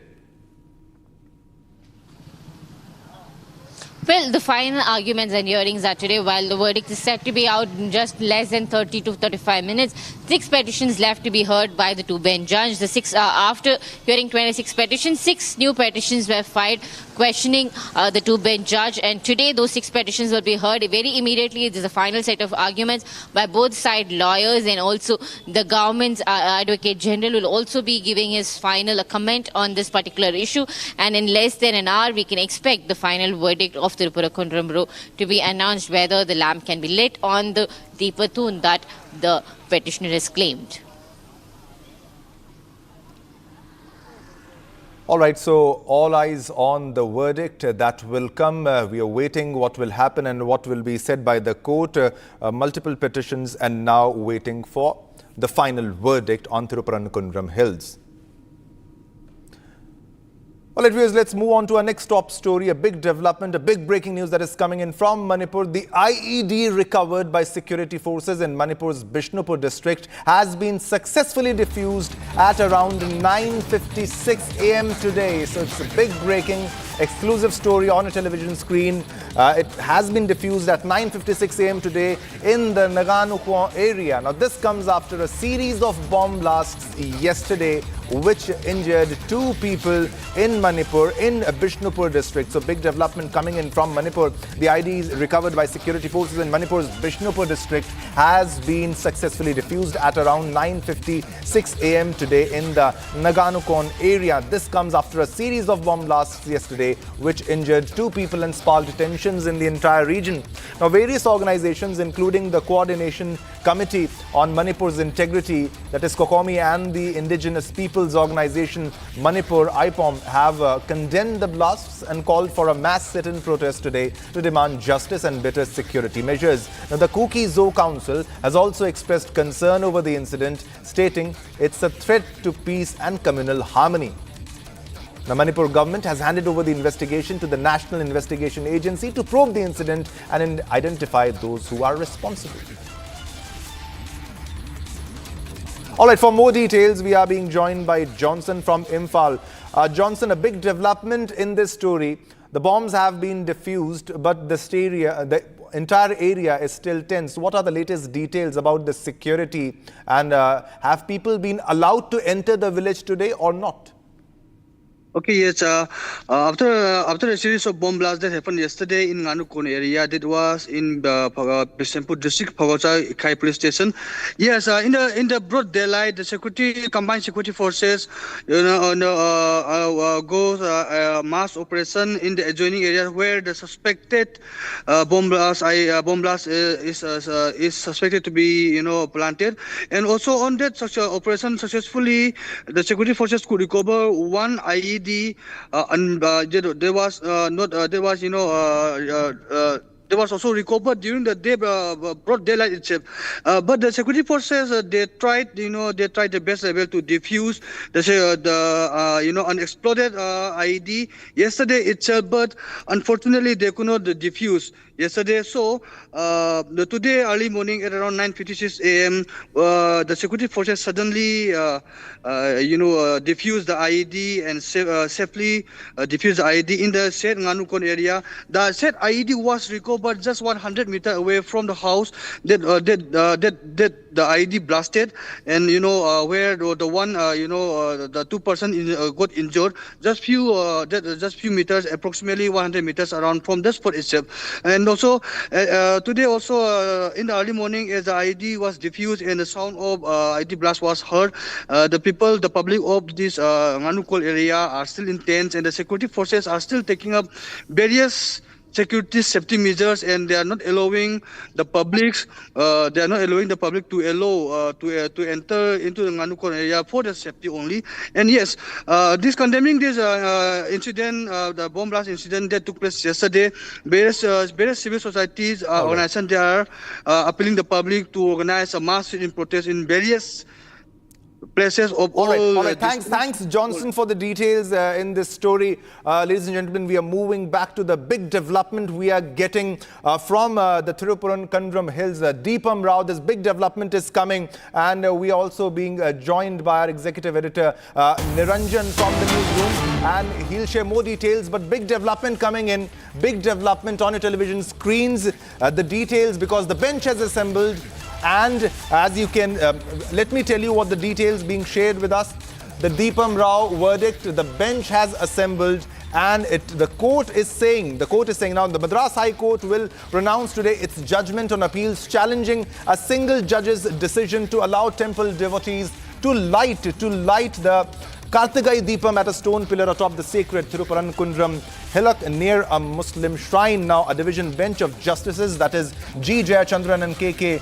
Ramakrishnan, will pronounce their verdict today. The bench has assembled, and we'll get you all the details of what's being said in the court. So the details, let me share the details with you. The court questions the Tamil Nadu state government claim, because they were saying there will be a law and order situation. The Tamil Nadu government was saying there will be a law and order situation if the Deepam lighting is allowed, if they allow the lighting of the Deepam. Now, court also said the practice of lighting a lamp at elevation for all to see. Now, we have Sharda with us for more details in the story. Sharda, the hearing has started. What are the details that you are fetching from the court? What are both of them arguing?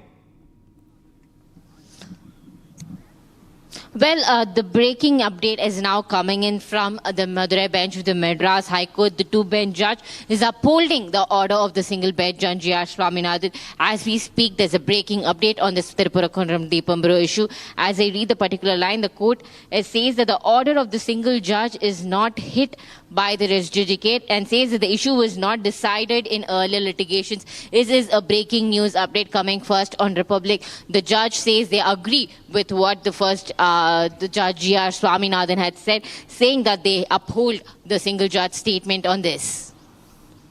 All right, these are the latest details that we are getting right now. We are also being joined by our executive editor, Niranjan, from the newsroom. Niranjan, big statements by the court. The court has mentioned that no plausible reason for temple not to comply. Now, the Tamil Nadu government was saying a law and order situation would arise. What are the latest details, Niranjan? I'll just update our breaking plates because our breaking plates is not updated right now. It is a huge victory for the Hindu side. It is a huge victory for the Hindu side. The court has said that you can light the lamp. You can light the lamp at Deepatun. I'll just put the breaking news update right now on the screen. It's a big victory for the Hindu side. The Madurai bench of the Madras High Court has said that the court, the temple trust must light the lamp. Must light the lamp at Deepatun. This is a big victory. I'm going across to Sharda. Sharda, the court has said that the Deepa must be lit. This is a big win, isn't it? Right. It is a big win for the Hindus, Niranjan. As we speak, the two bench judges saying that they uphold what G.R. Swaminathan's order on December 1st, what he gave it. They say that the lamp should be lit on the top of the hill. However, now 6 more petitions should be heard. And also, it's the main question that's coming here is following this verdict, whether the Deepa will be lit today or another day. And the conversation is going to go on in the next few minutes. The two-bench judge has given their verdict right now, following which the arguments will also continue from both sides' judgments. And as we know, it's a huge win for the Hindus, saying now that the Deepam lamp should be lit on the top of the hill, Niranjan. Now, is this a final order? The hearing is still underway. And we've broken the details first. The court has said that it will have to happen. Any more conditions that have been laid out, lamp will be lit. Now, ahead of the elections, I wanted to ask you. As of now. Yes. Very right, Ranjan. This is the final verdict by the two-bench judge that they uphold what G.R. Swaminathan had given on December 1. However, the talks going to be heard in the Madurai bench of the High Court. 6 more petitions are to be continued to be heard by the two-bench judge today. They stand with the verdict that they agree with what G.R. Swaminathan said. And as you know, with elections coming, this particular topic with saying whether DMK says they are secular but are not, and this alone proves that how with the Tirupura Road issue, how DMK has been very partial towards the Hindu sector of people. But we know that in the last 2 weeks in Tirupura Hill, 2 functions held by the Dargah. The ceremonies are being held.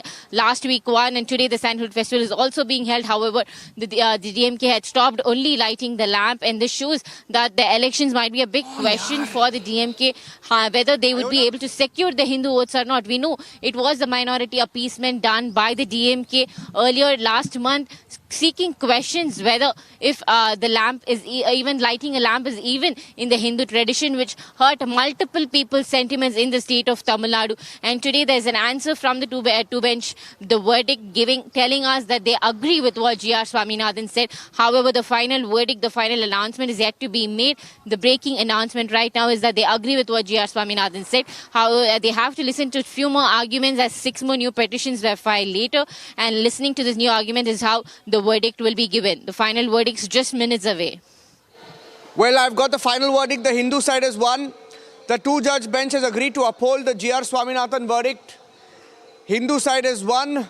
Justice Swaminathan's verdict stands. The court has disposed of the appeal. Appeal has been dismissed. And it will now be lit. In fact, I'm getting in some more details of the conditions.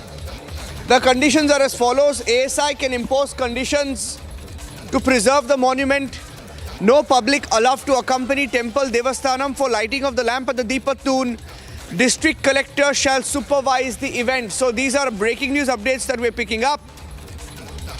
And this means that the lamp will be lit. Ladies and gentlemen, ahead of the elections in Tamil Nadu, there was an attempt by the Tamil Nadu government, by the Stalin government to create this rift so that the lamp is not lit at Deepatun, but their attempts have failed. The lamp will be lit at Deepatun. And my colleague Sharda is at Madurai. Stalin government faces a huge jolt, huge setback to the Stalin government. And this is such a loss of face ahead of the elections. They tried to create an issue where there is none, because even the court, Sharda, from the observations, I'm reading out what the court has said. The court has said it's ridiculous and hard to believe the fear of the mighty state that lighting of the lamp by the temple on temple land will cause disturbance to public peace. What an embarrassment this is. Sharda, why don't you walk around and try talking to people, Sharda? So, see, we have the winner Ram Ravi Kumar, the petitioner, coming forward. The lawyers who had spoken for this particular case. Sir, this is a huge win for the Hindu. How do you see this? Yes, we are very happy. We are very happy. We are very happy. He is the petitioner. We are very happy. We will read the judgment and let you know later. We will give great victory to the Hindus. Thank you, எல்லா press பர்சனுக்கும் ரொம்ப மகிழ்ச்சியா இருக்குமா முருகனுக்கு வெற்றிமா. Thank you for your எல்லா press நண்பர்களுக்கு thank you. So that's the petitioner and the lawyer who were fighting for the lamp to be lit on the top of the hill, saying that this is a huge victory for the Hindus, and also constantly stating that this is not just the victory, constantly keep telling that the victory belongs to Lord Muruga. As you can see, the petitioner is very happy. The lawyer who spoke for him is also very happy, saying that the final order is yet to be out, though the final verdict is said to be given in papers, that they say that this is victory for the Hindus as well. Stay with me. I'm going across to Jaiprakash. Jaiprakash is joining us. Jaiprakash is the Vice President of the BJP in Tamil Nadu, and he's been fighting this case as well. Very active on this case. Jaiprakash, it's a big win for the Hindu side. The lamp will be hit. For the Hindus Congratulations. of Tamil Nadu. See, Congratulations. This is a Christian Muslim Kalagam which is ruling Tamil Nadu. It is a communal party which is ruling Tamil Nadu. They are trying to bring Hinduism down in Tamil Nadu along with the lines of the Mughals and the Christians and the British who came into India. This is the third freedom fight which Tamil Nadu is doing and the Hindus of Tamil Nadu are doing. This will turn the elections upside down, and the entire people of Tamil Nadu are very happy, especially the women of Tamil Nadu are extremely happy that they have been permitted to light the lamp. This is a slap on the face of DMK, who's a communal party which only supports Christians and Muslims. I want to make a point. See, this is a very big slap. When we wanted to go up and light the lamp, the police said that after 6 p.m. people are not allowed.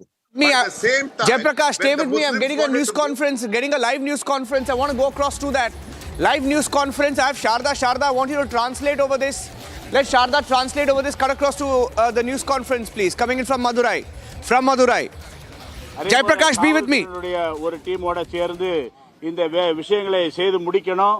இதற்கு வந்து ஆட்சியாளர் சரியான வகையில This is the side of the petitioner and the Hindu Makkal Munini coming forward and saying that they are very happy with this particular win, and also adding that they have been praying for this particular win, and that they have been constantly praying for the lamp to be lit on the top of the hill, adding that though district collectors and police barred them from doing it, and there is a lot of law and order issues coming in forward, is what the police and the collector had stated. Now they continue to say that now all those arguments have now been deemed by the court, saying that these are not true, and that the court has apprehension of law and order issues, saying that it was a ghost created by the state authorities for their convenience, pointing out that it was the DMK which created the entire issue, and now saying that lighting the lamp was never an issue for them, and that they would be lighting the lamp very soon, and constantly saying that the DMK is trying to create issues among the people and is always creating issues between two religions, and this is what the DMK has been trying to do, and adding that it is a huge win for the Hindus. Today the government is also saying that saying about the law and order issues that might be coming because of lighting the lamp on the top of the hill. They're saying that they could have tried to make sure to put more security and should have allowed them to light the lamp when the initial order had come. They're also saying, the petitioner is saying that the final judgment has been given, a detailed description should soon be given by the judges, and the final verdict now given is that the lamp can be lit. However, the final order copy is yet to be given to the petitioners, and as we can see, both the petitioner and the lawyers are happy that now, as it is a huge win for the Hindus, and the judge is given a statement that is in favor of the Hindus. They say that this came true true, and this was a huge win because of Lord Muruga himself.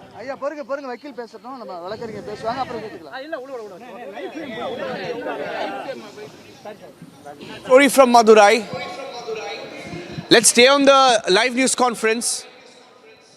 Lawyers speaking post the verdict. Cutting back live. எல்லாருக்கும் இனிய காலை வணக்கம். எல்லாருக்கும் இனிய காலை வணக்கம்.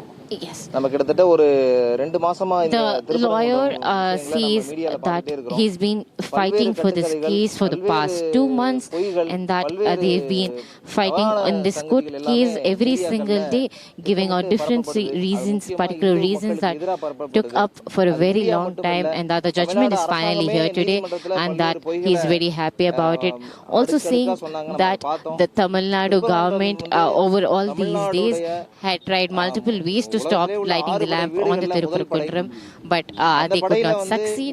Also added that the Murugans, it's the hill of the Lord Muruga, and it is the first of the 6 houses of Lord Muruga, and that it is a huge pride of Tamil Nadu that, and the lamp should be lit there, is what the lawyer is now explaining. எல்லா எவிடன்ஸும் கொடுத்திருந்தோம். He says that coming to the judge after G.S. Swaminathan, the 2-bench judge that took up the case, listened to all the petitions, took all the proofs that were given to them, and now that they completely agree with what the petitioner had given, and that they also submitted proofs that this Deepatun was earlier used as well by the Hindus, and also that it was part of the Sanatan Dharam, and also pointed out that, as the Dargah mentions, though it is not part of their land, but creating law and order issues is what Dargah was trying to do, and that following the appeals, the government, the collector, the commissioner of police, who went completely against G.S. Swaminathan's order issue on the December 1, and today they acted against the Hindu people. He's pointing out that the DMK was completely against the people of Tamil Nadu, especially who were following Hindu religion, and he's now stating that they had all the proofs to submit in the court, telling that this Deepatun belonged to the Hindu tradition, and that back in the days when 100 years ago the lamp was actually lit on the top of the hill. That's the proof that the petitioner's side had given, and now the court has agreed to it, and the verdict has been given.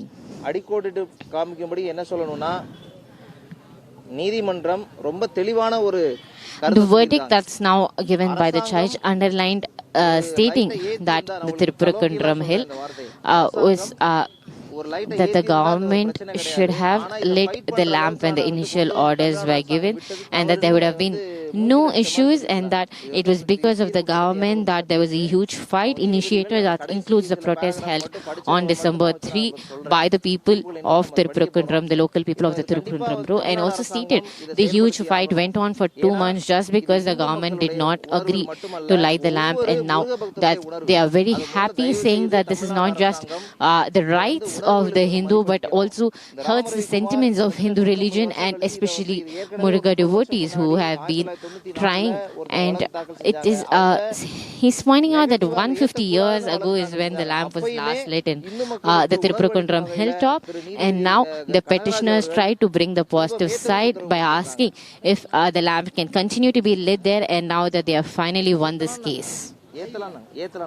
கோர்வையா நான் சொல்லிடுறேன், நீங்க அதுக்கப்புறம் கேளுங்க.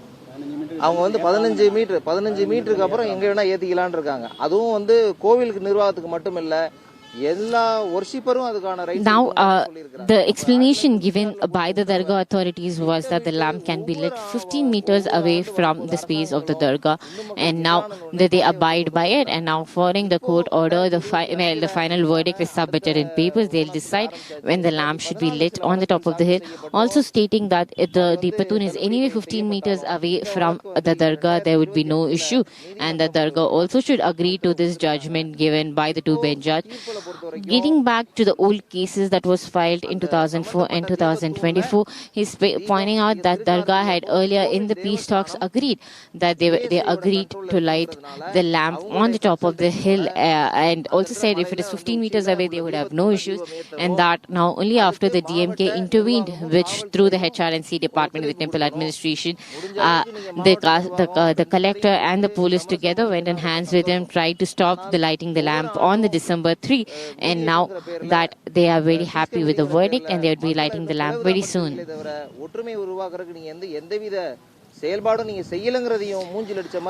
lawyer also points out how the Dargah, in the name of Peace Committee Treaty, along with the people, had been cheating them over the years, where they constantly kept telling that 15 meters away from the Dargah, the lamp can be lit. However, not even once did they allow, and this 2-month fight given to them went on for long than expected. And also saying that this was done on purpose just to hurt the sentiments of the Hindus.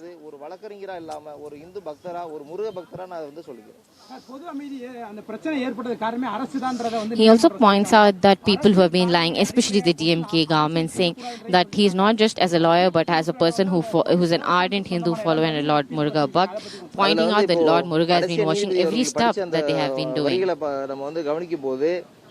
The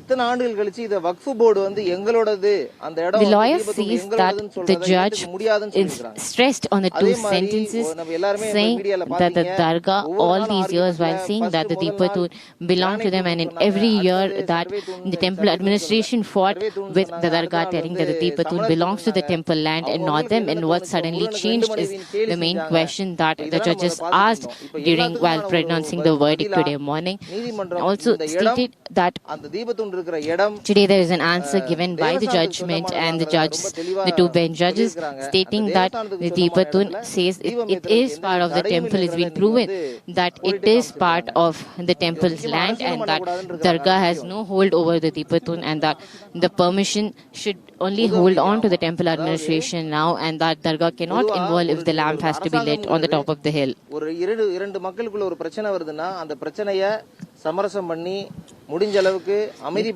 is pointing out that the state government should be someone who solves three graphics given between two religions and should not be something. Okay, so we're getting the details of what the court said, and we will have it on the screen in just a few minutes, ladies and gentlemen.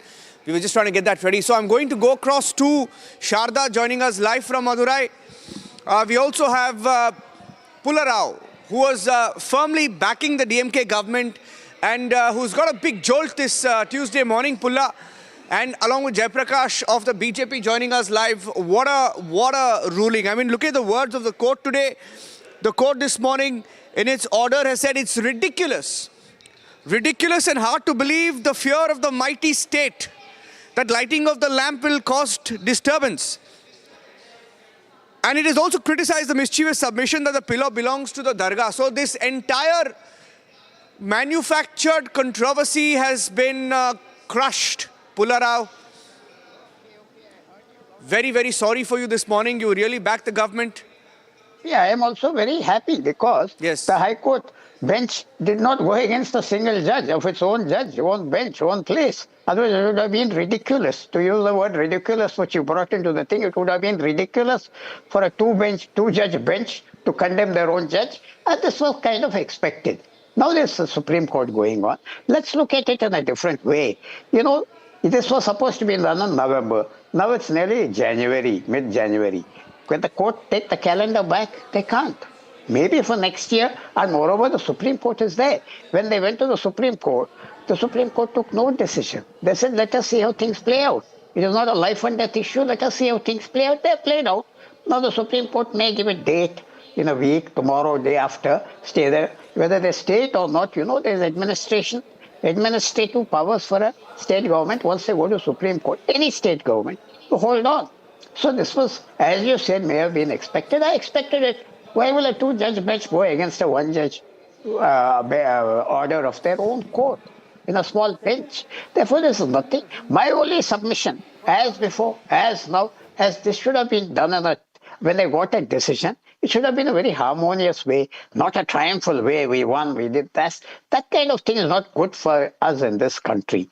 You know, we have legacy issues, dozens, hundreds of legacy issues. Do you want every legacy issue to come out to be some kind of big fight like this, dividing society? 145 crores with so many enemies on our borders? Of course not. There should have been a soft launch of this order. Honorable judge himself gave an order, fine. But the way he spoke about the order, the pre-order activities created a lot of alarm. Judges should give nice orders, whatever they like, but they shouldn't be hyperactive outside the court. What kind of message are you giving? The other 100, 1,200 judges should all take views like this. I'm afraid. I'm afraid what the future holds for us. If you allow this kind of triumphalism or grandstanding to go on, whatever the decision may be. And don't forget one thing, my friend.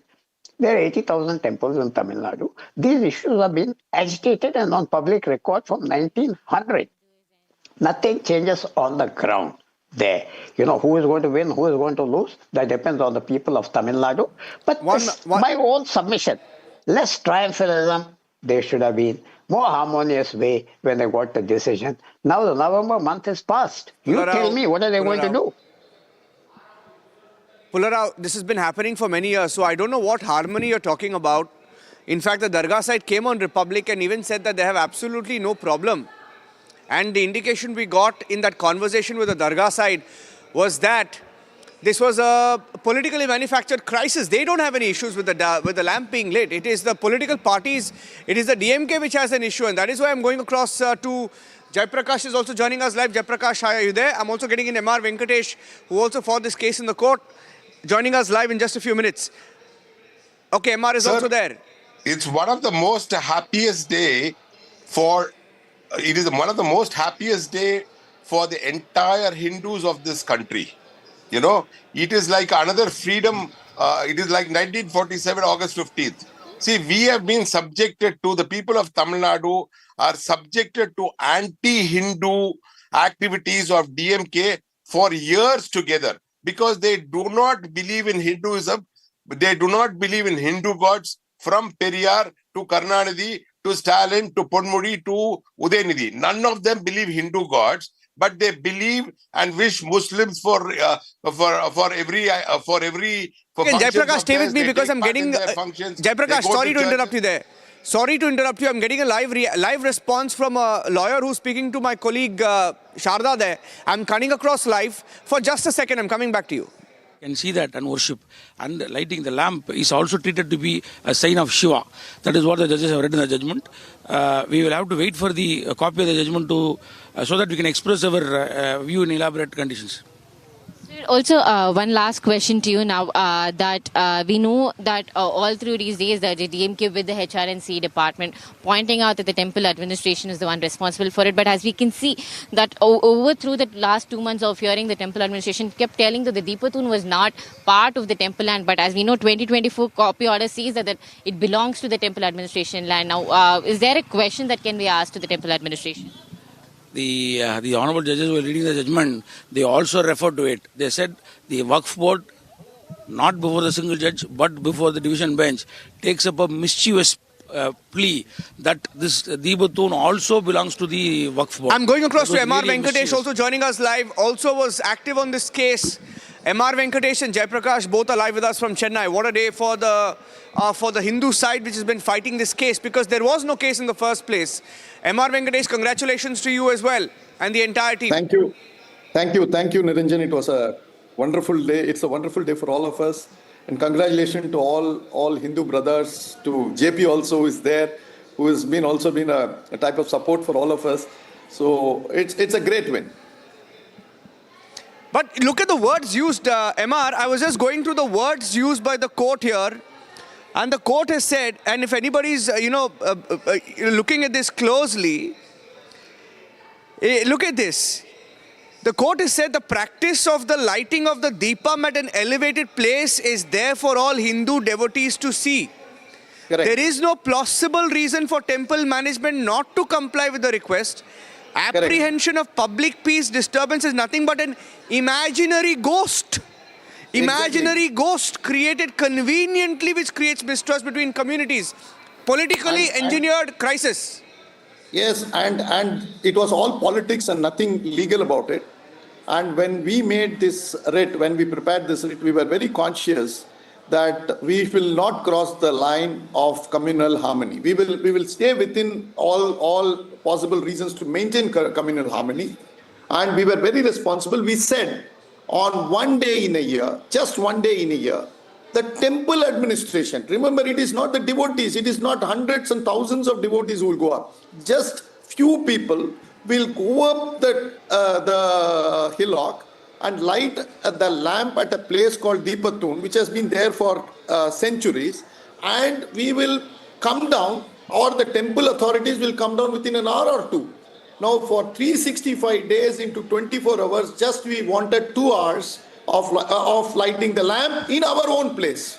Come to think about the Socialist Democratic Republic of India, after 75 years of independence, Hindus have to beg the courts to go to their own temple, to their own hillock of a temple, and plead with the courts, give us 2 hours, give us just 2 hours, we will light the lamp. And we don't also want to light the lamp as a devotee. We will ask some government official to go there and light the lamp, to which the Waqf board said, if you go and light the lamp there, on the top of the hill, communal harmony will break down, Islam will be in danger, and the Muslims will feel greatly hurt if the lamp is lit at the hillock. So they made a very fervent plea, of course supported by the police, of course supported by the state administration, the district collector. Each one of them came to an irresistible conclusion that if you just put the matchstick to the matchbox, the communal violence and communal frenzy will break through whole of Tamil Nadu, and the parallels were drawn to the Ayodhya movement, parallels were drawn to some other movements, parallels were drawn to that Muslims will be feeling secondary citizens in this country, constitution will be in danger, secularism will be in danger. And if I say, if a lamp lit for 2 hours to celebrate Kartigai Deepam in Tamil Nadu, damn such brand of secularism, damn such brand of communal harmony. We don't want such communal harmony. But let me tell you, also assure your viewers, but before filing this writ, some of us had met some of the Muslim community people in Madurai, and they said they welcomed it. Please understand, this communal harmony bogey or disharmony bogey is a figment of creation of the state, the police and the administration. It is all political, and I'm glad that the court has seen through this hogwash and put it at its place, namely at the dustbin. It's fantastic. I mean, and how is it now going to roll out? Because you are active in this case. I'd like to get you in on how it will now roll out, because I'm also getting an update now. Court has said the hill is a protected site. After consultation with ASI, they can decide how many people can go up to the Deepatun to light the lamp. Isn't this very similar or exactly the same thing that Justice Swaminathan said? Yes, I think Justice Swaminathan made a very clear and fervent plea that, look, my original prayer is, let the temple authorities go and file. See, we are not here to light the lamp as devotees. Nobody can claim that as a right. But I can claim a right that somebody must light it at my own place. And that is why I said, let the temple devotees go and do it, temple administration do it. Let the executive officer, who is a representative of the state, do it. And we said, we don't want to rush. Hundreds and thousands of devotees want to go up the hillock and do it. No, we don't want any tamasha. We want to do it with great bhakti, great of devotion. We don't want to interfere in the temple administration. Let the temple administration do it. But the temple administration repeatedly abdicated its duties to the devotees. It kept quiet when one Muslim MP went on top of the hill and started cooking non-vegetarian food, distributed biryani, and made a fun and made a huge tamasha out of it, and said that this desecration was what he wanted to do it. But then again, it was not the temple administration which stepped in. It was some very, very devoted set of people to the temple who went to the court, and it was the interference of the court that stopped that practice. Again, this time, it was not the temple administration which has done this. It is an activist who has done this. So, temple administration by the state government through the Temple HR&CE Act, through the trustees and through the state administration, has collapsed in this state, like so many other things. I don't want to get into the political side, but temple administration has collapsed in this state, and that is why it is now incumbent on each one of us to step in and do something for the temple. Well, congratulations, MR. I'll just say that, and I'll let you go now. I know you're a busy man. I'll let you go. Thank you very much for joining us on this verdict. Thank you very much. I'm going across to Madurai, where my correspondent is speaking to some of the other petitioner stakeholders in the Deepam controversy. Let's go cross line. நிச்சயமா நீதிமன்ற தீர்ப்பை நாங்க மனதார ஏற்றுக்கொள்கிறோம். நாங்க சட்டத்தை மதிக்கக்கூடிய நீதியின் பிள்ளைகள்மா, ரொம்ப மகிழ்வுமா, முருகனுக்கு தான் எல்லா வெற்றியுமா. குறிப்பா பத்திரிகை சகோதரர்கள் உங்க எல்லாருக்கும் நான் நன்றி தெரிவிச்சுக்கிறேன். Thank you. Thank you. Thank you. You can ask some more devotees. You will speak to us? Sure, sir. Please. Sharda, you're live. You can translate it. Sharda, go ahead. We can hear you. If you can translate it to our viewers as well. I can welcome this remarkable and historic judgment. So, as the judgment given by Justice G.R. Swaminathan as a single bench, where it has been strongly objected by the Devasthanam, by the HRNC, and by the government, and by the Waqf board. So, what relation that they have been there to worship a god, and that too is a simple ritual that to light a lamp in the uphills. See, there are two steps are there in the Tirupparankunram hills, where in the first step, this Deepastambam, the light tower, is situated, which belongs to the Devasthanam and belongs to the temple, not to the Waqf board. So it was clearly indicated right from the judgment dated 1916, later by 37 by the Privy Council, and later by the single bench judgment Justice Jagadishan.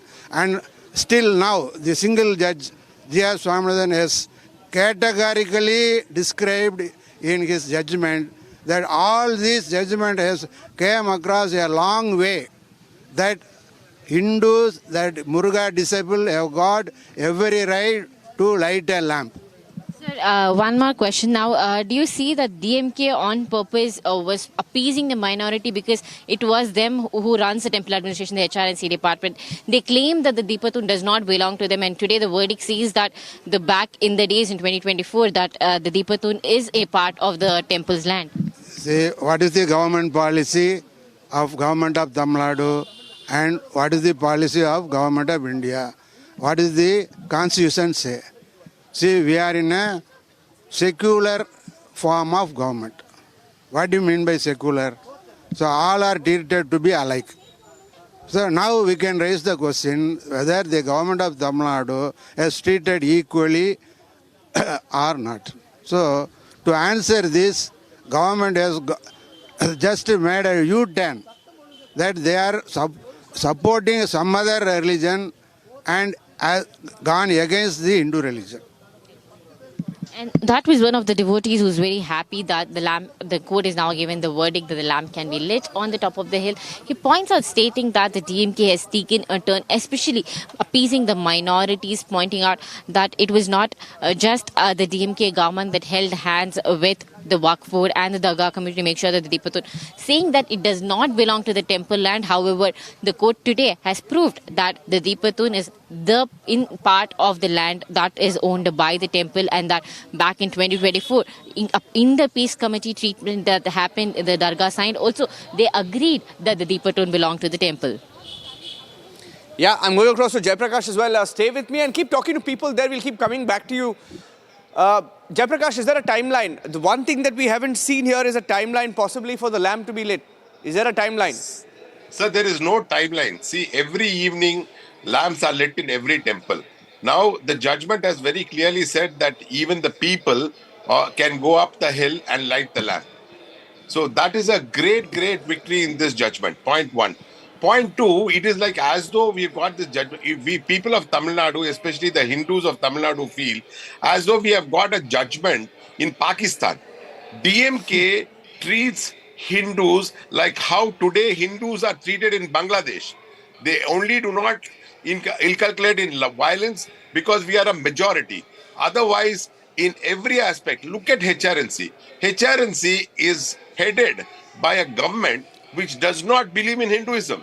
Periyar didn't believe in Hinduism. Karunanidhi didn't believe in Hinduism. Mr. Stalin criticizes Hinduism in every aspect. All his ministers criticize Hinduism. Mr. Udayanidhi Stalin criticizes Sanatana Dharmam, and that temple is in their hands. Then how else do you think that we Hindus can go and light a lamp? Today, see, I'm happy in one way that the judges came to our rescue. But I'm very unhappy. This has to happen in a state which has got over 1 lakh temples, and we have been preaching Hinduism from the 3rd century onwards, and that too in Tamil. The Alvars and Nayanmars were preaching Hinduism in Tamil. But this government, DMK, which is a Christian Muslim Kutchi, is against only this 88% Yeah, of Hinduism. be with me. To Be with me. Be with consolidate me. that 12% of Jaiprakash, be with me because I'm getting an official response from the DMK now. Salem Dharani Dharan is joining us. Dharani, how will the DMK deal with this now? This is a setback to your government. See, we do not know the setback or not. Firstly and foremost, the verdict has to be read, and then the government would come up with a decision on the same. Of course, the government will consult the bureaucracy, and then the decision will be taken. Firstly and foremost, it was not a decision that has taken earlier for minority appeasement. If you notice, even the BJP's AIDMK senior leaders such as Jay Kumar, Sellur Raju had gone on public and told that the age-old practice of Deepam being lit in Uchipalaya temple has to be followed. So it has a cultural aspect to it.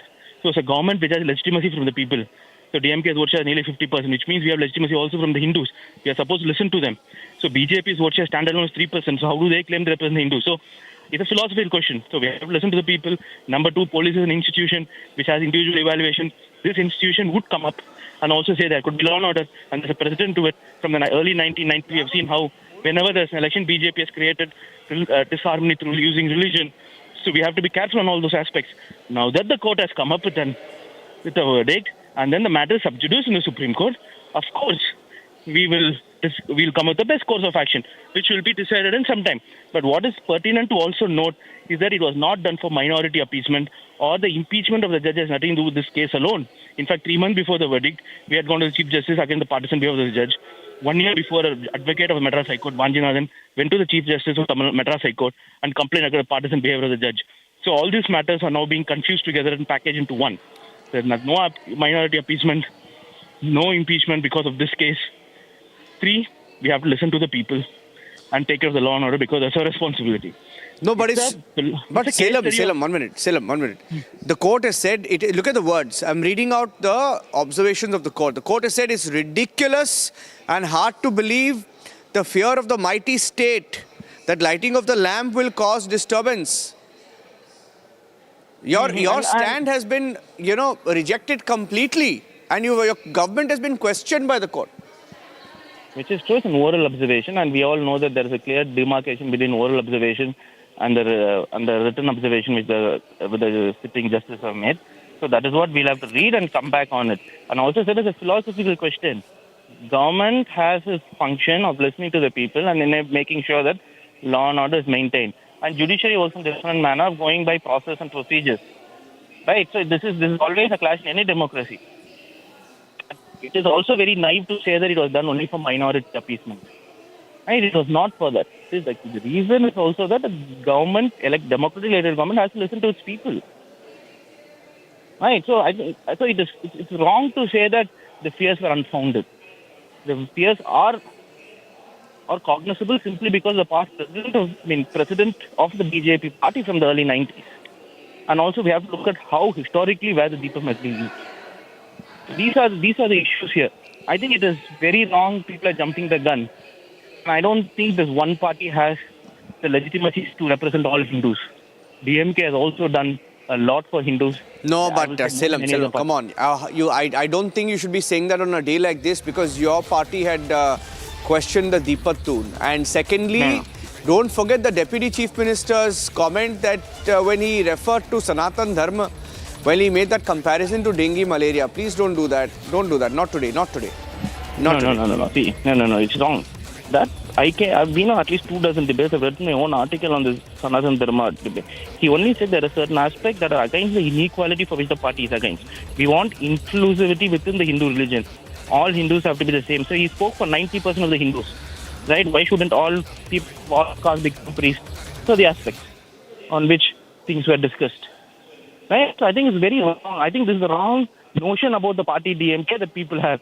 Just because we are questioning certain existing norms for the benefit of the majority, we seem to think that the party is anti-one religion, which is not the case. In fact, after my leader has come to power, people of all castes could become priests. Temple lands worth 4,500 crores have been reclaimed. Jaiprakash is saying something to you. Jaiprakash, you can tell him. You can tell Salem, he'll respond to you directly. Mr. Udayanidhi, Stalin has said Sanatana Dharma has to be erased. It is like dengue and mosquito. Did he not say that? And why is he coming and saying that he's not anti-Hindus? Everybody from Ponmudi to Chief Minister have said only against Hindus. They have not spoken a single negative word against Muslims or Christians. And now they call themselves secular. They are only a Muslim Christian minority appeasement party. They are a communal party. That is my statement. Did he not say that? Did the Chief Minister not say that the mantras said during the weddings are very vulgar in nature? What did Ponmudi say? What did Raja say? Don't come today and preach us that you are equal to all. You are anti-Hindu, anti-Hinduism. You are the people who are breeding communalism, communal. Okay, why don't you let him respond, Rajan? In the state of Tamil Nadu. Rajan, let him respond to you. Rajan, Jayaprakash, let him respond to you. Years we have been preaching Hinduism in Tamil for the last 4,000 years, from the 3rd century onwards. So you are people who are bringing in imported religion and trying to bring in disharmony to the state of Tamil Nadu. You are an anti-Hindu party. Accept it. You don't believe. Periyar does not believe in Hinduism. Karnanidhi didn't believe in Hinduism. So Rajan, let him respond. Stalin didn't believe in Hinduism. Rajan, you let him respond. You asked him a question. Let him respond. Stalin, Udayanidhi doesn't believe in Hinduism. What are you trying to tell us? No, but let him respond. No. 1 minute, let him respond. You asked a question, let him respond. Yes. Okay. Salem, you can respond and then I'll go across to Kovai. I patiently listen to that hateful monologue, but who is he to represent the Hindus and say who is a Hindu or not? Have the Hindus given the legitimacy? I'm saying the Hindus are voting for us. Even after the comment in 2025 it was very well clarified that in Sanatana Dharma there is a certain aspect which differentiates people based on caste. DMK since the reception has been against differentiating people based on caste. For example, the sitting president of this country, former President Ramnath Kovind, couldn't visit the Puri temple. And in Tamil Nadu, we made sure that people of all castes, including Dalits, can become priests. Why don't the BJP legislate something like that in the states they are ruling? So I don't want someone to come and give me yarn on Hinduism when DMK has done everything. The difference is DMK does not bring spirituality into politics. BJP and its supporters only want spirituality into politics. You pit the majority against the minority. The template we have seen in 1940s Europe is not a new template. Go and celebrate I think Islam festivals and Christian. One minute. Hold on. Just a second. Deepavali. Rajan, 1 minute. I have Kovai also joining us. Kovai is waiting. Kovai Satyan is on the phone line of AIDMK. Let me get another party's view also. Another party's view. I have DMK, I have BJP. Let me get AIDMK also. Kovai Satyan, your party's response to this verdict. DMK stands exposed clearly in this issue. And it is a slap in the face of MK Stalin and DMK, which wanted to play a religion card in this issue. The first, they didn't follow the court order or obey the court order. They started peddling lies after the verdict was out from the judiciary. They tried to bring an impeachment against the judge, trying to intimidate him. So the sequence of events is very clear that while none of an individual or a citizen from Tamil Nadu has got any issue who belongs to different faith and religion, neither from somebody from the minority nor somebody from the majority has got any issue. It is only the DMK and particularly MK Stalin and his team has got a problem.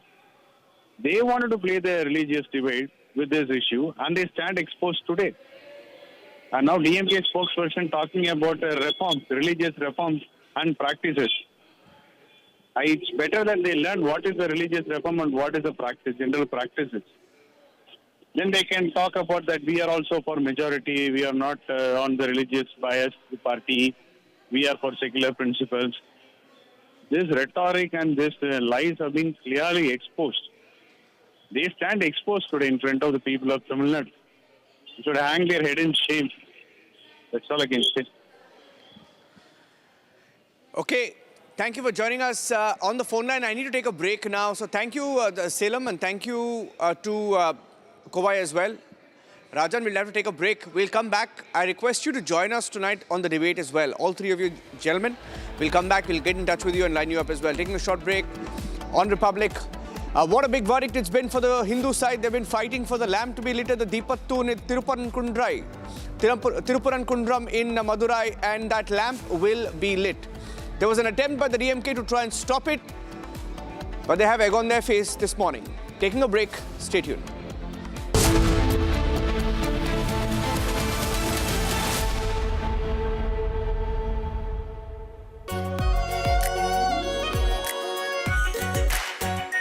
Our pure Shahi Paneer Masala. Delicious, healthy, every day. केसरिया से मन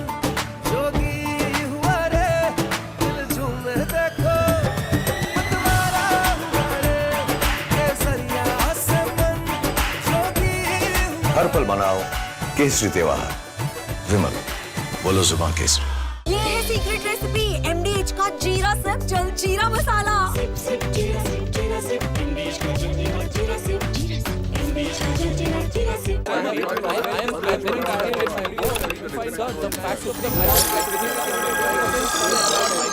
I will not let you get away with that. I will not let you get away with that. You need to be stopped right now.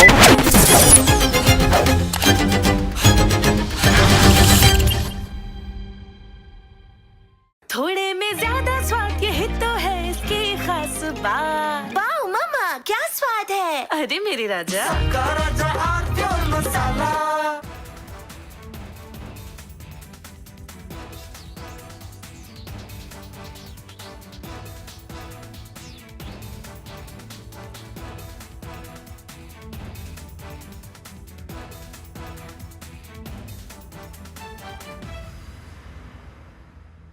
Five, 4, 3.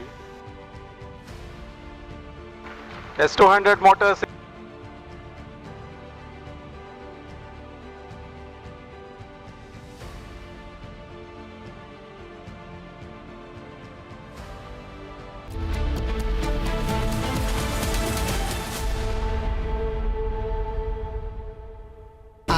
Pure सूजी pasta उबालो मिलाओ और खाओ 8 minute में तैयार। क्या taste है सबका राजा आर प्योर मसाला। केसरिया से मन जोगी हुआ रे दिल झूमे देखो मतवारा हुआ रे। केसरिया से मन जोगी हुआ। हर पल मनाओ केसरी त्योहार। विमल, बोलो जुबान केसरी। MDH की देगी मिर्च, देगी मिर्च का तड़का अंग अंग फड़का। MDH की देगी मिर्च। When we look out at the world, Samir, we look for partners. We don't look for preachers. Engaging America has become more complicated. You all know why. Having a neighbor that is an epicenter of global terrorism.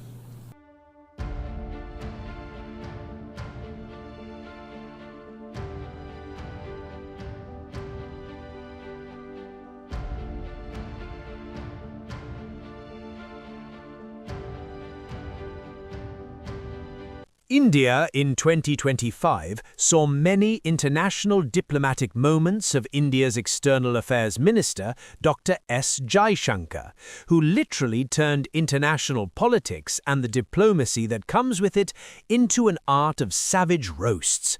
From jeering comments on Pakistan to calling out Trump and Western hypocrisy, here are the top roast moments of the year 2025, where Jaishankar served cold but harsh truths month by month.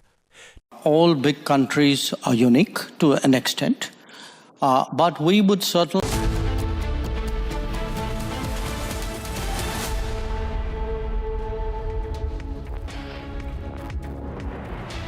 A very warm welcome, viewers. You're watching Republic TV. This is Shivam Dutt Mehta, and in this bulletin, our top focus will be the big victory for the Hindu side. Now, Madras High Court asks Thiruparankunram Temple to light the lamp, upholds Justice Swaminathan's order. This and a lot more. But first up, the headlines. Big win for Hindu side. Madras High Court asks Thiruparankunram Temple to light the lamp, upholds Justice Swaminathan order.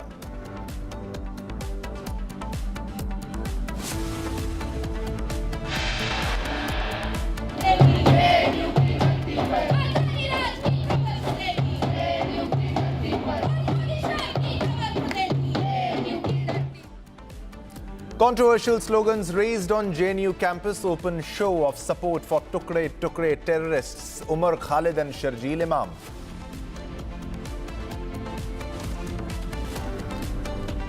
A big development here. More trouble for fugitive Mehul Choksi. Serious fraud investigation files prosecution complaint against Choksi and wife in 13,000 crore fraud case. And 600 people have been evacuated after gas leak at Konnasima in Andhra Pradesh sparks inferno. Relief operations underway.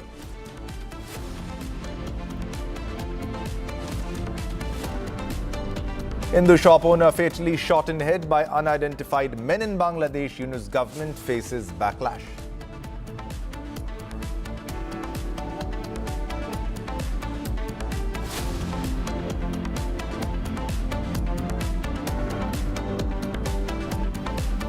All right, viewers, let's begin with the first top story. Now, protests broke out in JNU campus on Monday after the Supreme Court rejected bail pleas filed by the Tukre gang members, that is, Omar Khalid and Sharjeel Imam, in connection with the 2020 Delhi riots conspiracy case. Now, a video that has now surfaced shows controversial slogans being raised on JNU campus and a blatant display of support for Omar Khalid and Sharjeel Imam. Now, in the video, objectionable slogans are also being raised against the Prime Minister, Narendra Modi Prime Minister, Home Minister Amit Shah and others, even Ambani and Adani. Now, these are the many slogans were raised. They were protesting.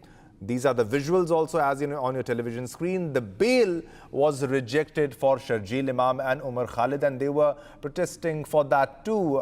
On your screens, as you can see, they are saying Adani Raj ki khabar khudegi JNU ki dharti par. So anti slogans, the Modi Shah ki khabar khudegi. They also said Modi Shah ki khabar khudegi JNU ki dharti par.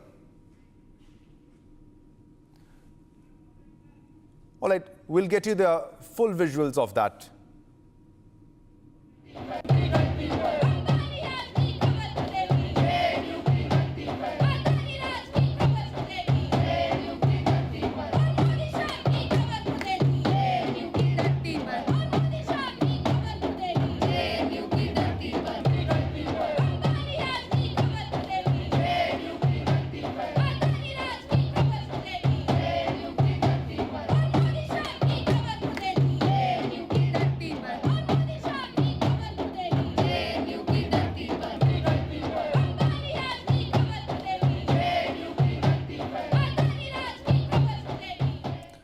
So slogans were raised after Omar Khalid has been denied bail, after Sharjeel Imam has been denied bail. Now, for more details, we are being joined by Ganesh for latest updates in this story. Ganesh, आप वहाँ पर मौजूद हैं और आपने इस पूरी खबर को कवर भी किया है. एक तो नारे ऐसे लगाए गए जो बेहद विवादित थे और छात्र होने की आड़ में ये सब किया जा रहा है. जरा विस्तार से एक बार फिर से हमारे दर्शकों को बताइए क्या कुछ वहाँ पर घटित हुआ और उसके बाद क्या एक्शन लिया जा रहा है. देखिए, ऐसा लगता है कि जेएनयू और विवादों का पुराना नाता है. जेएनयू में अक्सर कुछ ना कुछ विवादों की चीजें दिखाई पड़ती हैं. कल तारीख थी 5 जनवरी वर्ष 2025 और देखिए कल जिस तरीके से शर्जील इमाम और उमर खालिद की बेल खारिज होती है तो जेएनयू में कुछ जो लोग होते हैं उन्हें पूरी तरीके से परेशान होने शुरू हो जाते हैं. और एक और बात बताता हूं, 5 जनवरी वर्ष 2020 में जिस तरीके से जेएनयू के अंदर यहाँ पर पूरे जो छात्र थे वहां पर जिस तरीके से हमने तस्वीरें देखी थी किस तरीके से दो गुटों में भिड़ंत हुई थी, तो दो चीजें 2 तारीख एक साथ मिल गई, यानी 5 जनवरी वर्ष 2020 और 5 जनवरी वर्ष 2026 जब उमर खालिद और शर्जील इमाम की बेल खारिज हो जाती है तो 2 तारीख साथ मिलते ही तो जेएनयू के जो छात्र संघ के नेतृत्व में एक प्रदर्शन का कॉल दिया गया. साबरमती के ढाबे पर कॉल दिया गया जिसे नाम दिया गया गोरिल्ला ढाबा, यानी रात को 9:30 बजे प्रदर्शन की शुरुआत होती है 2 तारीख के साथ आते ही. और वहां पर प्रदर्शन में प्रधानमंत्री नरेंद्र मोदी, गृह मंत्री अमित शाह के खिलाफ वहां पर नारे लगते हैं और उस नारे में विवादित नारे होते हैं जिस नारे को बोलते हुए कोई भी देश का पढ़ा लिखा नागरिक या समझदार नागरिक बोलते हुए खुद कतराएगा और उस पर आपत्ति भी दर्ज करेगा. उस नारे में कहा गया प्रधानमंत्री नरेंद्र मोदी, गृह मंत्री अमित शाह की कब्र खोदने की बातें कही गई. आप देश के सर्वोच्च व्यक्ति के बारे में इस तरीके की या संवैधानिक पद पर बैठे हुए व्यक्ति के बारे में इस तरीके से नहीं बोल सकते हैं क्योंकि संवैधानिक पद पर बैठा हुआ व्यक्ति आप उसके बारे में इस तरीके से बोल रहे. और पहली बार नहीं है कि जेएनयू में किस तरीके से विवादित नारे लगे हों. लगातार हमने देखा है कि चाहे कांग्रेस के नेता हो वो भी इस तरीके से प्रधानमंत्री नरेंद्र मोदी और देश के तमाम उच्च पद पर जो बैठे व्यक्ति हैं उनको लेकर आप शब्द बोलते रहे. लेकिन जेएनयू और विवादों का नाता तो पहले से भी हम देखते आए हैं. हमने देखा था कि जब चाहे फेस रिकग्निशन सिस्टम इंस्टॉलेशन की बात हो तो किस तरीके से जेएनयू छात्र संघ के नेतृत्व में प्रदर्शन होता है, उस रिकग्निशन सिस्टम को उखाड़ के फेंक दिया जाता है. दोबारा जब जेएनयू कैंपस के अंदर सीसीटीवी कैमरे लगाने की बात होती है तो पोल हो, सीसीटीवी कैमरे हो, सभी को उखाड़ के फेंक दिया जाता है। वर्ष 2016 में जिस तरीके से विवादित नारे लगे थे वो अभी तक कोई भी नहीं बोला जब देश के टुकड़े टुकड़े की बात वहां पर कही गई थी। तो लगातार यूं देखें तो जेएनयू और विवादों का पुराना यूं कहें कि चोली और दामन का साथ हो तो पूरी तरीके से गलत नहीं होगा। जी बिल्कुल, चोली दामन का साथ तो है ही। और क्या कार्रवाई कुछ हुई है वहां की एडमिनिस्ट्रेशन की तरफ से? कुछ किया गया है? पुलिस की तरफ से क्या कुछ एक्शन लिया गया है? जरा उसके बारे में भी बताइए जो अपडेट्स आपके पास है। देखिए, सूत्रों का भी फिलहाल अभी कहना है कि पुलिस के पास किसी भी प्रकार की कोई शिकायत नहीं मिली है, लेकिन जिस तरीके से प्रशासन को लेकर आपने कहा कि प्रशासन क्या कार्रवाई करेगा या क्या कुछ, जहां तक हमारी जो जानकारी है प्रशासन इस पूरे मामले को लेकर जरूर कुछ ना कुछ कार्रवाई कर सकता है, क्योंकि जो वहां पर सिक्योरिटी गार्ड्स होते हैं, जब इस तरीके से कोई प्रदर्शन या कोई भी प्रोग्राम होता है तो सिक्योरिटी गार्ड्स उन प्रोग्राम्स को अपने कैमरे में जरूर कैद करते हैं। प्रशासन अब देखने वाली बात होगी कि जो देश के सर्वोच्च पद पर बैठे व्यक्ति प्रधानमंत्री नरेंद्र मोदी और गृह मंत्री अमित शाह को लेकर अब शब्द कहे हैं तो किस तरीके से कोई कार्रवाई करते हुए नजर आएगा। इससे पहले भी हमने देखा था जब फेशियल रिकॉग्निशन उखाड़ के फेंकने की बात आई थी तो प्रशासन सख्ती से भी काम करते हुए नजर आ रहा है, लेकिन अब जब प्रधानमंत्री नरेंद्र मोदी और गृह मंत्री अमित शाह पर अपशब्द कहे हैं तो वो प्रशासन किस तरीके से कार्रवाई करता हुआ नजर आएगा। कुछ देर बाद में ये तस्वीर भी साफ होते हुए नजर आएगी। लेकिन जेएनयू के जो कुलपति हैं शांति धुलीपुड्डी जरूर इस पूरे मामले को लेकर अपने संज्ञान लेंगी और विश्वविद्यालय उन छात्रों पर कार्रवाई करेगा। इस प्रदर्शन के दौरान जो जानकारी मिल रही है जेएनयू छात्र संघ के पदाधिकारी भी मौजूद थे। जी ऑलराइट, बहुत बहुत शुक्रिया आपका ये पूरी जानकारी हमारे साथ साझा करने के लिए। गणेश, आप नजर बना के रखिए और जो अपडेट आएंगे आप हमारे साथ साझा करते रहिएगा। So this was a story from JNU and all the slogans that were they are known to raise slogans not just against Narendra Modi and Amit Shah but also known to raise anti India slogans. That's why they are called the टुकड़े टुकड़े gang. Now here are some of the reactions that are coming in, let's watch that to.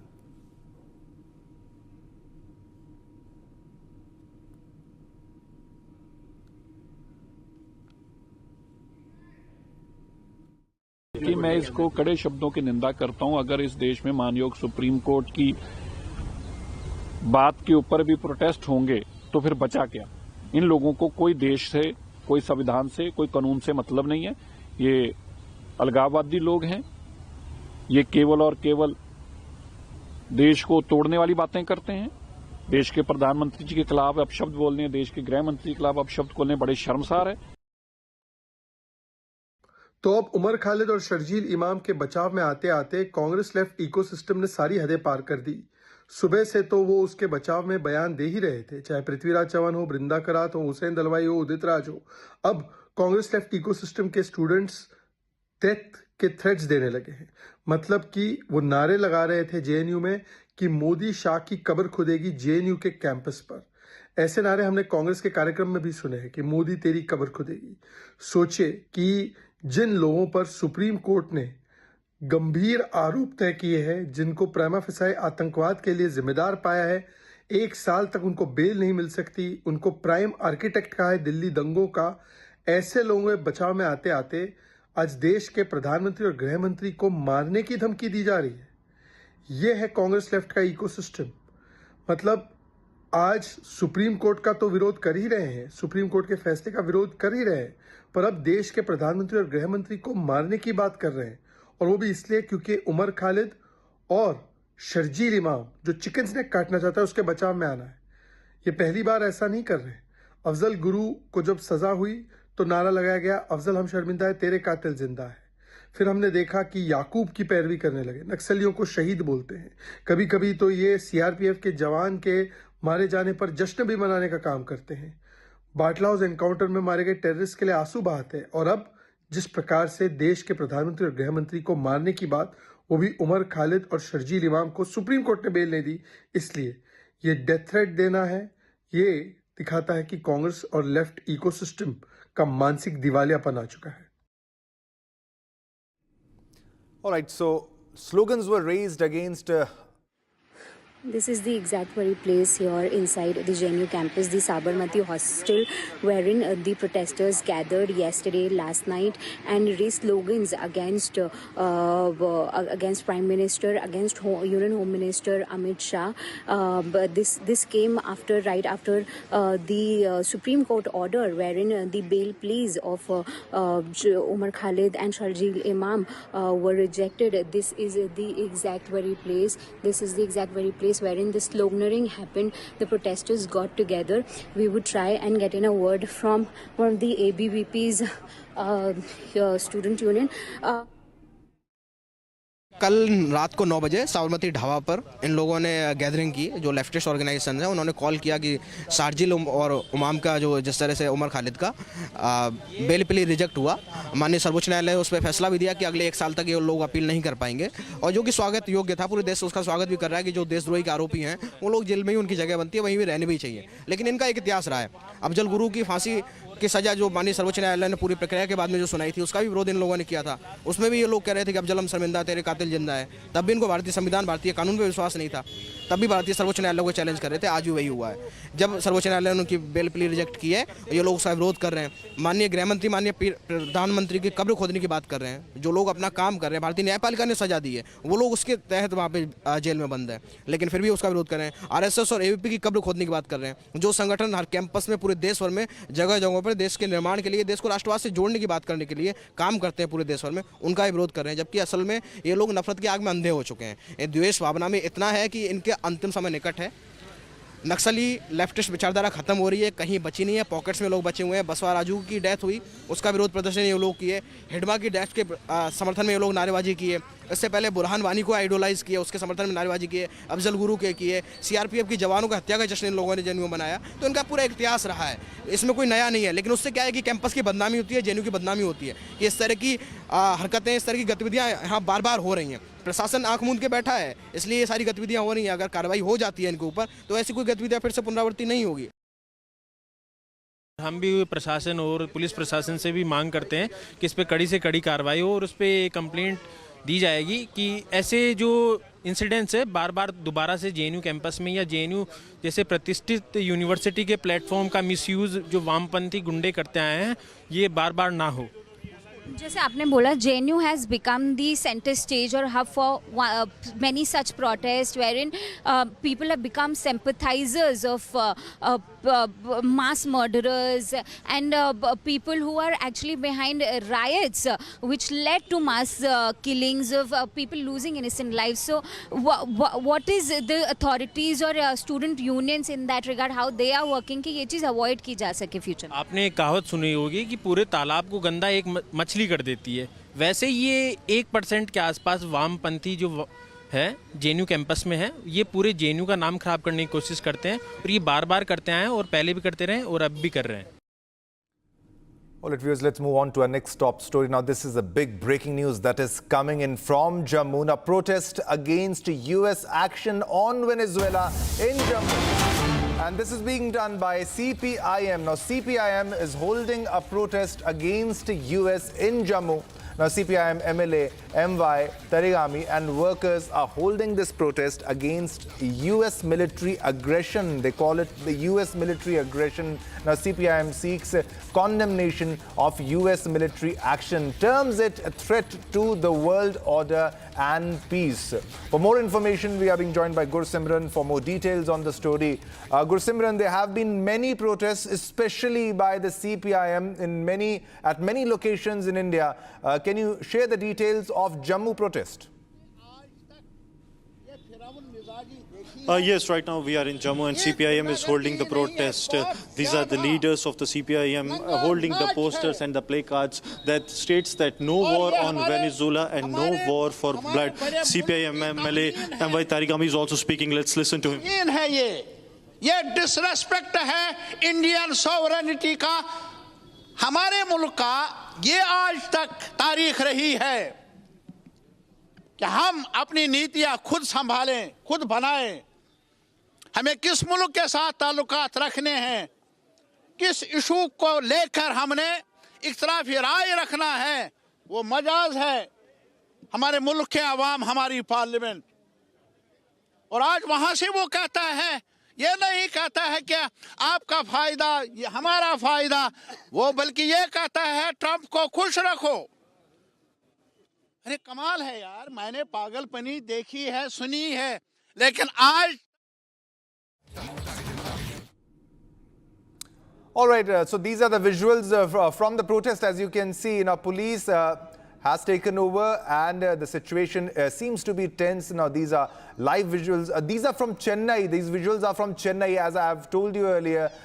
Protests at many locations by the CPIM. Now they are protesting. The Communist Party of India, Marxist, is protesting. They have criticized India's statement on the US aggression in Venezuela, and they said that the Indian statement was unworthy of country's long-held tradition of defending the sovereignty of nations. So they are showing their anger towards the US action in Venezuela and the capture of Nicolas Maduro and his wife. And these protests are happening not just in Chennai but also at various locations.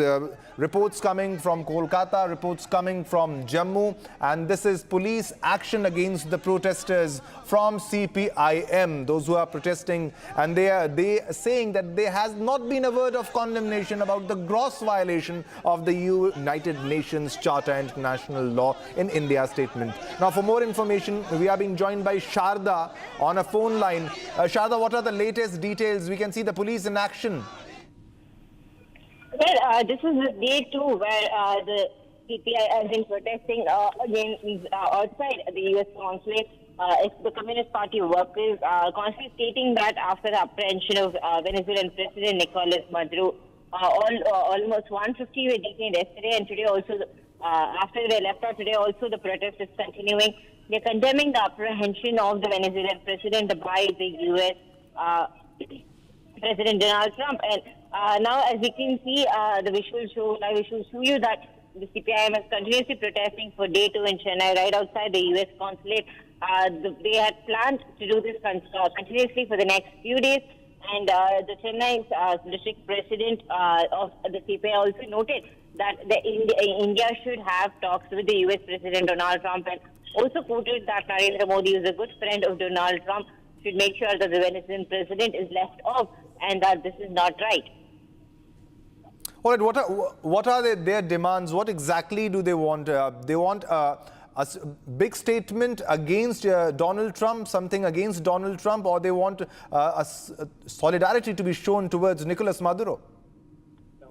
Well, the important part that the protesting who are protesting are asking is that they want to know whether if Modi would intervene and make sure that the Venezuelan president is left off. The only demand that they are keeping is that India should hold talks with the US, is what the Communist Party protesting in Chennai outside the US consulate has been asking for, saying that this is not the right action taken by the US President Donald Trump. The main demand that they have is that he should be let off, and that Modi should intervene, Prime Minister Narendra Modi should intervene and make sure that the Venezuelan president is let off.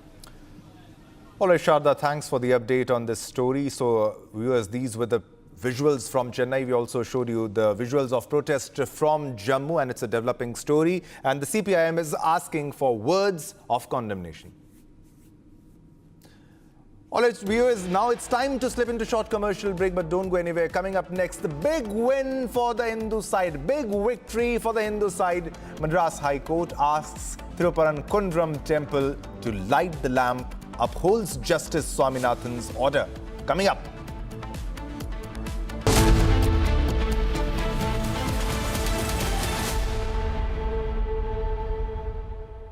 Secret recipe MDH का जीरा SIP जल जीरा मसाला SIP SIP जीरा SIP MDH का जल जीरा SIP MDH का जल जीरा सिप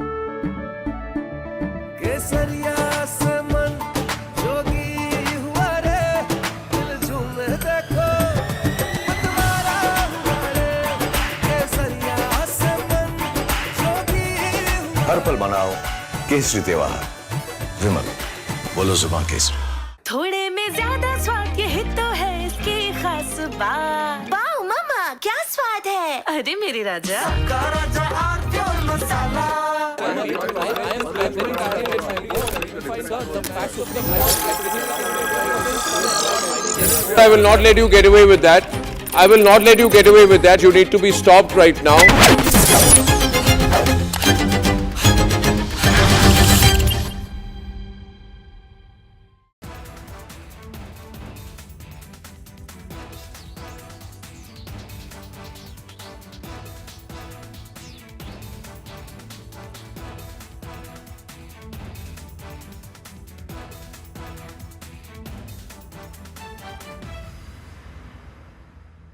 Five, 4, 3.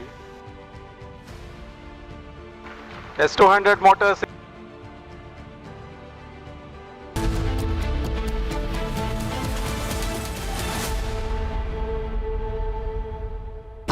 प्योर सूजी पास्ता उबालो मिलाओ और खाओ 8 मिनट में तैयार क्या टेस्ट है सबका राजा R pure masala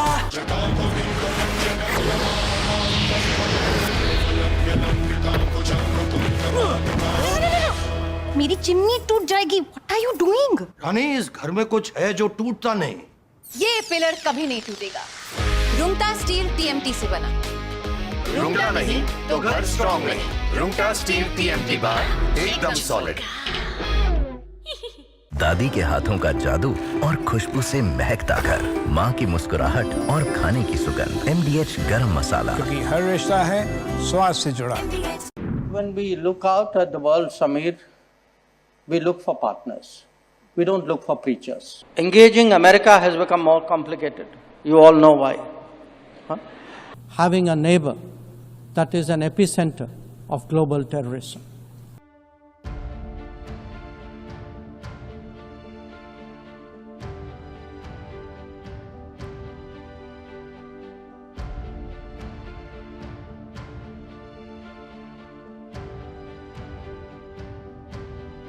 India in 2025 saw many international diplomatic moments of India's External Affairs Minister, Dr. S. Jaishankar, who literally turned international politics and the diplomacy that comes with it into an art of savage roasts.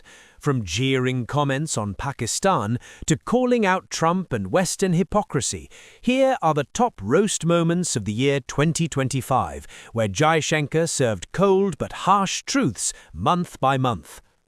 All big countries are unique to an extent, but we would certainly hope, to the extent we think of democracy as a universal aspiration, ideally a reality, but at least an aspiration. It is in large part because India chose a democratic model after independence. And it chose a democratic model because we had fundamentally a consultative, pluralistic society. Now, there was a time, and I have to say this in all honesty, where West treated democracy as a Western characteristic and was busy encouraging. All right, viewers, coming up next, big victory for Hindu side. Madras High Court asks Thiruparankunram Temple to light the lamp, upholds Justice Swaminathan order.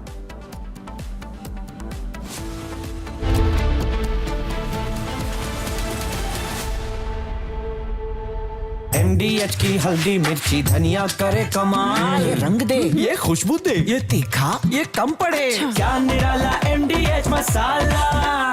There will be no asymmetry of power in this country, that the power is with the people. Our job and our commitment is to drive public opinion in the direction that it can make a change. Is AI a bubble or will it last?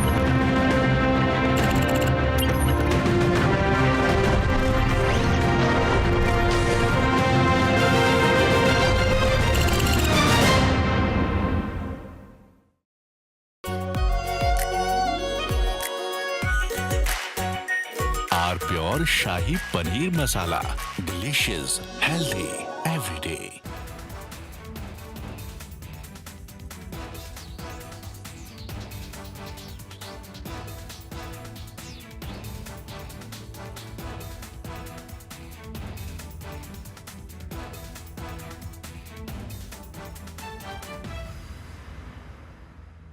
Five, 4, 3,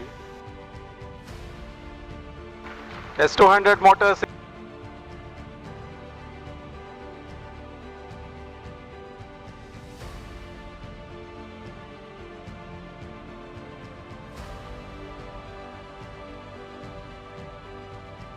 Plus 20 seconds. Lift off normal.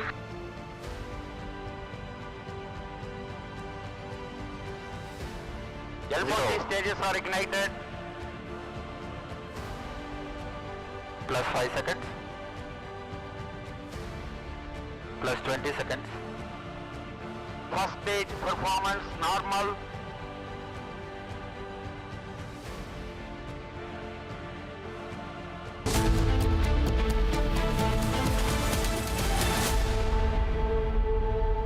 थोड़े में ज्यादा स्वाद यही तो है इसकी खास बात। वाओ मामा क्या स्वाद है। अरे मेरी राजा मसाला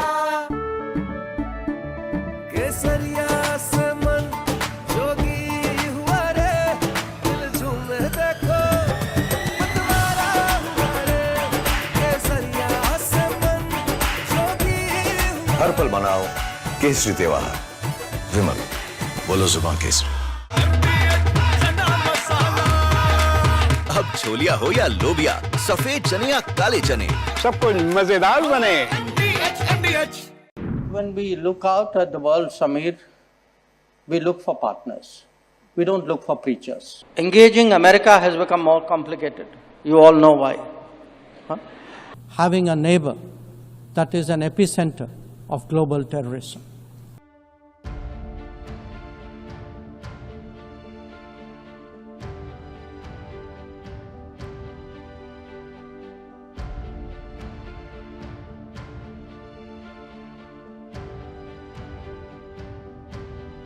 India in 2025 saw many international diplomatic moments of India's External Affairs Minister, Dr. S. Jaishankar, who literally turned international politics and the diplomacy that comes with it into an art of savage roasts. From jeering comments on Pakistan to calling out Trump and Western hypocrisy, here are the top roast moments of the year 2025, where Jaishankar served cold but harsh truths month by month.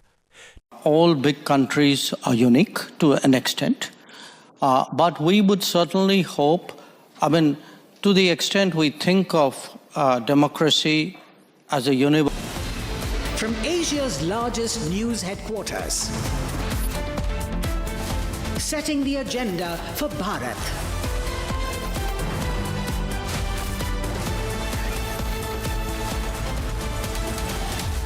You're watching Republic.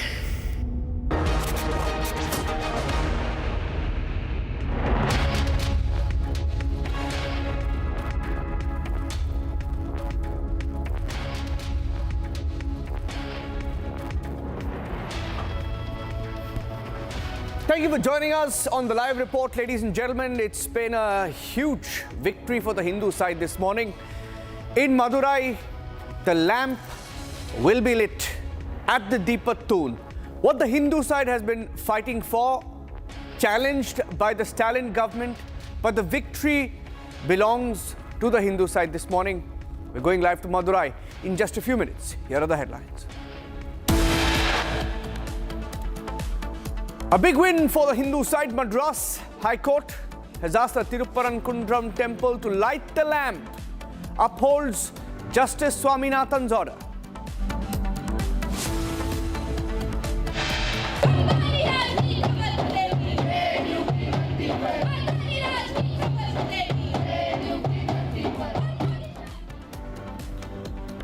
Open death threats, controversial slogans raised on JNU campus. Open show of support for the Tukade Tukade gang.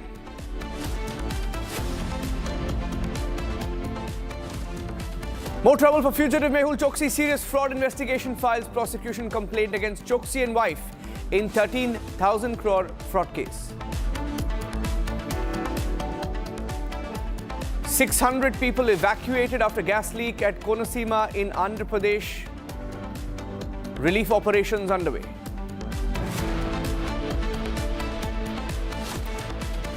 Another Hindu killed in Bangladesh, a shop owner, trader fatally shot in the head by unidentified men in Bangladesh. Union's government does nothing again.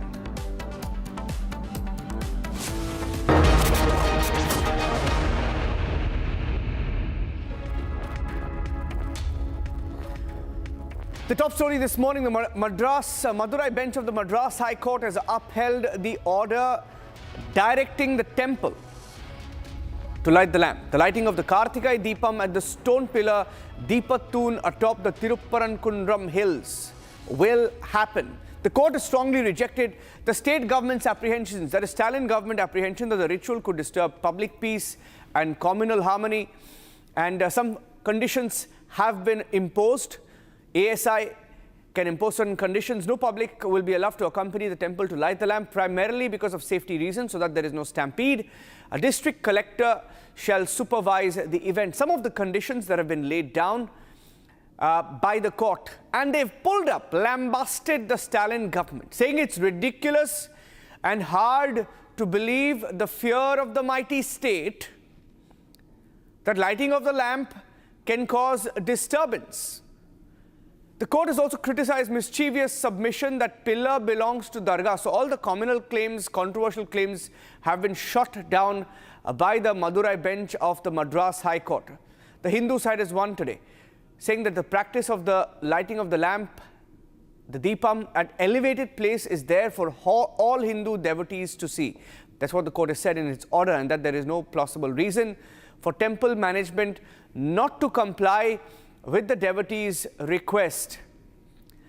Apprehension of public peace disturbance is nothing but an imaginary ghost. Very strong words used by the court in its order today. I'm going across to my colleague Sharda, joining us live from Madurai in Tamil Nadu. Sharda, it's now confirmed. In fact, ahead of the elections that are coming up in Tamil Nadu in just about 3 months, this is a huge loss of face for the DMK government. Very true, Niranjan. The DMK had made sure that this case went on for more than 2 months and made sure that they had appeasing the minority, especially the Muslims, and also played in favor. The temple administration under the HRNC department played in favor of the Dargah, saying that the Deepathoon belonged to the Dargah land and that it does not belong to the temple administration. That was one of the first set of arguments that the government lawyer had kept forward. Now, today, the court has made it very clear that the Deepathoon belongs to the temple and that there is proof for it from the previous cases that was held in 2004, 2006 and 2024 as well, where in the peace treaty signed by both the temple administration and the Dargah committee said that the Deepathoon belongs to the temple and the Waqf board has no right over it. However, when it came to the lawyers of the government, they mischievously played this line saying that now the Dargah land is the occupied, Deepathoon occupied the Dargah land and that they cannot light the lamp. However, today it has completely shut down the claims and the objections that the Dargah committee, including what the government side lawyer had kept. The advocate made it very clear that the temple administration has been denying it for so long, and now today's court order completely states that it's not the public that will be lighting the lamp, but the temple administration along with the ASI and police will be climbing up the hilltop, and the date is yet to be decided on when the Kartikai Deepam lamp will be lit on the top of the Tiruparankundram hill. As you mentioned, it's a big win for the Hindus of Tamil Nadu. However, DMK is losing a big phase here, because the fight went on, saying from the DMK side that the lighting the lamp will create a law and order issue in the state of Tamil Nadu, and with elections coming, the DMK made sure that they got all the votes, especially the Hindus and the Muslims, the Christians. However, now there's a big question mark lying around. Now the Hindus have won this particular case. Will the DMK make sure now that the lamp is completely lit, or would they impose 144 section like what happened in December 4th after what G.R. Swaminathan's order came? The government immediately imposed a 144. Now the question again looms whether the DMK this time whether would follow the two-bench judge order or would again go back to square one and appeal to the Supreme Court. Correct. You spoke to some of the petitioners. Ladies and gentlemen, in the last few months, what we also did here at Republic is we sent our correspondent Sharda, who was there in Madurai. She's there even now. She went up the hill, she spoke to the Dargah members, and even the Dargah committee did not have any issues as such with the lighting of the lamp. So it is clear that ahead of the elections, the Stalin government perhaps to try and appease minorities, tried to engineer this entire crisis. They even tried to impeach a judge. Over 100 MPs tried to impeach the judge who earlier gave the verdict, Justice Swaminathan. And what a slap on the face it is for these political parties that signed that order. Here is what the petitioner and those involved in this battle in Madurai said to my colleague Sharda this morning. I can welcome this remarkable and historic judgment. So, as the judgment given by Justice G.R. Swaminathan as a single bench, where it has been strongly objected by the Devasthanam, by the HRNC and by the government and by the Waqf board. So what relation that they have been there to worship a god, and that too is a simple ritual that to light a lamp in the uphills. See, there are two steps are there in the Thiruparangundram hills, where in the first step this Deepastambam, the light tower is situated, which is belongs to the Devasthanam and belongs to the temple, not to the Waqf board. So it was clearly indicated right from the judgment dated 1916, later by 37 by the Privy Council, and later by the single bench judgment Justice Jagadishan. And still now the single judge G.R. Swaminathan has categorically described in his judgment that all this judgment has came across a long way, that Hindus, that Muruga disciple have got every right to light a lamp. So this is a big win for the Hindus, and now the final verdict from the judges has also been given that they agree with what G.R. Swaminathan said. What, as a lawyer who fought for this case, how do you feel? And apart from the win for the Hindus, what do you have to say about the DMK government that's been going against this particular Tripura issue? See, we all are happy for what it had happened, but the entire copy of the judgment is not out yet. But whatever the judges have read in the open court, they have come down heavily on the government, saying that if the district administration could not even control this, then it's a law and order failure. They have said it was actually an easy task to be handled, but the government had failed it for deliberate purposes, which they themselves would know. The court has come down very heavily, not on once, at least at 2-3 paragraphs. The court, the honorable judges read it, coming down heavily on the government. We'll have to wait for the copy of the order to see that what the judges have really exposed throughout the judgments. Also, sir, now the court is also giving us saying that the hill is a protected site, and that the archaeological surveyors India should decide when the lamp can be lit and how many people should go up. And do you really think now with the Hindu sentiments, now people are very happy that the lamp can be lit? As we can see around this, the petitioner is happy, the people of Madurai are happy. When do you think the lamp will be lit? How soon do you think that the judgment copy would come telling that the lamp can be lit on this day? See, the reading of the judgment, the judges have expressed that the authorities under the HRNC Act, that is the Temple Devasthanam, they are supposed to do it by themselves and not by any other public. They have said it is an auspicious place on an auspicious day, that is on Kartikeya Deepam, the light has to be lit. And they have also indicated that it is a tradition where lighting of a lamp at the top of the hill, so that the devotees at the foothills and the nearby vicinity area can see that and worship. And lighting the lamp is also treated to be a sign of Shiva. That is what the judges have read in the judgment. C.R. Kesavan is joining us. He's a BJP leader, spokesperson from Tamil Nadu. C.R., it's a big victory for all Hindus. In fact, they've been fighting for this. Even the BJP has been active on this. But most importantly, for the devotees, it is a big win. Good afternoon, Naranjan Ji, to all the Republic viewers. This is a remarkable victory for the faith and sentiments of Tamil people and also Hindu devotees. At the same time, this is a massive blow and defeat for the DMK government's bigoted politics of religious appeasement.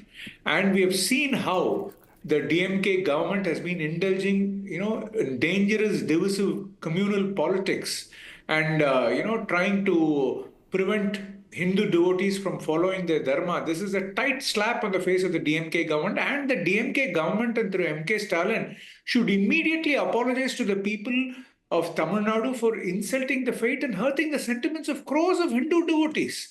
We have seen how this DMK government has brazenly defied court orders in the past. And now this verdict, we are very happy that the sacred Kartikeya Deepam will be lit importantly at the Deepathun and will shine gloriously atop the Tirupparam Hill. But what people need to remember is the Niranjan, the state emblem of Tamil temple. Yeah. How faith is intertwined with Tamil people and Hindu devotees. And here you have a regressive government trying to prevent people from following the true dharma and faith. So this is a slap on the face of the DMK government and the DMK Congress alliance. Completely, they stand exposed before the people of Tamil Nadu. And it remains to be seen what they do with this court order. And if they go back to their regressive ways and and they have not learned their lesson, the people of Tamil Nadu will teach them a footing lesson. This defeat today for the DMK government is a prelude to the crushing defeat the people will give them and rout them in the upcoming elections. Yeah. Now, what are the options in front of the DMK? One last question, CR, because they went all the way to Delhi. They asked for the judge to be impeached over this controversy. In fact, they say in public it's not about this controversy alone, but we know that this is a trigger. They wanted the judge to be removed. So today they have egg on their face, all of them. Important point, pertinent point. The only option before the DMK government is to seek public apology with the Tamil people. And also, like you rightly pointed out, the India Alliance MPs not only tried to target an individual with the impeachment motion, but they also went against the decree of the court, which was about the Hindu faith and, the sentiments of the Hindu devotees. So will all these member of parliament now resign for having attacked the Hindu faith and trying to malign people's reputations? This verdict, like I said, exposes the DMK government's communal, bigoted religious politics of appeasement. It's a great victory for Tamil people and Hindu devotees. And I think it's high time DMK and through MK Stalin seek abject apology and forgiveness of the Tamil people and the Hindu devotees. Okay. Thank you. Great day today for all Hindu devotees in Tamil Nadu. Thank you very much for joining us. And moving on to the next big story here on Republic, ladies and gentlemen, on JNU campus. On a day when the Supreme Court rejected the bail application of both Sharjeel Imam and Umar Khalid, the regime change conspirators. There were controversial slogans that were raised on JNU campus. Support shown for Sharjeel Imam and Umar Khalid on JNU campus, taking us back 10 years ago. These were some of the controversial slogans raised. There is a video that emerged where some of these left-backed student groups are even openly issuing death threats to the Prime Minister, Home Minister, and a few others. Listen in.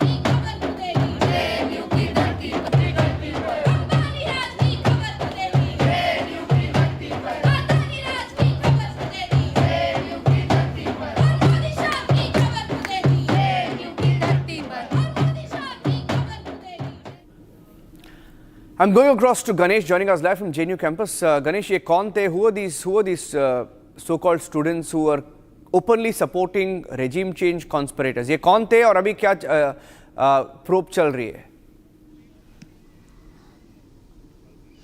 देखिए, सबसे पहले आपको एक बात बता देता हूं कि कल 5 तारीख थी, तो 5 तारीख वर्ष 2020 में जेएनयू के अंदर किस तरीके से दो छात्र गुटों के बीच में भिड़ंत हुई थी, लड़ाई हुई थी। और 5 तारीख वर्ष 2026 में कल जिस तरीके से शर्जील इमाम और उमर खालिद की जो बेल खारिज होती तो 2 तारीख एक साथ मिल जाती है। तो जेएनयू छात्र संघ ने एक प्रदर्शन का कॉल दिया जिसपे उन्होंने लिखा नेवर फॉरगेट नेवर फॉरगिव। तो कल साबरमती का ढाबा था, गोरिल्ला ढाबा, एक तरीके से उन्हें नाइट विजिल का कॉल दिया रात्रि के 9:30 बजे का।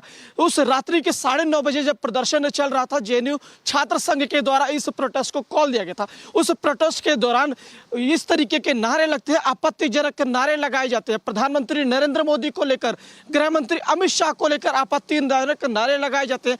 कोई भी शिक्षित या कोई भी व्यक्ति इस तरीके की शब्दावली को उपयोग करने से पहले कई बार सोचेगा। तो जिस तरीके से कहा गया, हम लोग खुद इस तरीके से बात बोलने से एक बार सोचेंगे कि किस तरीके, लेकिन जेएनयू में पहली बार नहीं है कि किस तरीके से देश विरोधी बातें या आपत्तिजनक शब्दों का उपयोग किया गया है।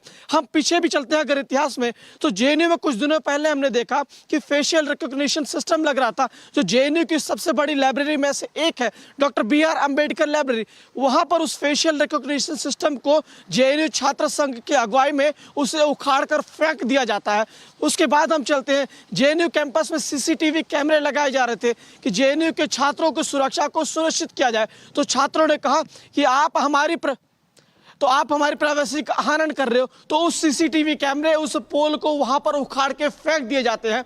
हमने देखा था कि किस तरीके से साबरमती कैंपस में अफजल हम शर्मिंदा है जैसे नारे लगते हैं, देश विरोधी नारे लगाए जाते हैं, देश के टुकड़े टुकड़े की बातें कही जाती है। तो ये वही जेएनयू का कैंपस है। कल रात जब 5 तारीख वर्ष 2026 होती है, 2 इंसिडेंट मिल जाते हैं, तो वहां पर दोबारा से प्रधानमंत्री नरेंद्र मोदी को लेकर अपशब्द कहे जाते हैं और कहा जाता है कि मोदी तेरी खबर खो देगी, अमित शाह तेरी खबर खो देगी जेएनयू की धरती पर। ये विवादित नारों का युग है कि जेएनयू और चोली दामन का साथ है, खत्म होने का नाम नहीं ले रहा। लगातार विवादित नारे जेएनयू से हमें दिखाई पड़ रहे। अब देखने वाली बात होगी कि प्रशासन क्या कुछ इन छात्रों के ऊपर कार्रवाई करता है, क्योंकि जब भी इस तरीके से नारे लगते हैं, उसमें जेएनयू छात्र संघ की अगुवाई में या वामपंथ छात्र संगठन की अगुवाई में इस तरीके से प्रदर्शन होता है, नाइट विजिल प्रदर्शन होता है और लगातार विवादित नारे जेएनयू कैंपस से हमें दिखाई पड़ते हैं। Coming in right now, let's play some of the responses coming in.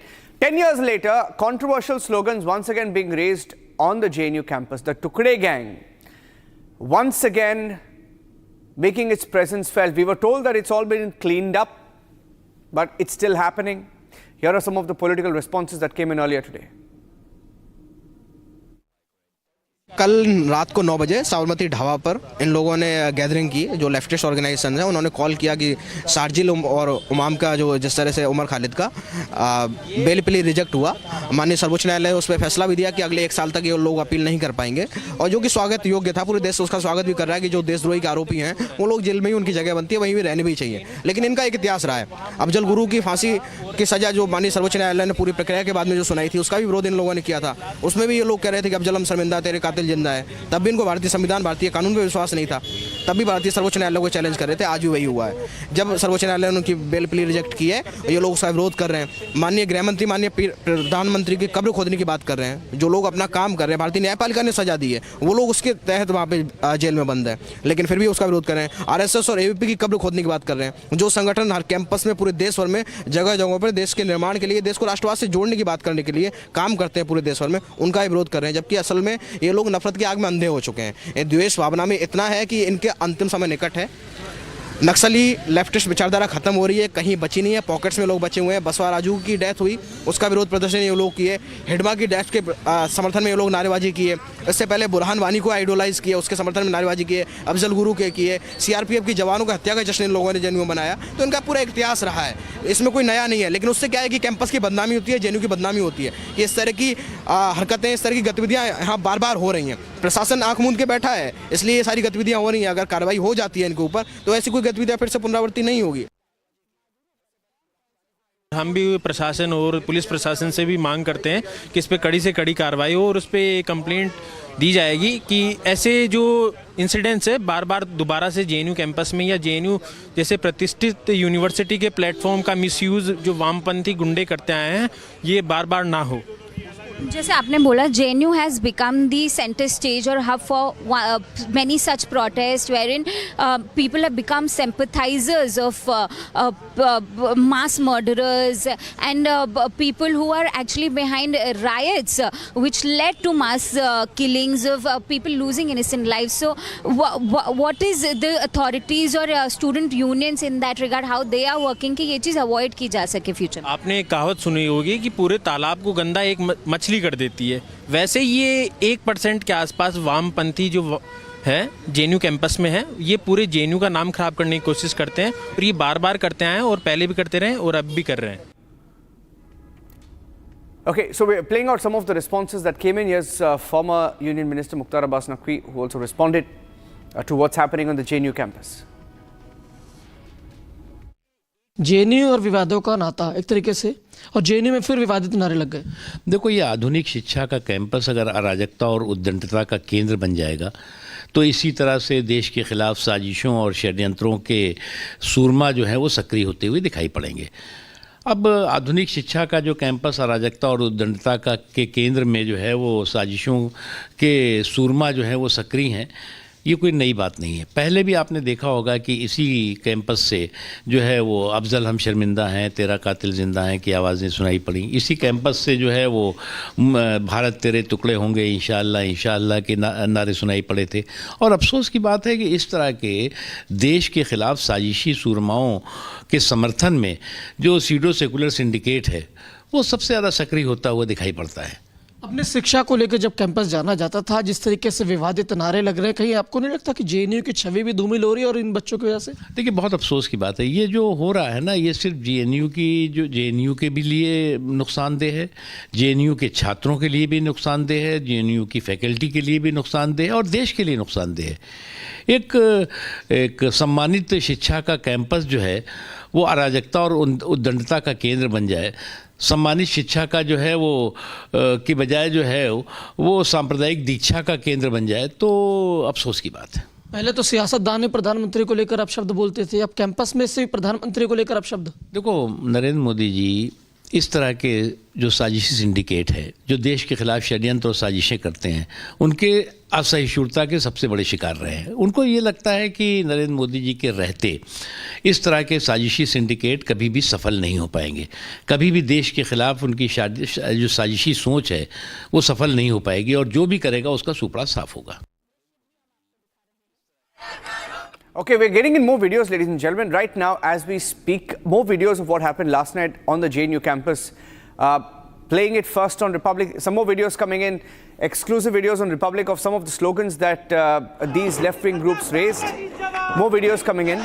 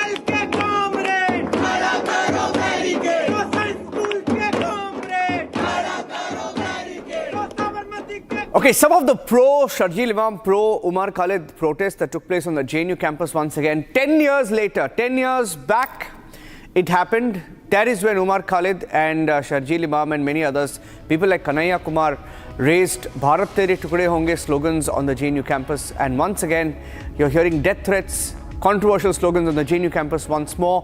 What has changed in the last 10 years, ladies and gentlemen? We'll take a short break. Back with the headlines. Stay tuned. Gas leak, latest update from Andhra Pradesh coming up on Republic.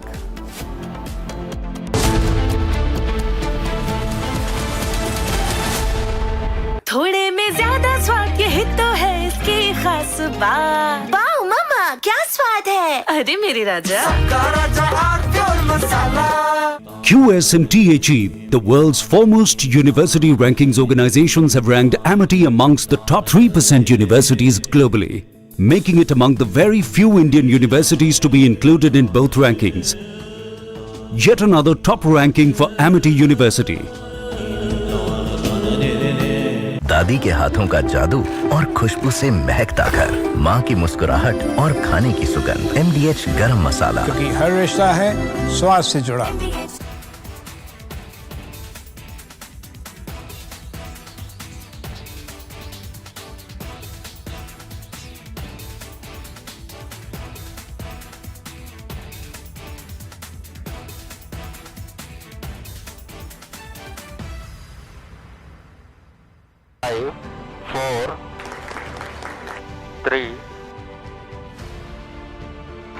S200 motors.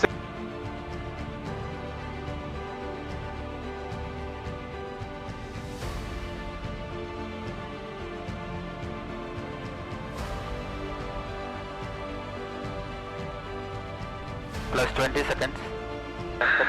Lift off normal.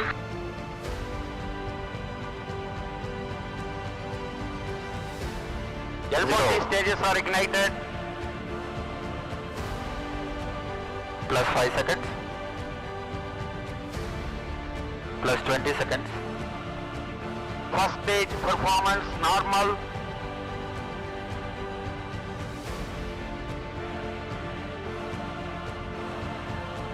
L40 stages thrust cut off.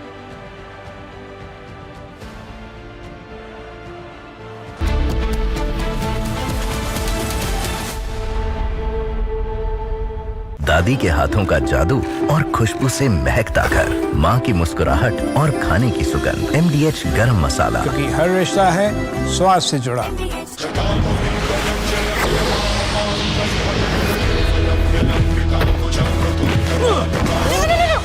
मेरी chimney टूट जाएगी। What are you doing? रानी, इस घर में कुछ है जो टूटता नहीं। ये पिलर कभी नहीं टूटेगा। रुंगटा स्टील TMT से बना। रुंगटा नहीं तो घर स्ट्रॉन्ग नहीं। रुंगटा स्टील TMT बार एकदम solid.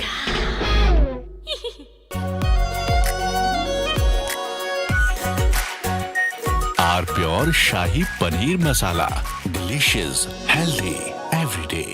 There will be no asymmetry of power in this country, that the power is with the people. Our job and our commitment is to drive public opinion in the direction that it can make a change. Is AI a bubble or will it last?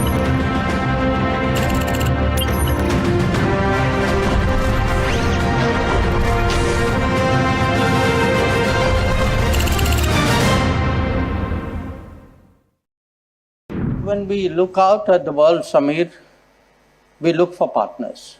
We don't look for preachers. Engaging America has become more complicated. You all know why. Having a neighbor that is an epicenter of global terrorism.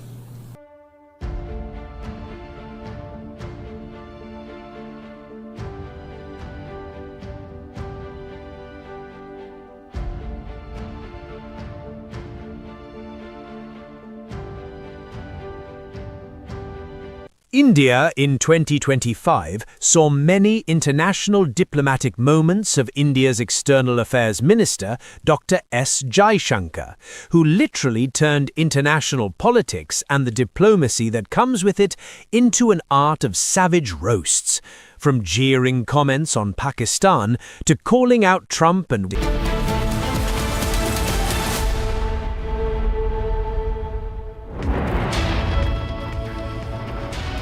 A very warm welcome, viewers. You're watching the Republic TV. This is Shivam Dutt Mehta, and our top focus in this bulletin will be the big victory for Hindu side. Madras High Court asks Thiruparankunram Temple to light the lamp, upholds Justice Swaminathan's order. This and a lot more. But first up, the headlines.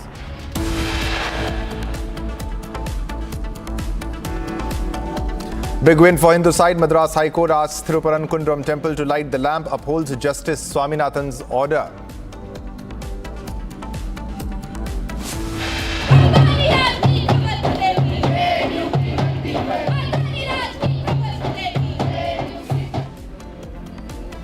Controversial slogans raised on JNU campus, open show of support for Tukre Tukre terrorists, Umar Khalid and Sharjeel Imam. More trouble for fugitive Mehul Choksi. Serious fraud investigation files a prosecution complaint against Choksi and his wife in 13,000 crore fraud case. Around 600 people have been evacuated after gas leak at Konnasima in Andhra Pradesh sparks inferno. Relief operations underway. And another Hindu man killed in Bangladesh. Hindu shop owner fatally shot in head by unidentified men in Bangladesh. Yunus government faces backlash.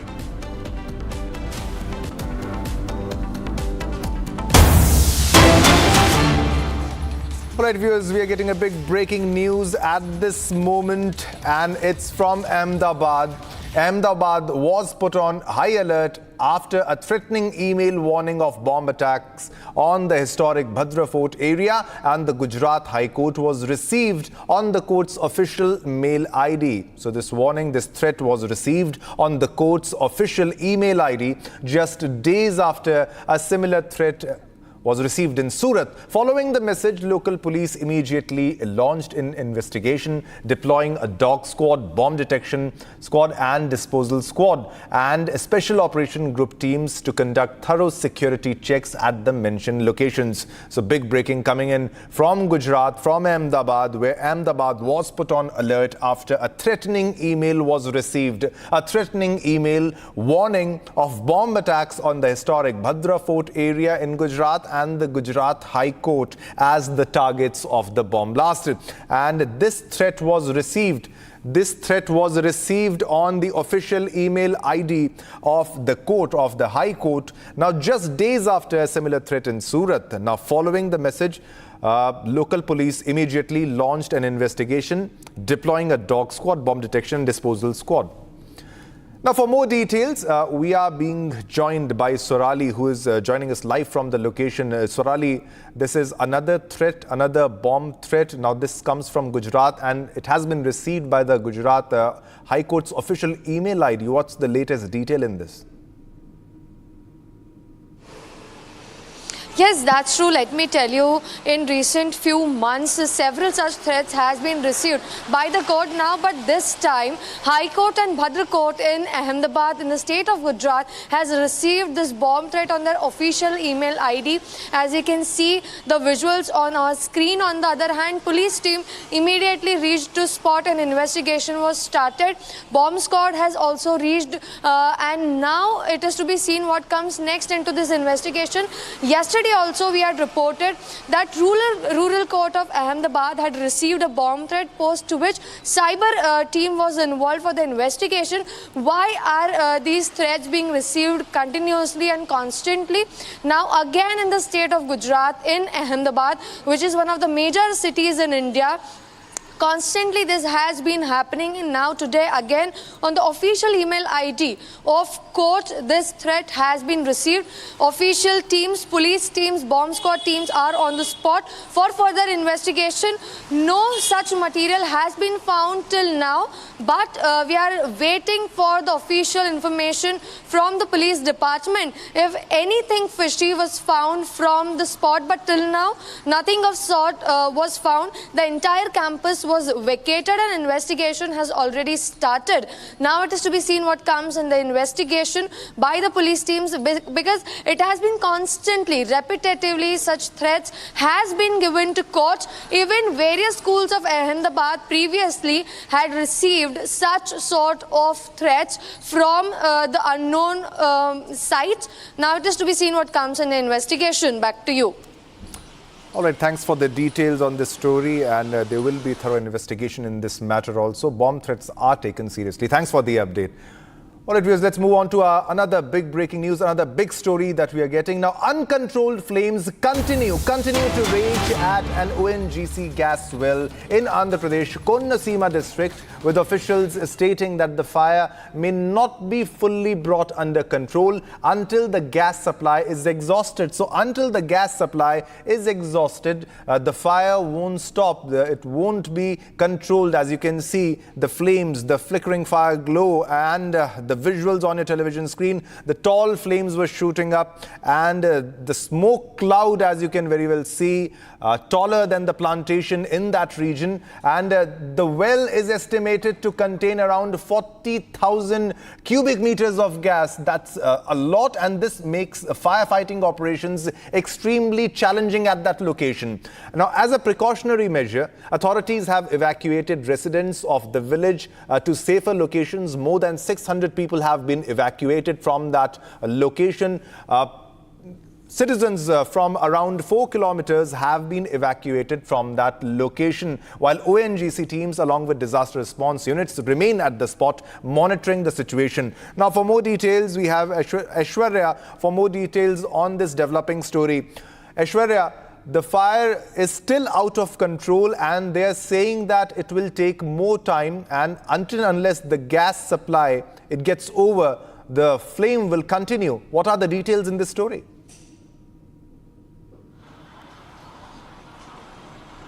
As you rightly pointed out, this particular oil gas leak has led to the second day, and the fire does not seem to be controlled, and it is just raging because what the authorities are also saying, that because of the 40,000 reservoir well that is there, the oil mixed with crude oil and the gas together is blowing up. Raging fire is still raging in the in and around the Konaseema district, and because of a leakage during the repair work that was going on in the pipeline, led to this particular fire eruption. Is what preliminarily the authorities have stated. But however, the main focus here remains to control this particular raging fire. Almost what I'm learning is that 15 fire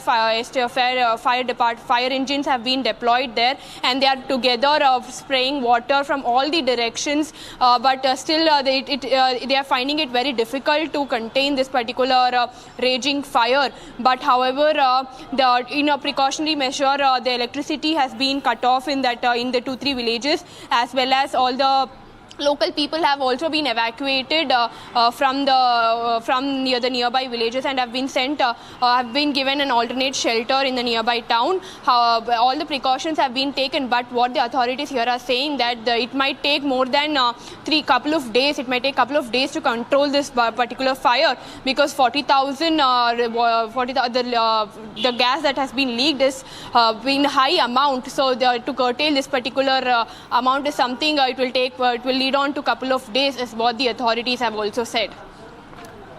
All right, thanks for the details on this story. Keep tracking the developments in this story. We'll come back to you later for more information. All right, viewers, let's move on to our next news segment and get you all the top national stories in Bharat in 1 minute. The Election Commission of India, ECI, will publish the draft voter list for Uttar Pradesh today, following the ongoing SIR process. After the publication, citizens will have 1 month to submit claims and objections. The final publication of the electoral roll of Uttar Pradesh will be done on March 6. Chancellor of Germany, Friedrich Merz, will pay an official visit to India on 12th and 13th January at the invitation of Prime Minister Narendra Modi.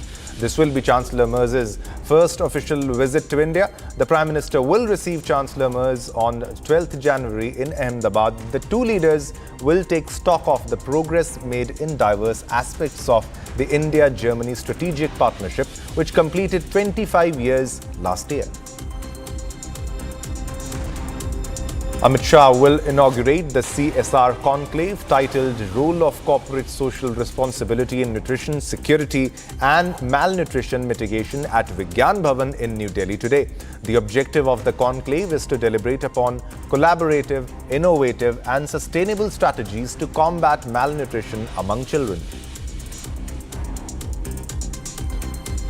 A special PMLA court in Mumbai on Monday issued summons to businessman Raj Kundra in the Bitcoin scam case after taking cognizance of the charge sheet filed against him by the ED, that is Enforcement Directorate. Besides Kundra, summons were issued to Dubai-based businessman Rajesh Satija. Both have been directed to appear before the court on January 19th.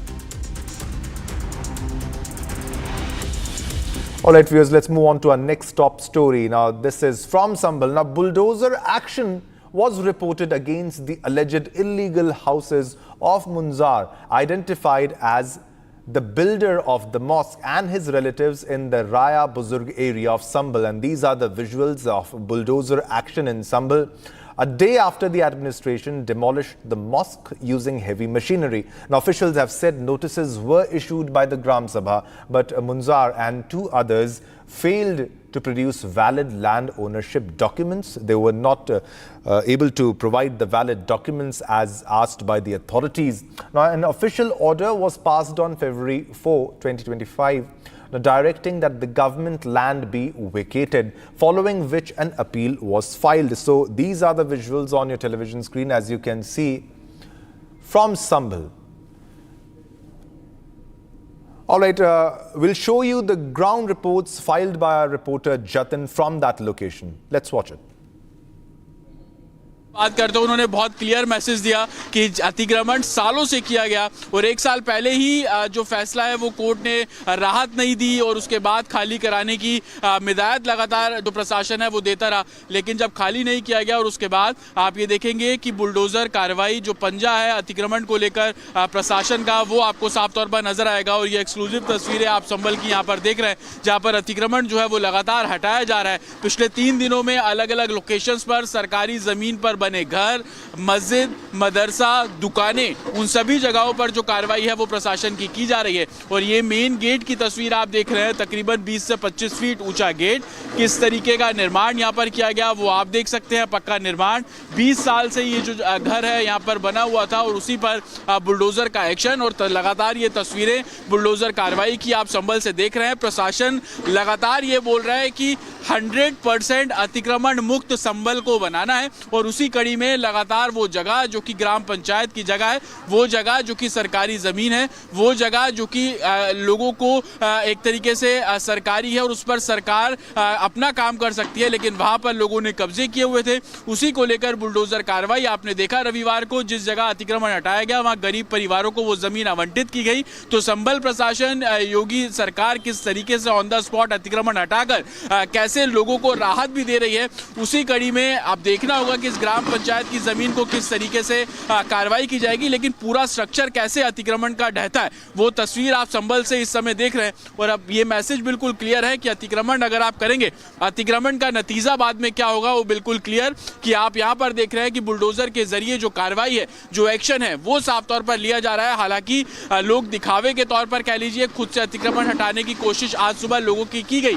दिखावा इसलिए क्योंकि पहले से ही बोल दिया गया था कि आप हटा लें, लेकिन आज जब सुबह 11 बजे प्रशासन का बुलडोजर पहुंचा तो कुछ लोग खुद से अतिक्रमण हटाने लगे, लेकिन प्रशासन का साफ कहना है कि मियाद जो कि पहले दी गई थी, मियाद जो कि पहले तय की गई थी कि आपको अतिक्रमण खुद से हटाना है, तब लोगों ने नहीं हटाया। तो अब प्रशासन का बुलडोजर जो है वो संभल में चल रहा है और यही तस्वीरें लगातार संभल से आपको नजर आ रही हैं, जहां पर अतिक्रमण को लेकर प्रशासन की कार्रवाई, ना सिर्फ कार्रवाई बल्कि जहां जहां अतिक्रमण वहां से बुलडोजर कार्रवाई की तस्वीरें लगातार हम अपने दर्शकों को दिखाते रहे हैं। और ये तस्वीर संभल के राय बुजुर्ग इलाके की, जहां पर आप साफ तौर पर देख रहे हैं कि बुलडोजर एक्शन जारी है। और आप पीछे से अगर मेरे विकास अगर आपको दिखाएं, एक तरफ बुलडोजर चल रहा है, पीछे जो घर बने हैं वो कितनी डेप्थ में बने हैं और यही कारण है कि 880 वर्ग मीटर में फैला ये अतिक्रमण जो कि ग्राम पंचायत की जमीन थी, उस पर बाकायदा घर बना दिए गए।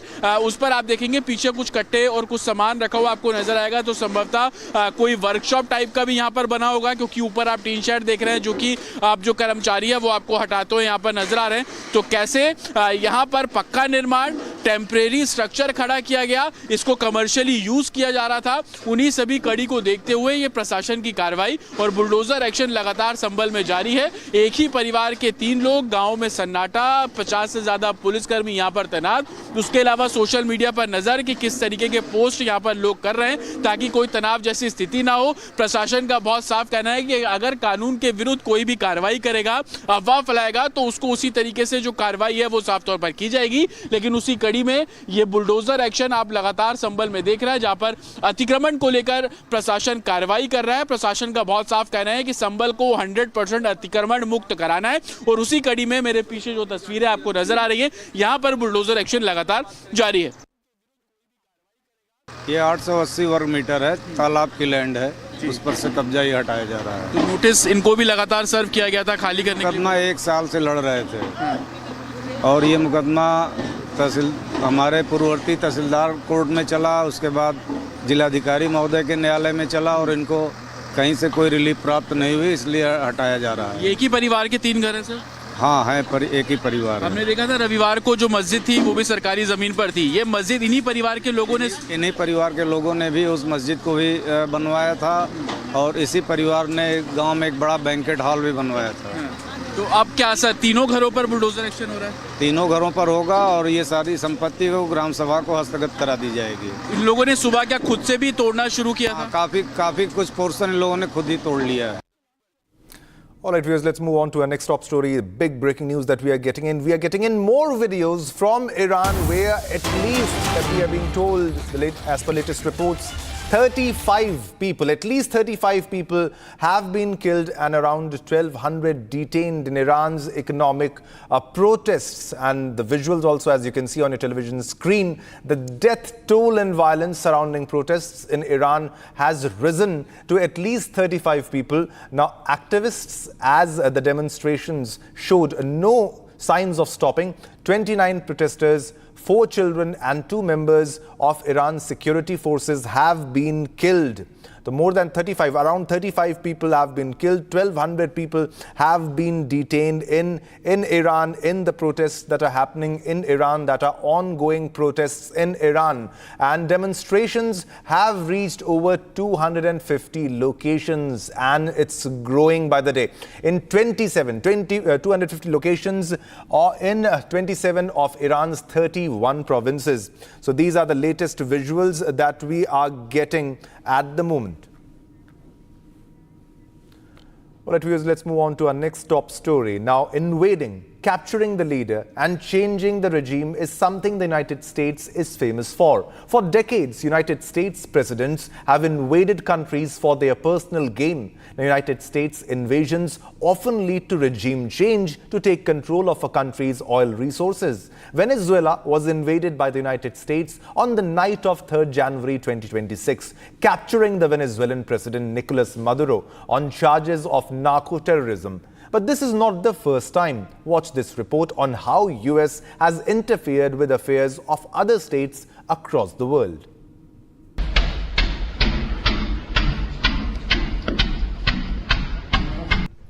The United States Armed Forces conducted an extraordinary military operation in the capital of Venezuela.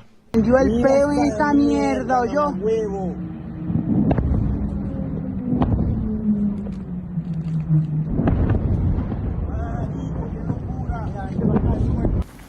Events in Iraq have now reached the final days of decision.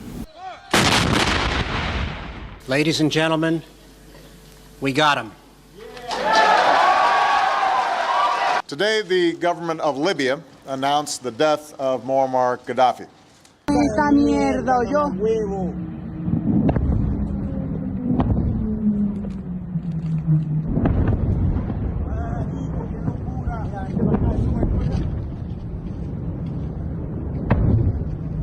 Arico, llegamos a tiempo a la casa, yo.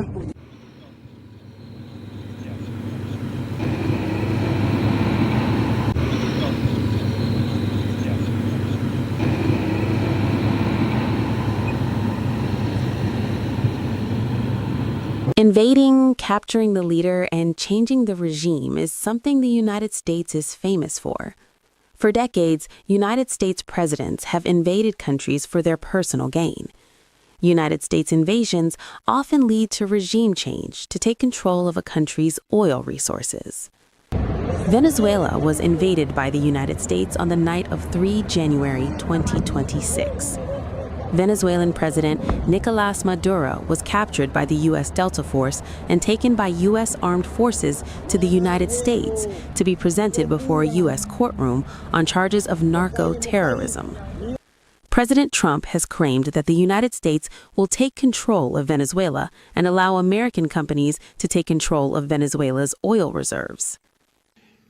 We're going to run the country until such time as we can do a safe, proper, and judicious transition. So we don't want to be involved with having somebody else get in, and we have the same situation that we had for the last long period of years. So we are going to run the country. We're going to have our very large United States oil companies, the biggest anywhere in the world, go in, spend billions of dollars, fix the badly broken infrastructure, the oil infrastructure, and start making money for the country. And we are ready to stage a second and much larger attack if we need to do so. So we were prepared to do a second wave.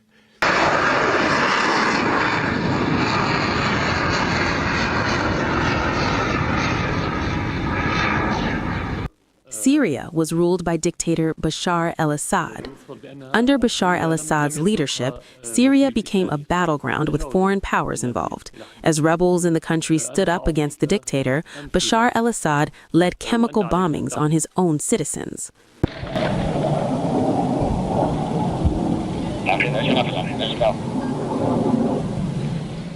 The United States decided to get involved after the chemical bombings, apparently to change the country's regime. What we now have is evidence that chemical weapons have been used inside of Syria, but we don't know how they were used, when they were used, who used them. We don't have a chain of custody that establishes what exactly happened.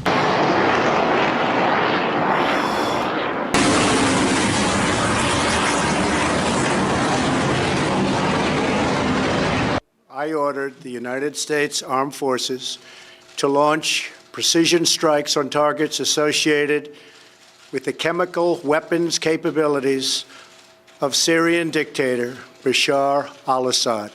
After the U.S. invasion of Syria, apparently in 2024, Bashar al-Assad fled the country to seek asylum in Russia. After al-Assad, U.S.-backed leader Ahmed al-Shara took charge as president of Syria.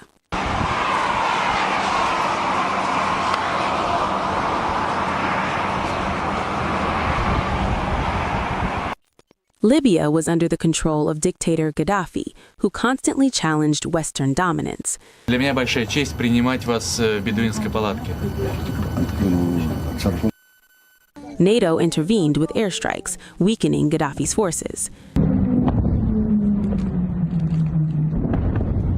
Gaddafi was killed on 20 October 2011 in his hometown of Sirte by fighters from the National Transitional Council, the rebel forces that overthrew his regime. Okay.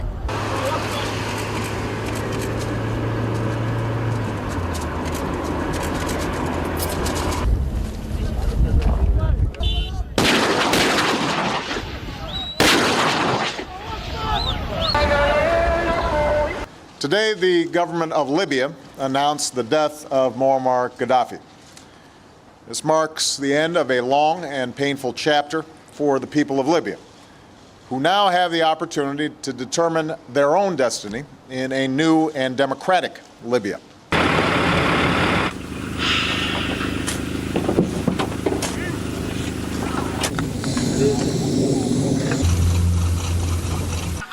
Iraq was under the control of Saddam Hussein, who ruled the country for 24 years. The United States decided to invade Iraq after the horrific 9/11 terrorist attacks. Don't touch it. Oh my God! the United States began Operation Iraqi Freedom. As the campaign unfolded, tens and thousands of our troops poured across the Iraqi border to liberate the Iraqi people and remove a regime that threatened free nations. 5 years into this battle, there's an understandable debate over whether the war was worth fighting, whether the fight is worth winning, and whether we can win it. The answers are clear to me. Removing Saddam Hussein from power was the right decision, and this is a fight America can and must win.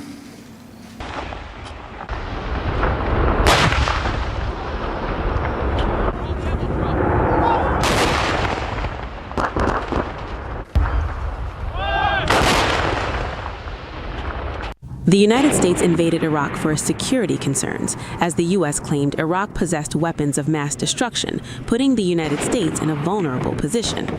The United States claimed it invaded Iraq to destroy weapons of mass destruction. Later, those claims were found to be false, and the real reason was regime change in Iraq to take control of the country's oil resources.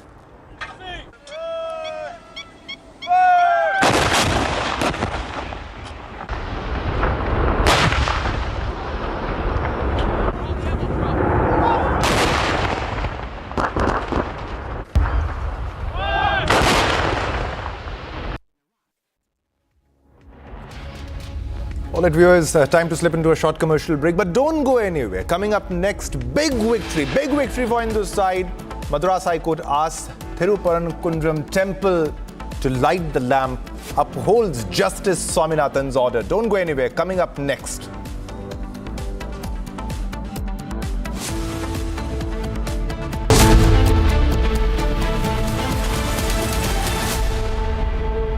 Pure सूजी pasta उबालो मिलाओ और खाओ 8 minute में तैयार क्या taste है सबका राजा R pure masala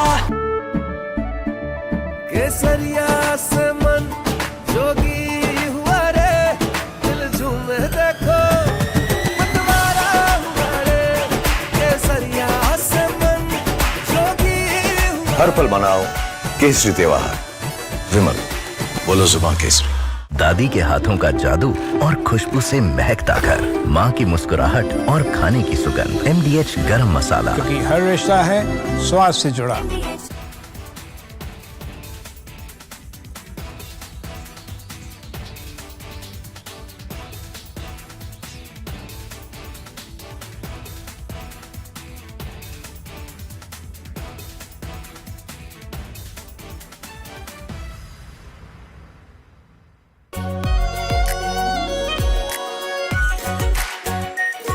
pure shahi paneer masala, delicious, healthy every day. 5, 4, 3 S200 motors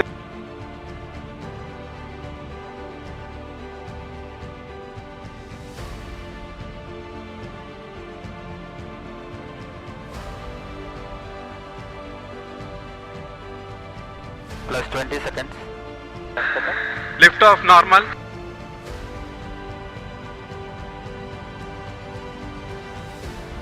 L40 stages are ignited. Plus 5 seconds. Plus 20 seconds. First stage performance normal.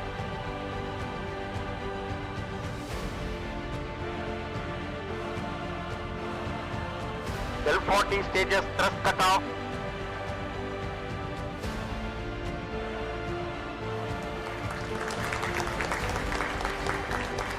Plus 5 seconds. Auto tracking. PP driver tracking. SLV 661 का सफलतापूर्ण उत्थापन प्रथम प्रमोचन मंच से अपने उद्दिष्ट कक्षा की ओर अपना सफर जारी कर चुका है। Normal. There's a magnificent 2 भ्रष्टाचार को प्रोत्साहित करने के अपने पुराने कारनामों को ही खुल के समर्थन कर रहा है। बीपी जी रामजी एक्ट 2025, अगर हम इसकी उन विशेषताओं को देखेंगे एक पारदर्शी प्रक्रिया, रोजगार सृजन की अधिक गारंटी और ग्रामीण क्षेत्र में अस्थायी परिसंपत्तियों के निर्माण के लिए यानी ग्रामीण इंफ्रास्ट्रक्चर में वृद्धि करने के लिए एक महत्वपूर्ण अधिनियम पारित हुआ है और यह विकसित भारत की आधारशिला बनेगी।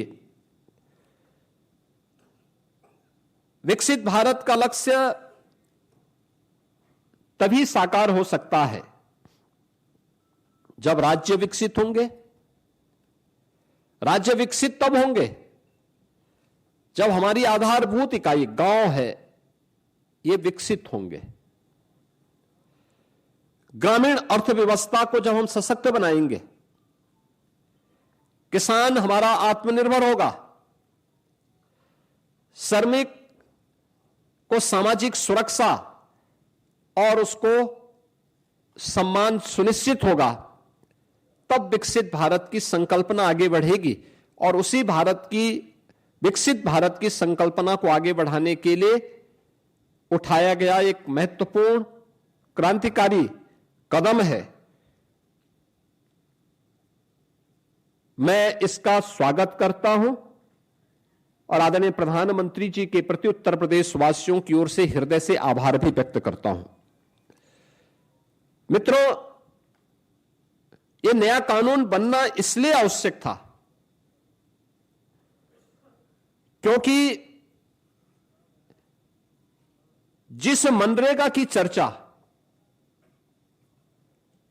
कांग्रेस और उसके सहयोगी दल आज ढोल पीट करके कर रहे हैं, हमें उनकी उन विफलताओं की भी चर्चा करनी चाहिए और उसके बारे में भी सोचना चाहिए।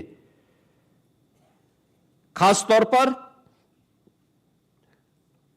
अधूरी और अस्थायी परिसंपत्तियां जिनका कोई दीर्घकालीन लाभ नहीं, फर्जी जॉब कार्ड, फर्जी हाजिरी, भुगतान में कटौती जैसे व्यापक भ्रष्टाचार की शिकायतें हर एक जनपद से और हर ग्राम पंचायत से ये सुनने को मिलती थी।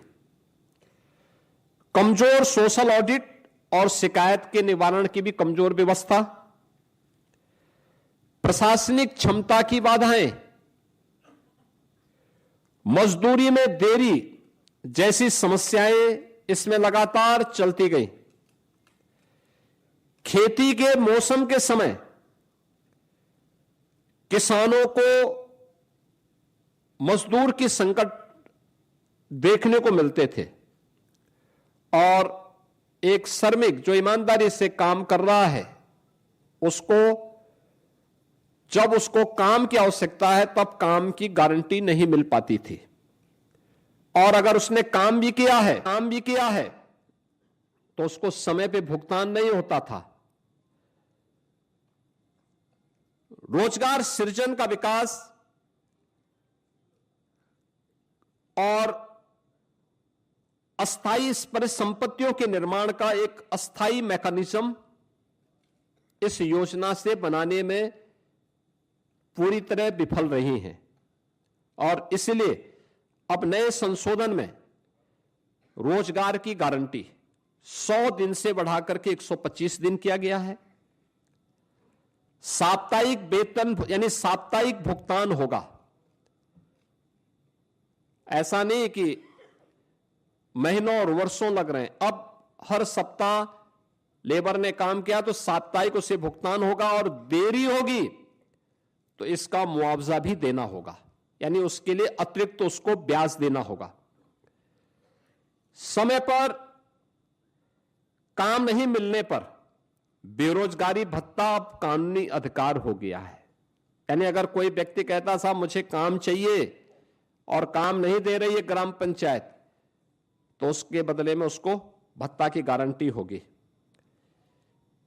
खेती के मौसम में किसानों को मजदूरों की कमी न हो, इसके लिए राज्यों को बुआई और कटाई के समय 60 दिन तक कार्य का विराम देने का अधिकार भी राज्यों को दिया गया है। राज्य तय करेंगे कि कब खेतीबाड़ी का समय है, उस समय मनरेगा के कार्य स्थगित रहेंगे, खेती बाड़ी के कार्य के लिए लोग पर्याप्त संख्या में लोग मिल पाएंगे और 125 दिन की गारंटी वर्ष भर में जो भी कार्य करने के इच्छुक हैं उन श्रमिकों को प्राप्त होगा।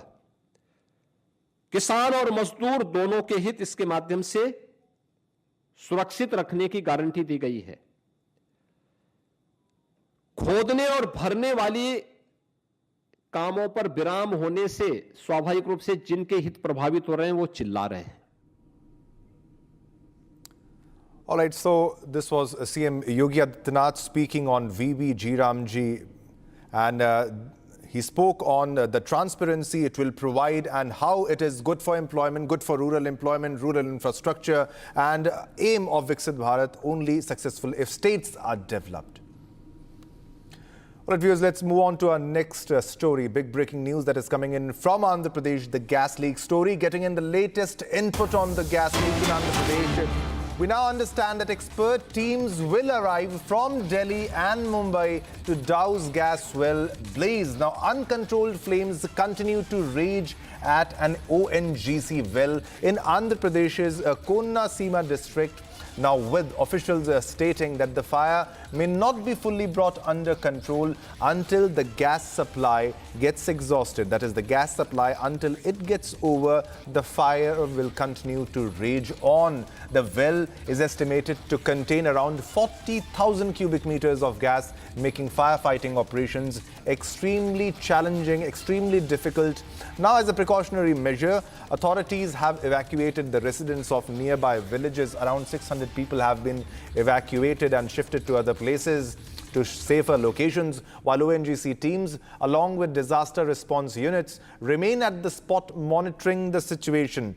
So this is the fire. These are the visuals of the fire. As you can see, it has affected not just the locality, but even the vegetation of that location also. The fire broke out around 12:40 p.m. on January 5th. So it's continuing for the second day. It's continuing for the second day. Now, for more details, we are being joined by Aishwarya for more details on the story. Aishwarya, what are the latest updates? It's being said it won't be exhausted until the fire won't be stopped. They are unable to control it until the gas gets exhausted. And also, teams are coming from other locations. What are the details on that?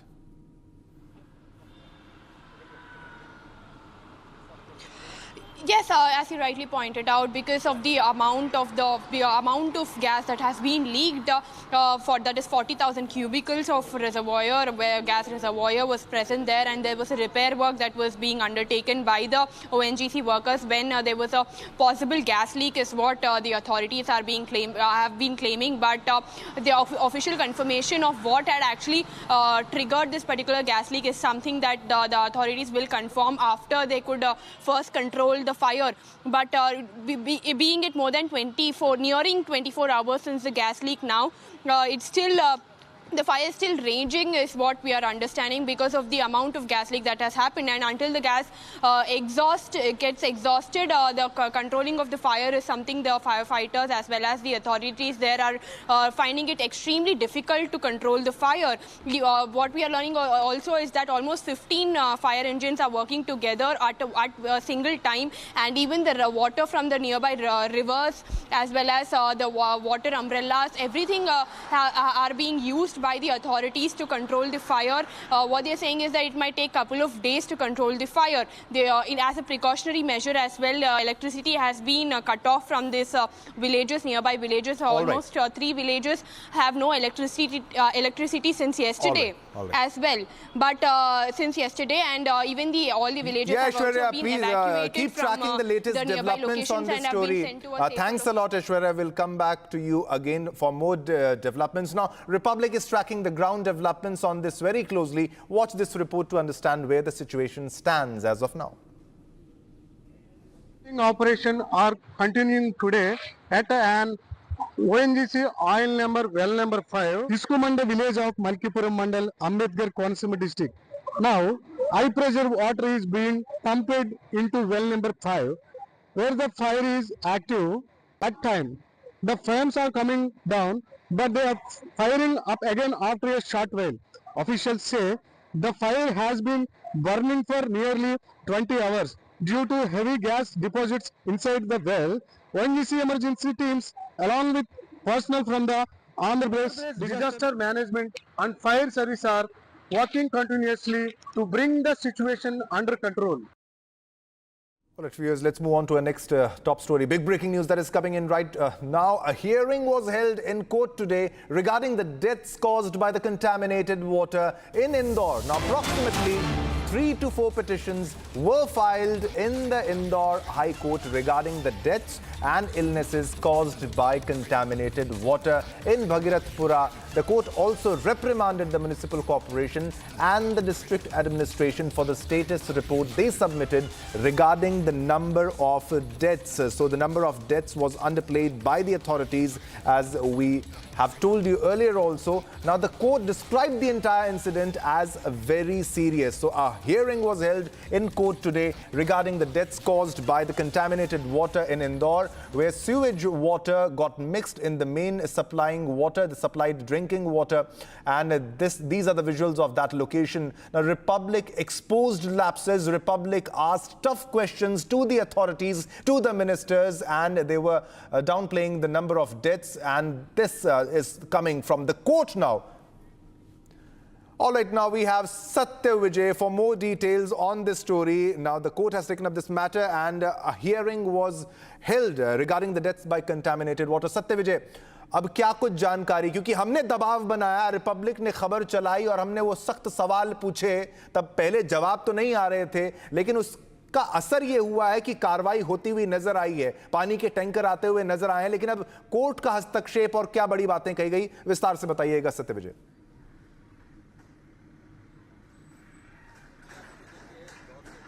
में जिस तरह से दूषित संक्रमित पानी पीने की वजह से लोगों की मौत हुई, सैकड़ों लोग बीमार हुए। इस मामले में 3 से 4 याचिकाएं हाईकोर्ट में लगी थी, जिस पर कि आज दूसरा दिन है।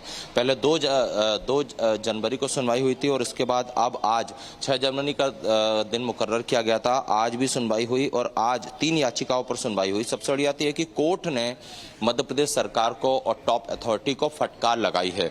कोर्ट के जो शब्द हैं उसमें साफ तौर पर कहा है कि सरकार का जवाब जो पिछली सुनवाई में कोर्ट के सामने सरकार ने रखा था, उस जवाब को असंवेदनशील बताया है और कहा है कि इस घटना से इंदौर की छवि देश भर में धूमिल हुई है। देश भर में इंदौर जो क्लीन सिटी कहा जाता है उसकी छवि को धूमिल किया गया। इस तरह की बातें कोर्ट ने कही। इसके अलावा कोर्ट ने यह भी कहा है कि वो ये तय करेंगे, कोर्ट ये तय करेगा कि ये क्रिमिनल लायबिलिटी है या सिविल लायबिलिटी है, मतलब ये आपराधिक कृत्य से मानेंगे या फिर सिर्फ एक लापरवाही या हादसा मानेंगे, ये भी कोर्ट तय करेगा। दूसरी बड़ी बात इसमें यह भी कही है कि जो मौत का आंकड़ा पिछली स्टेटस रिपोर्ट में दिया था, उस पर भी कोर्ट ने असंतुष्टि जताई है। उनका कहना है कि जो रिपोर्ट्स आ रही हैं, जिस तरह की चीजें सामने आ रही हैं, उससे ये मौत का आंकड़ा क्या छुपाया जा रहा है, इसको लेकर भी कोर्ट ने सख्त निर्देश दिए हैं, फटकार भी लगाई है। साथ ही साथ chief secretary of Madhya Pradesh को तलब किया है। अब वो वीडियो कॉन्फ्रेंसिंग के माध्यम से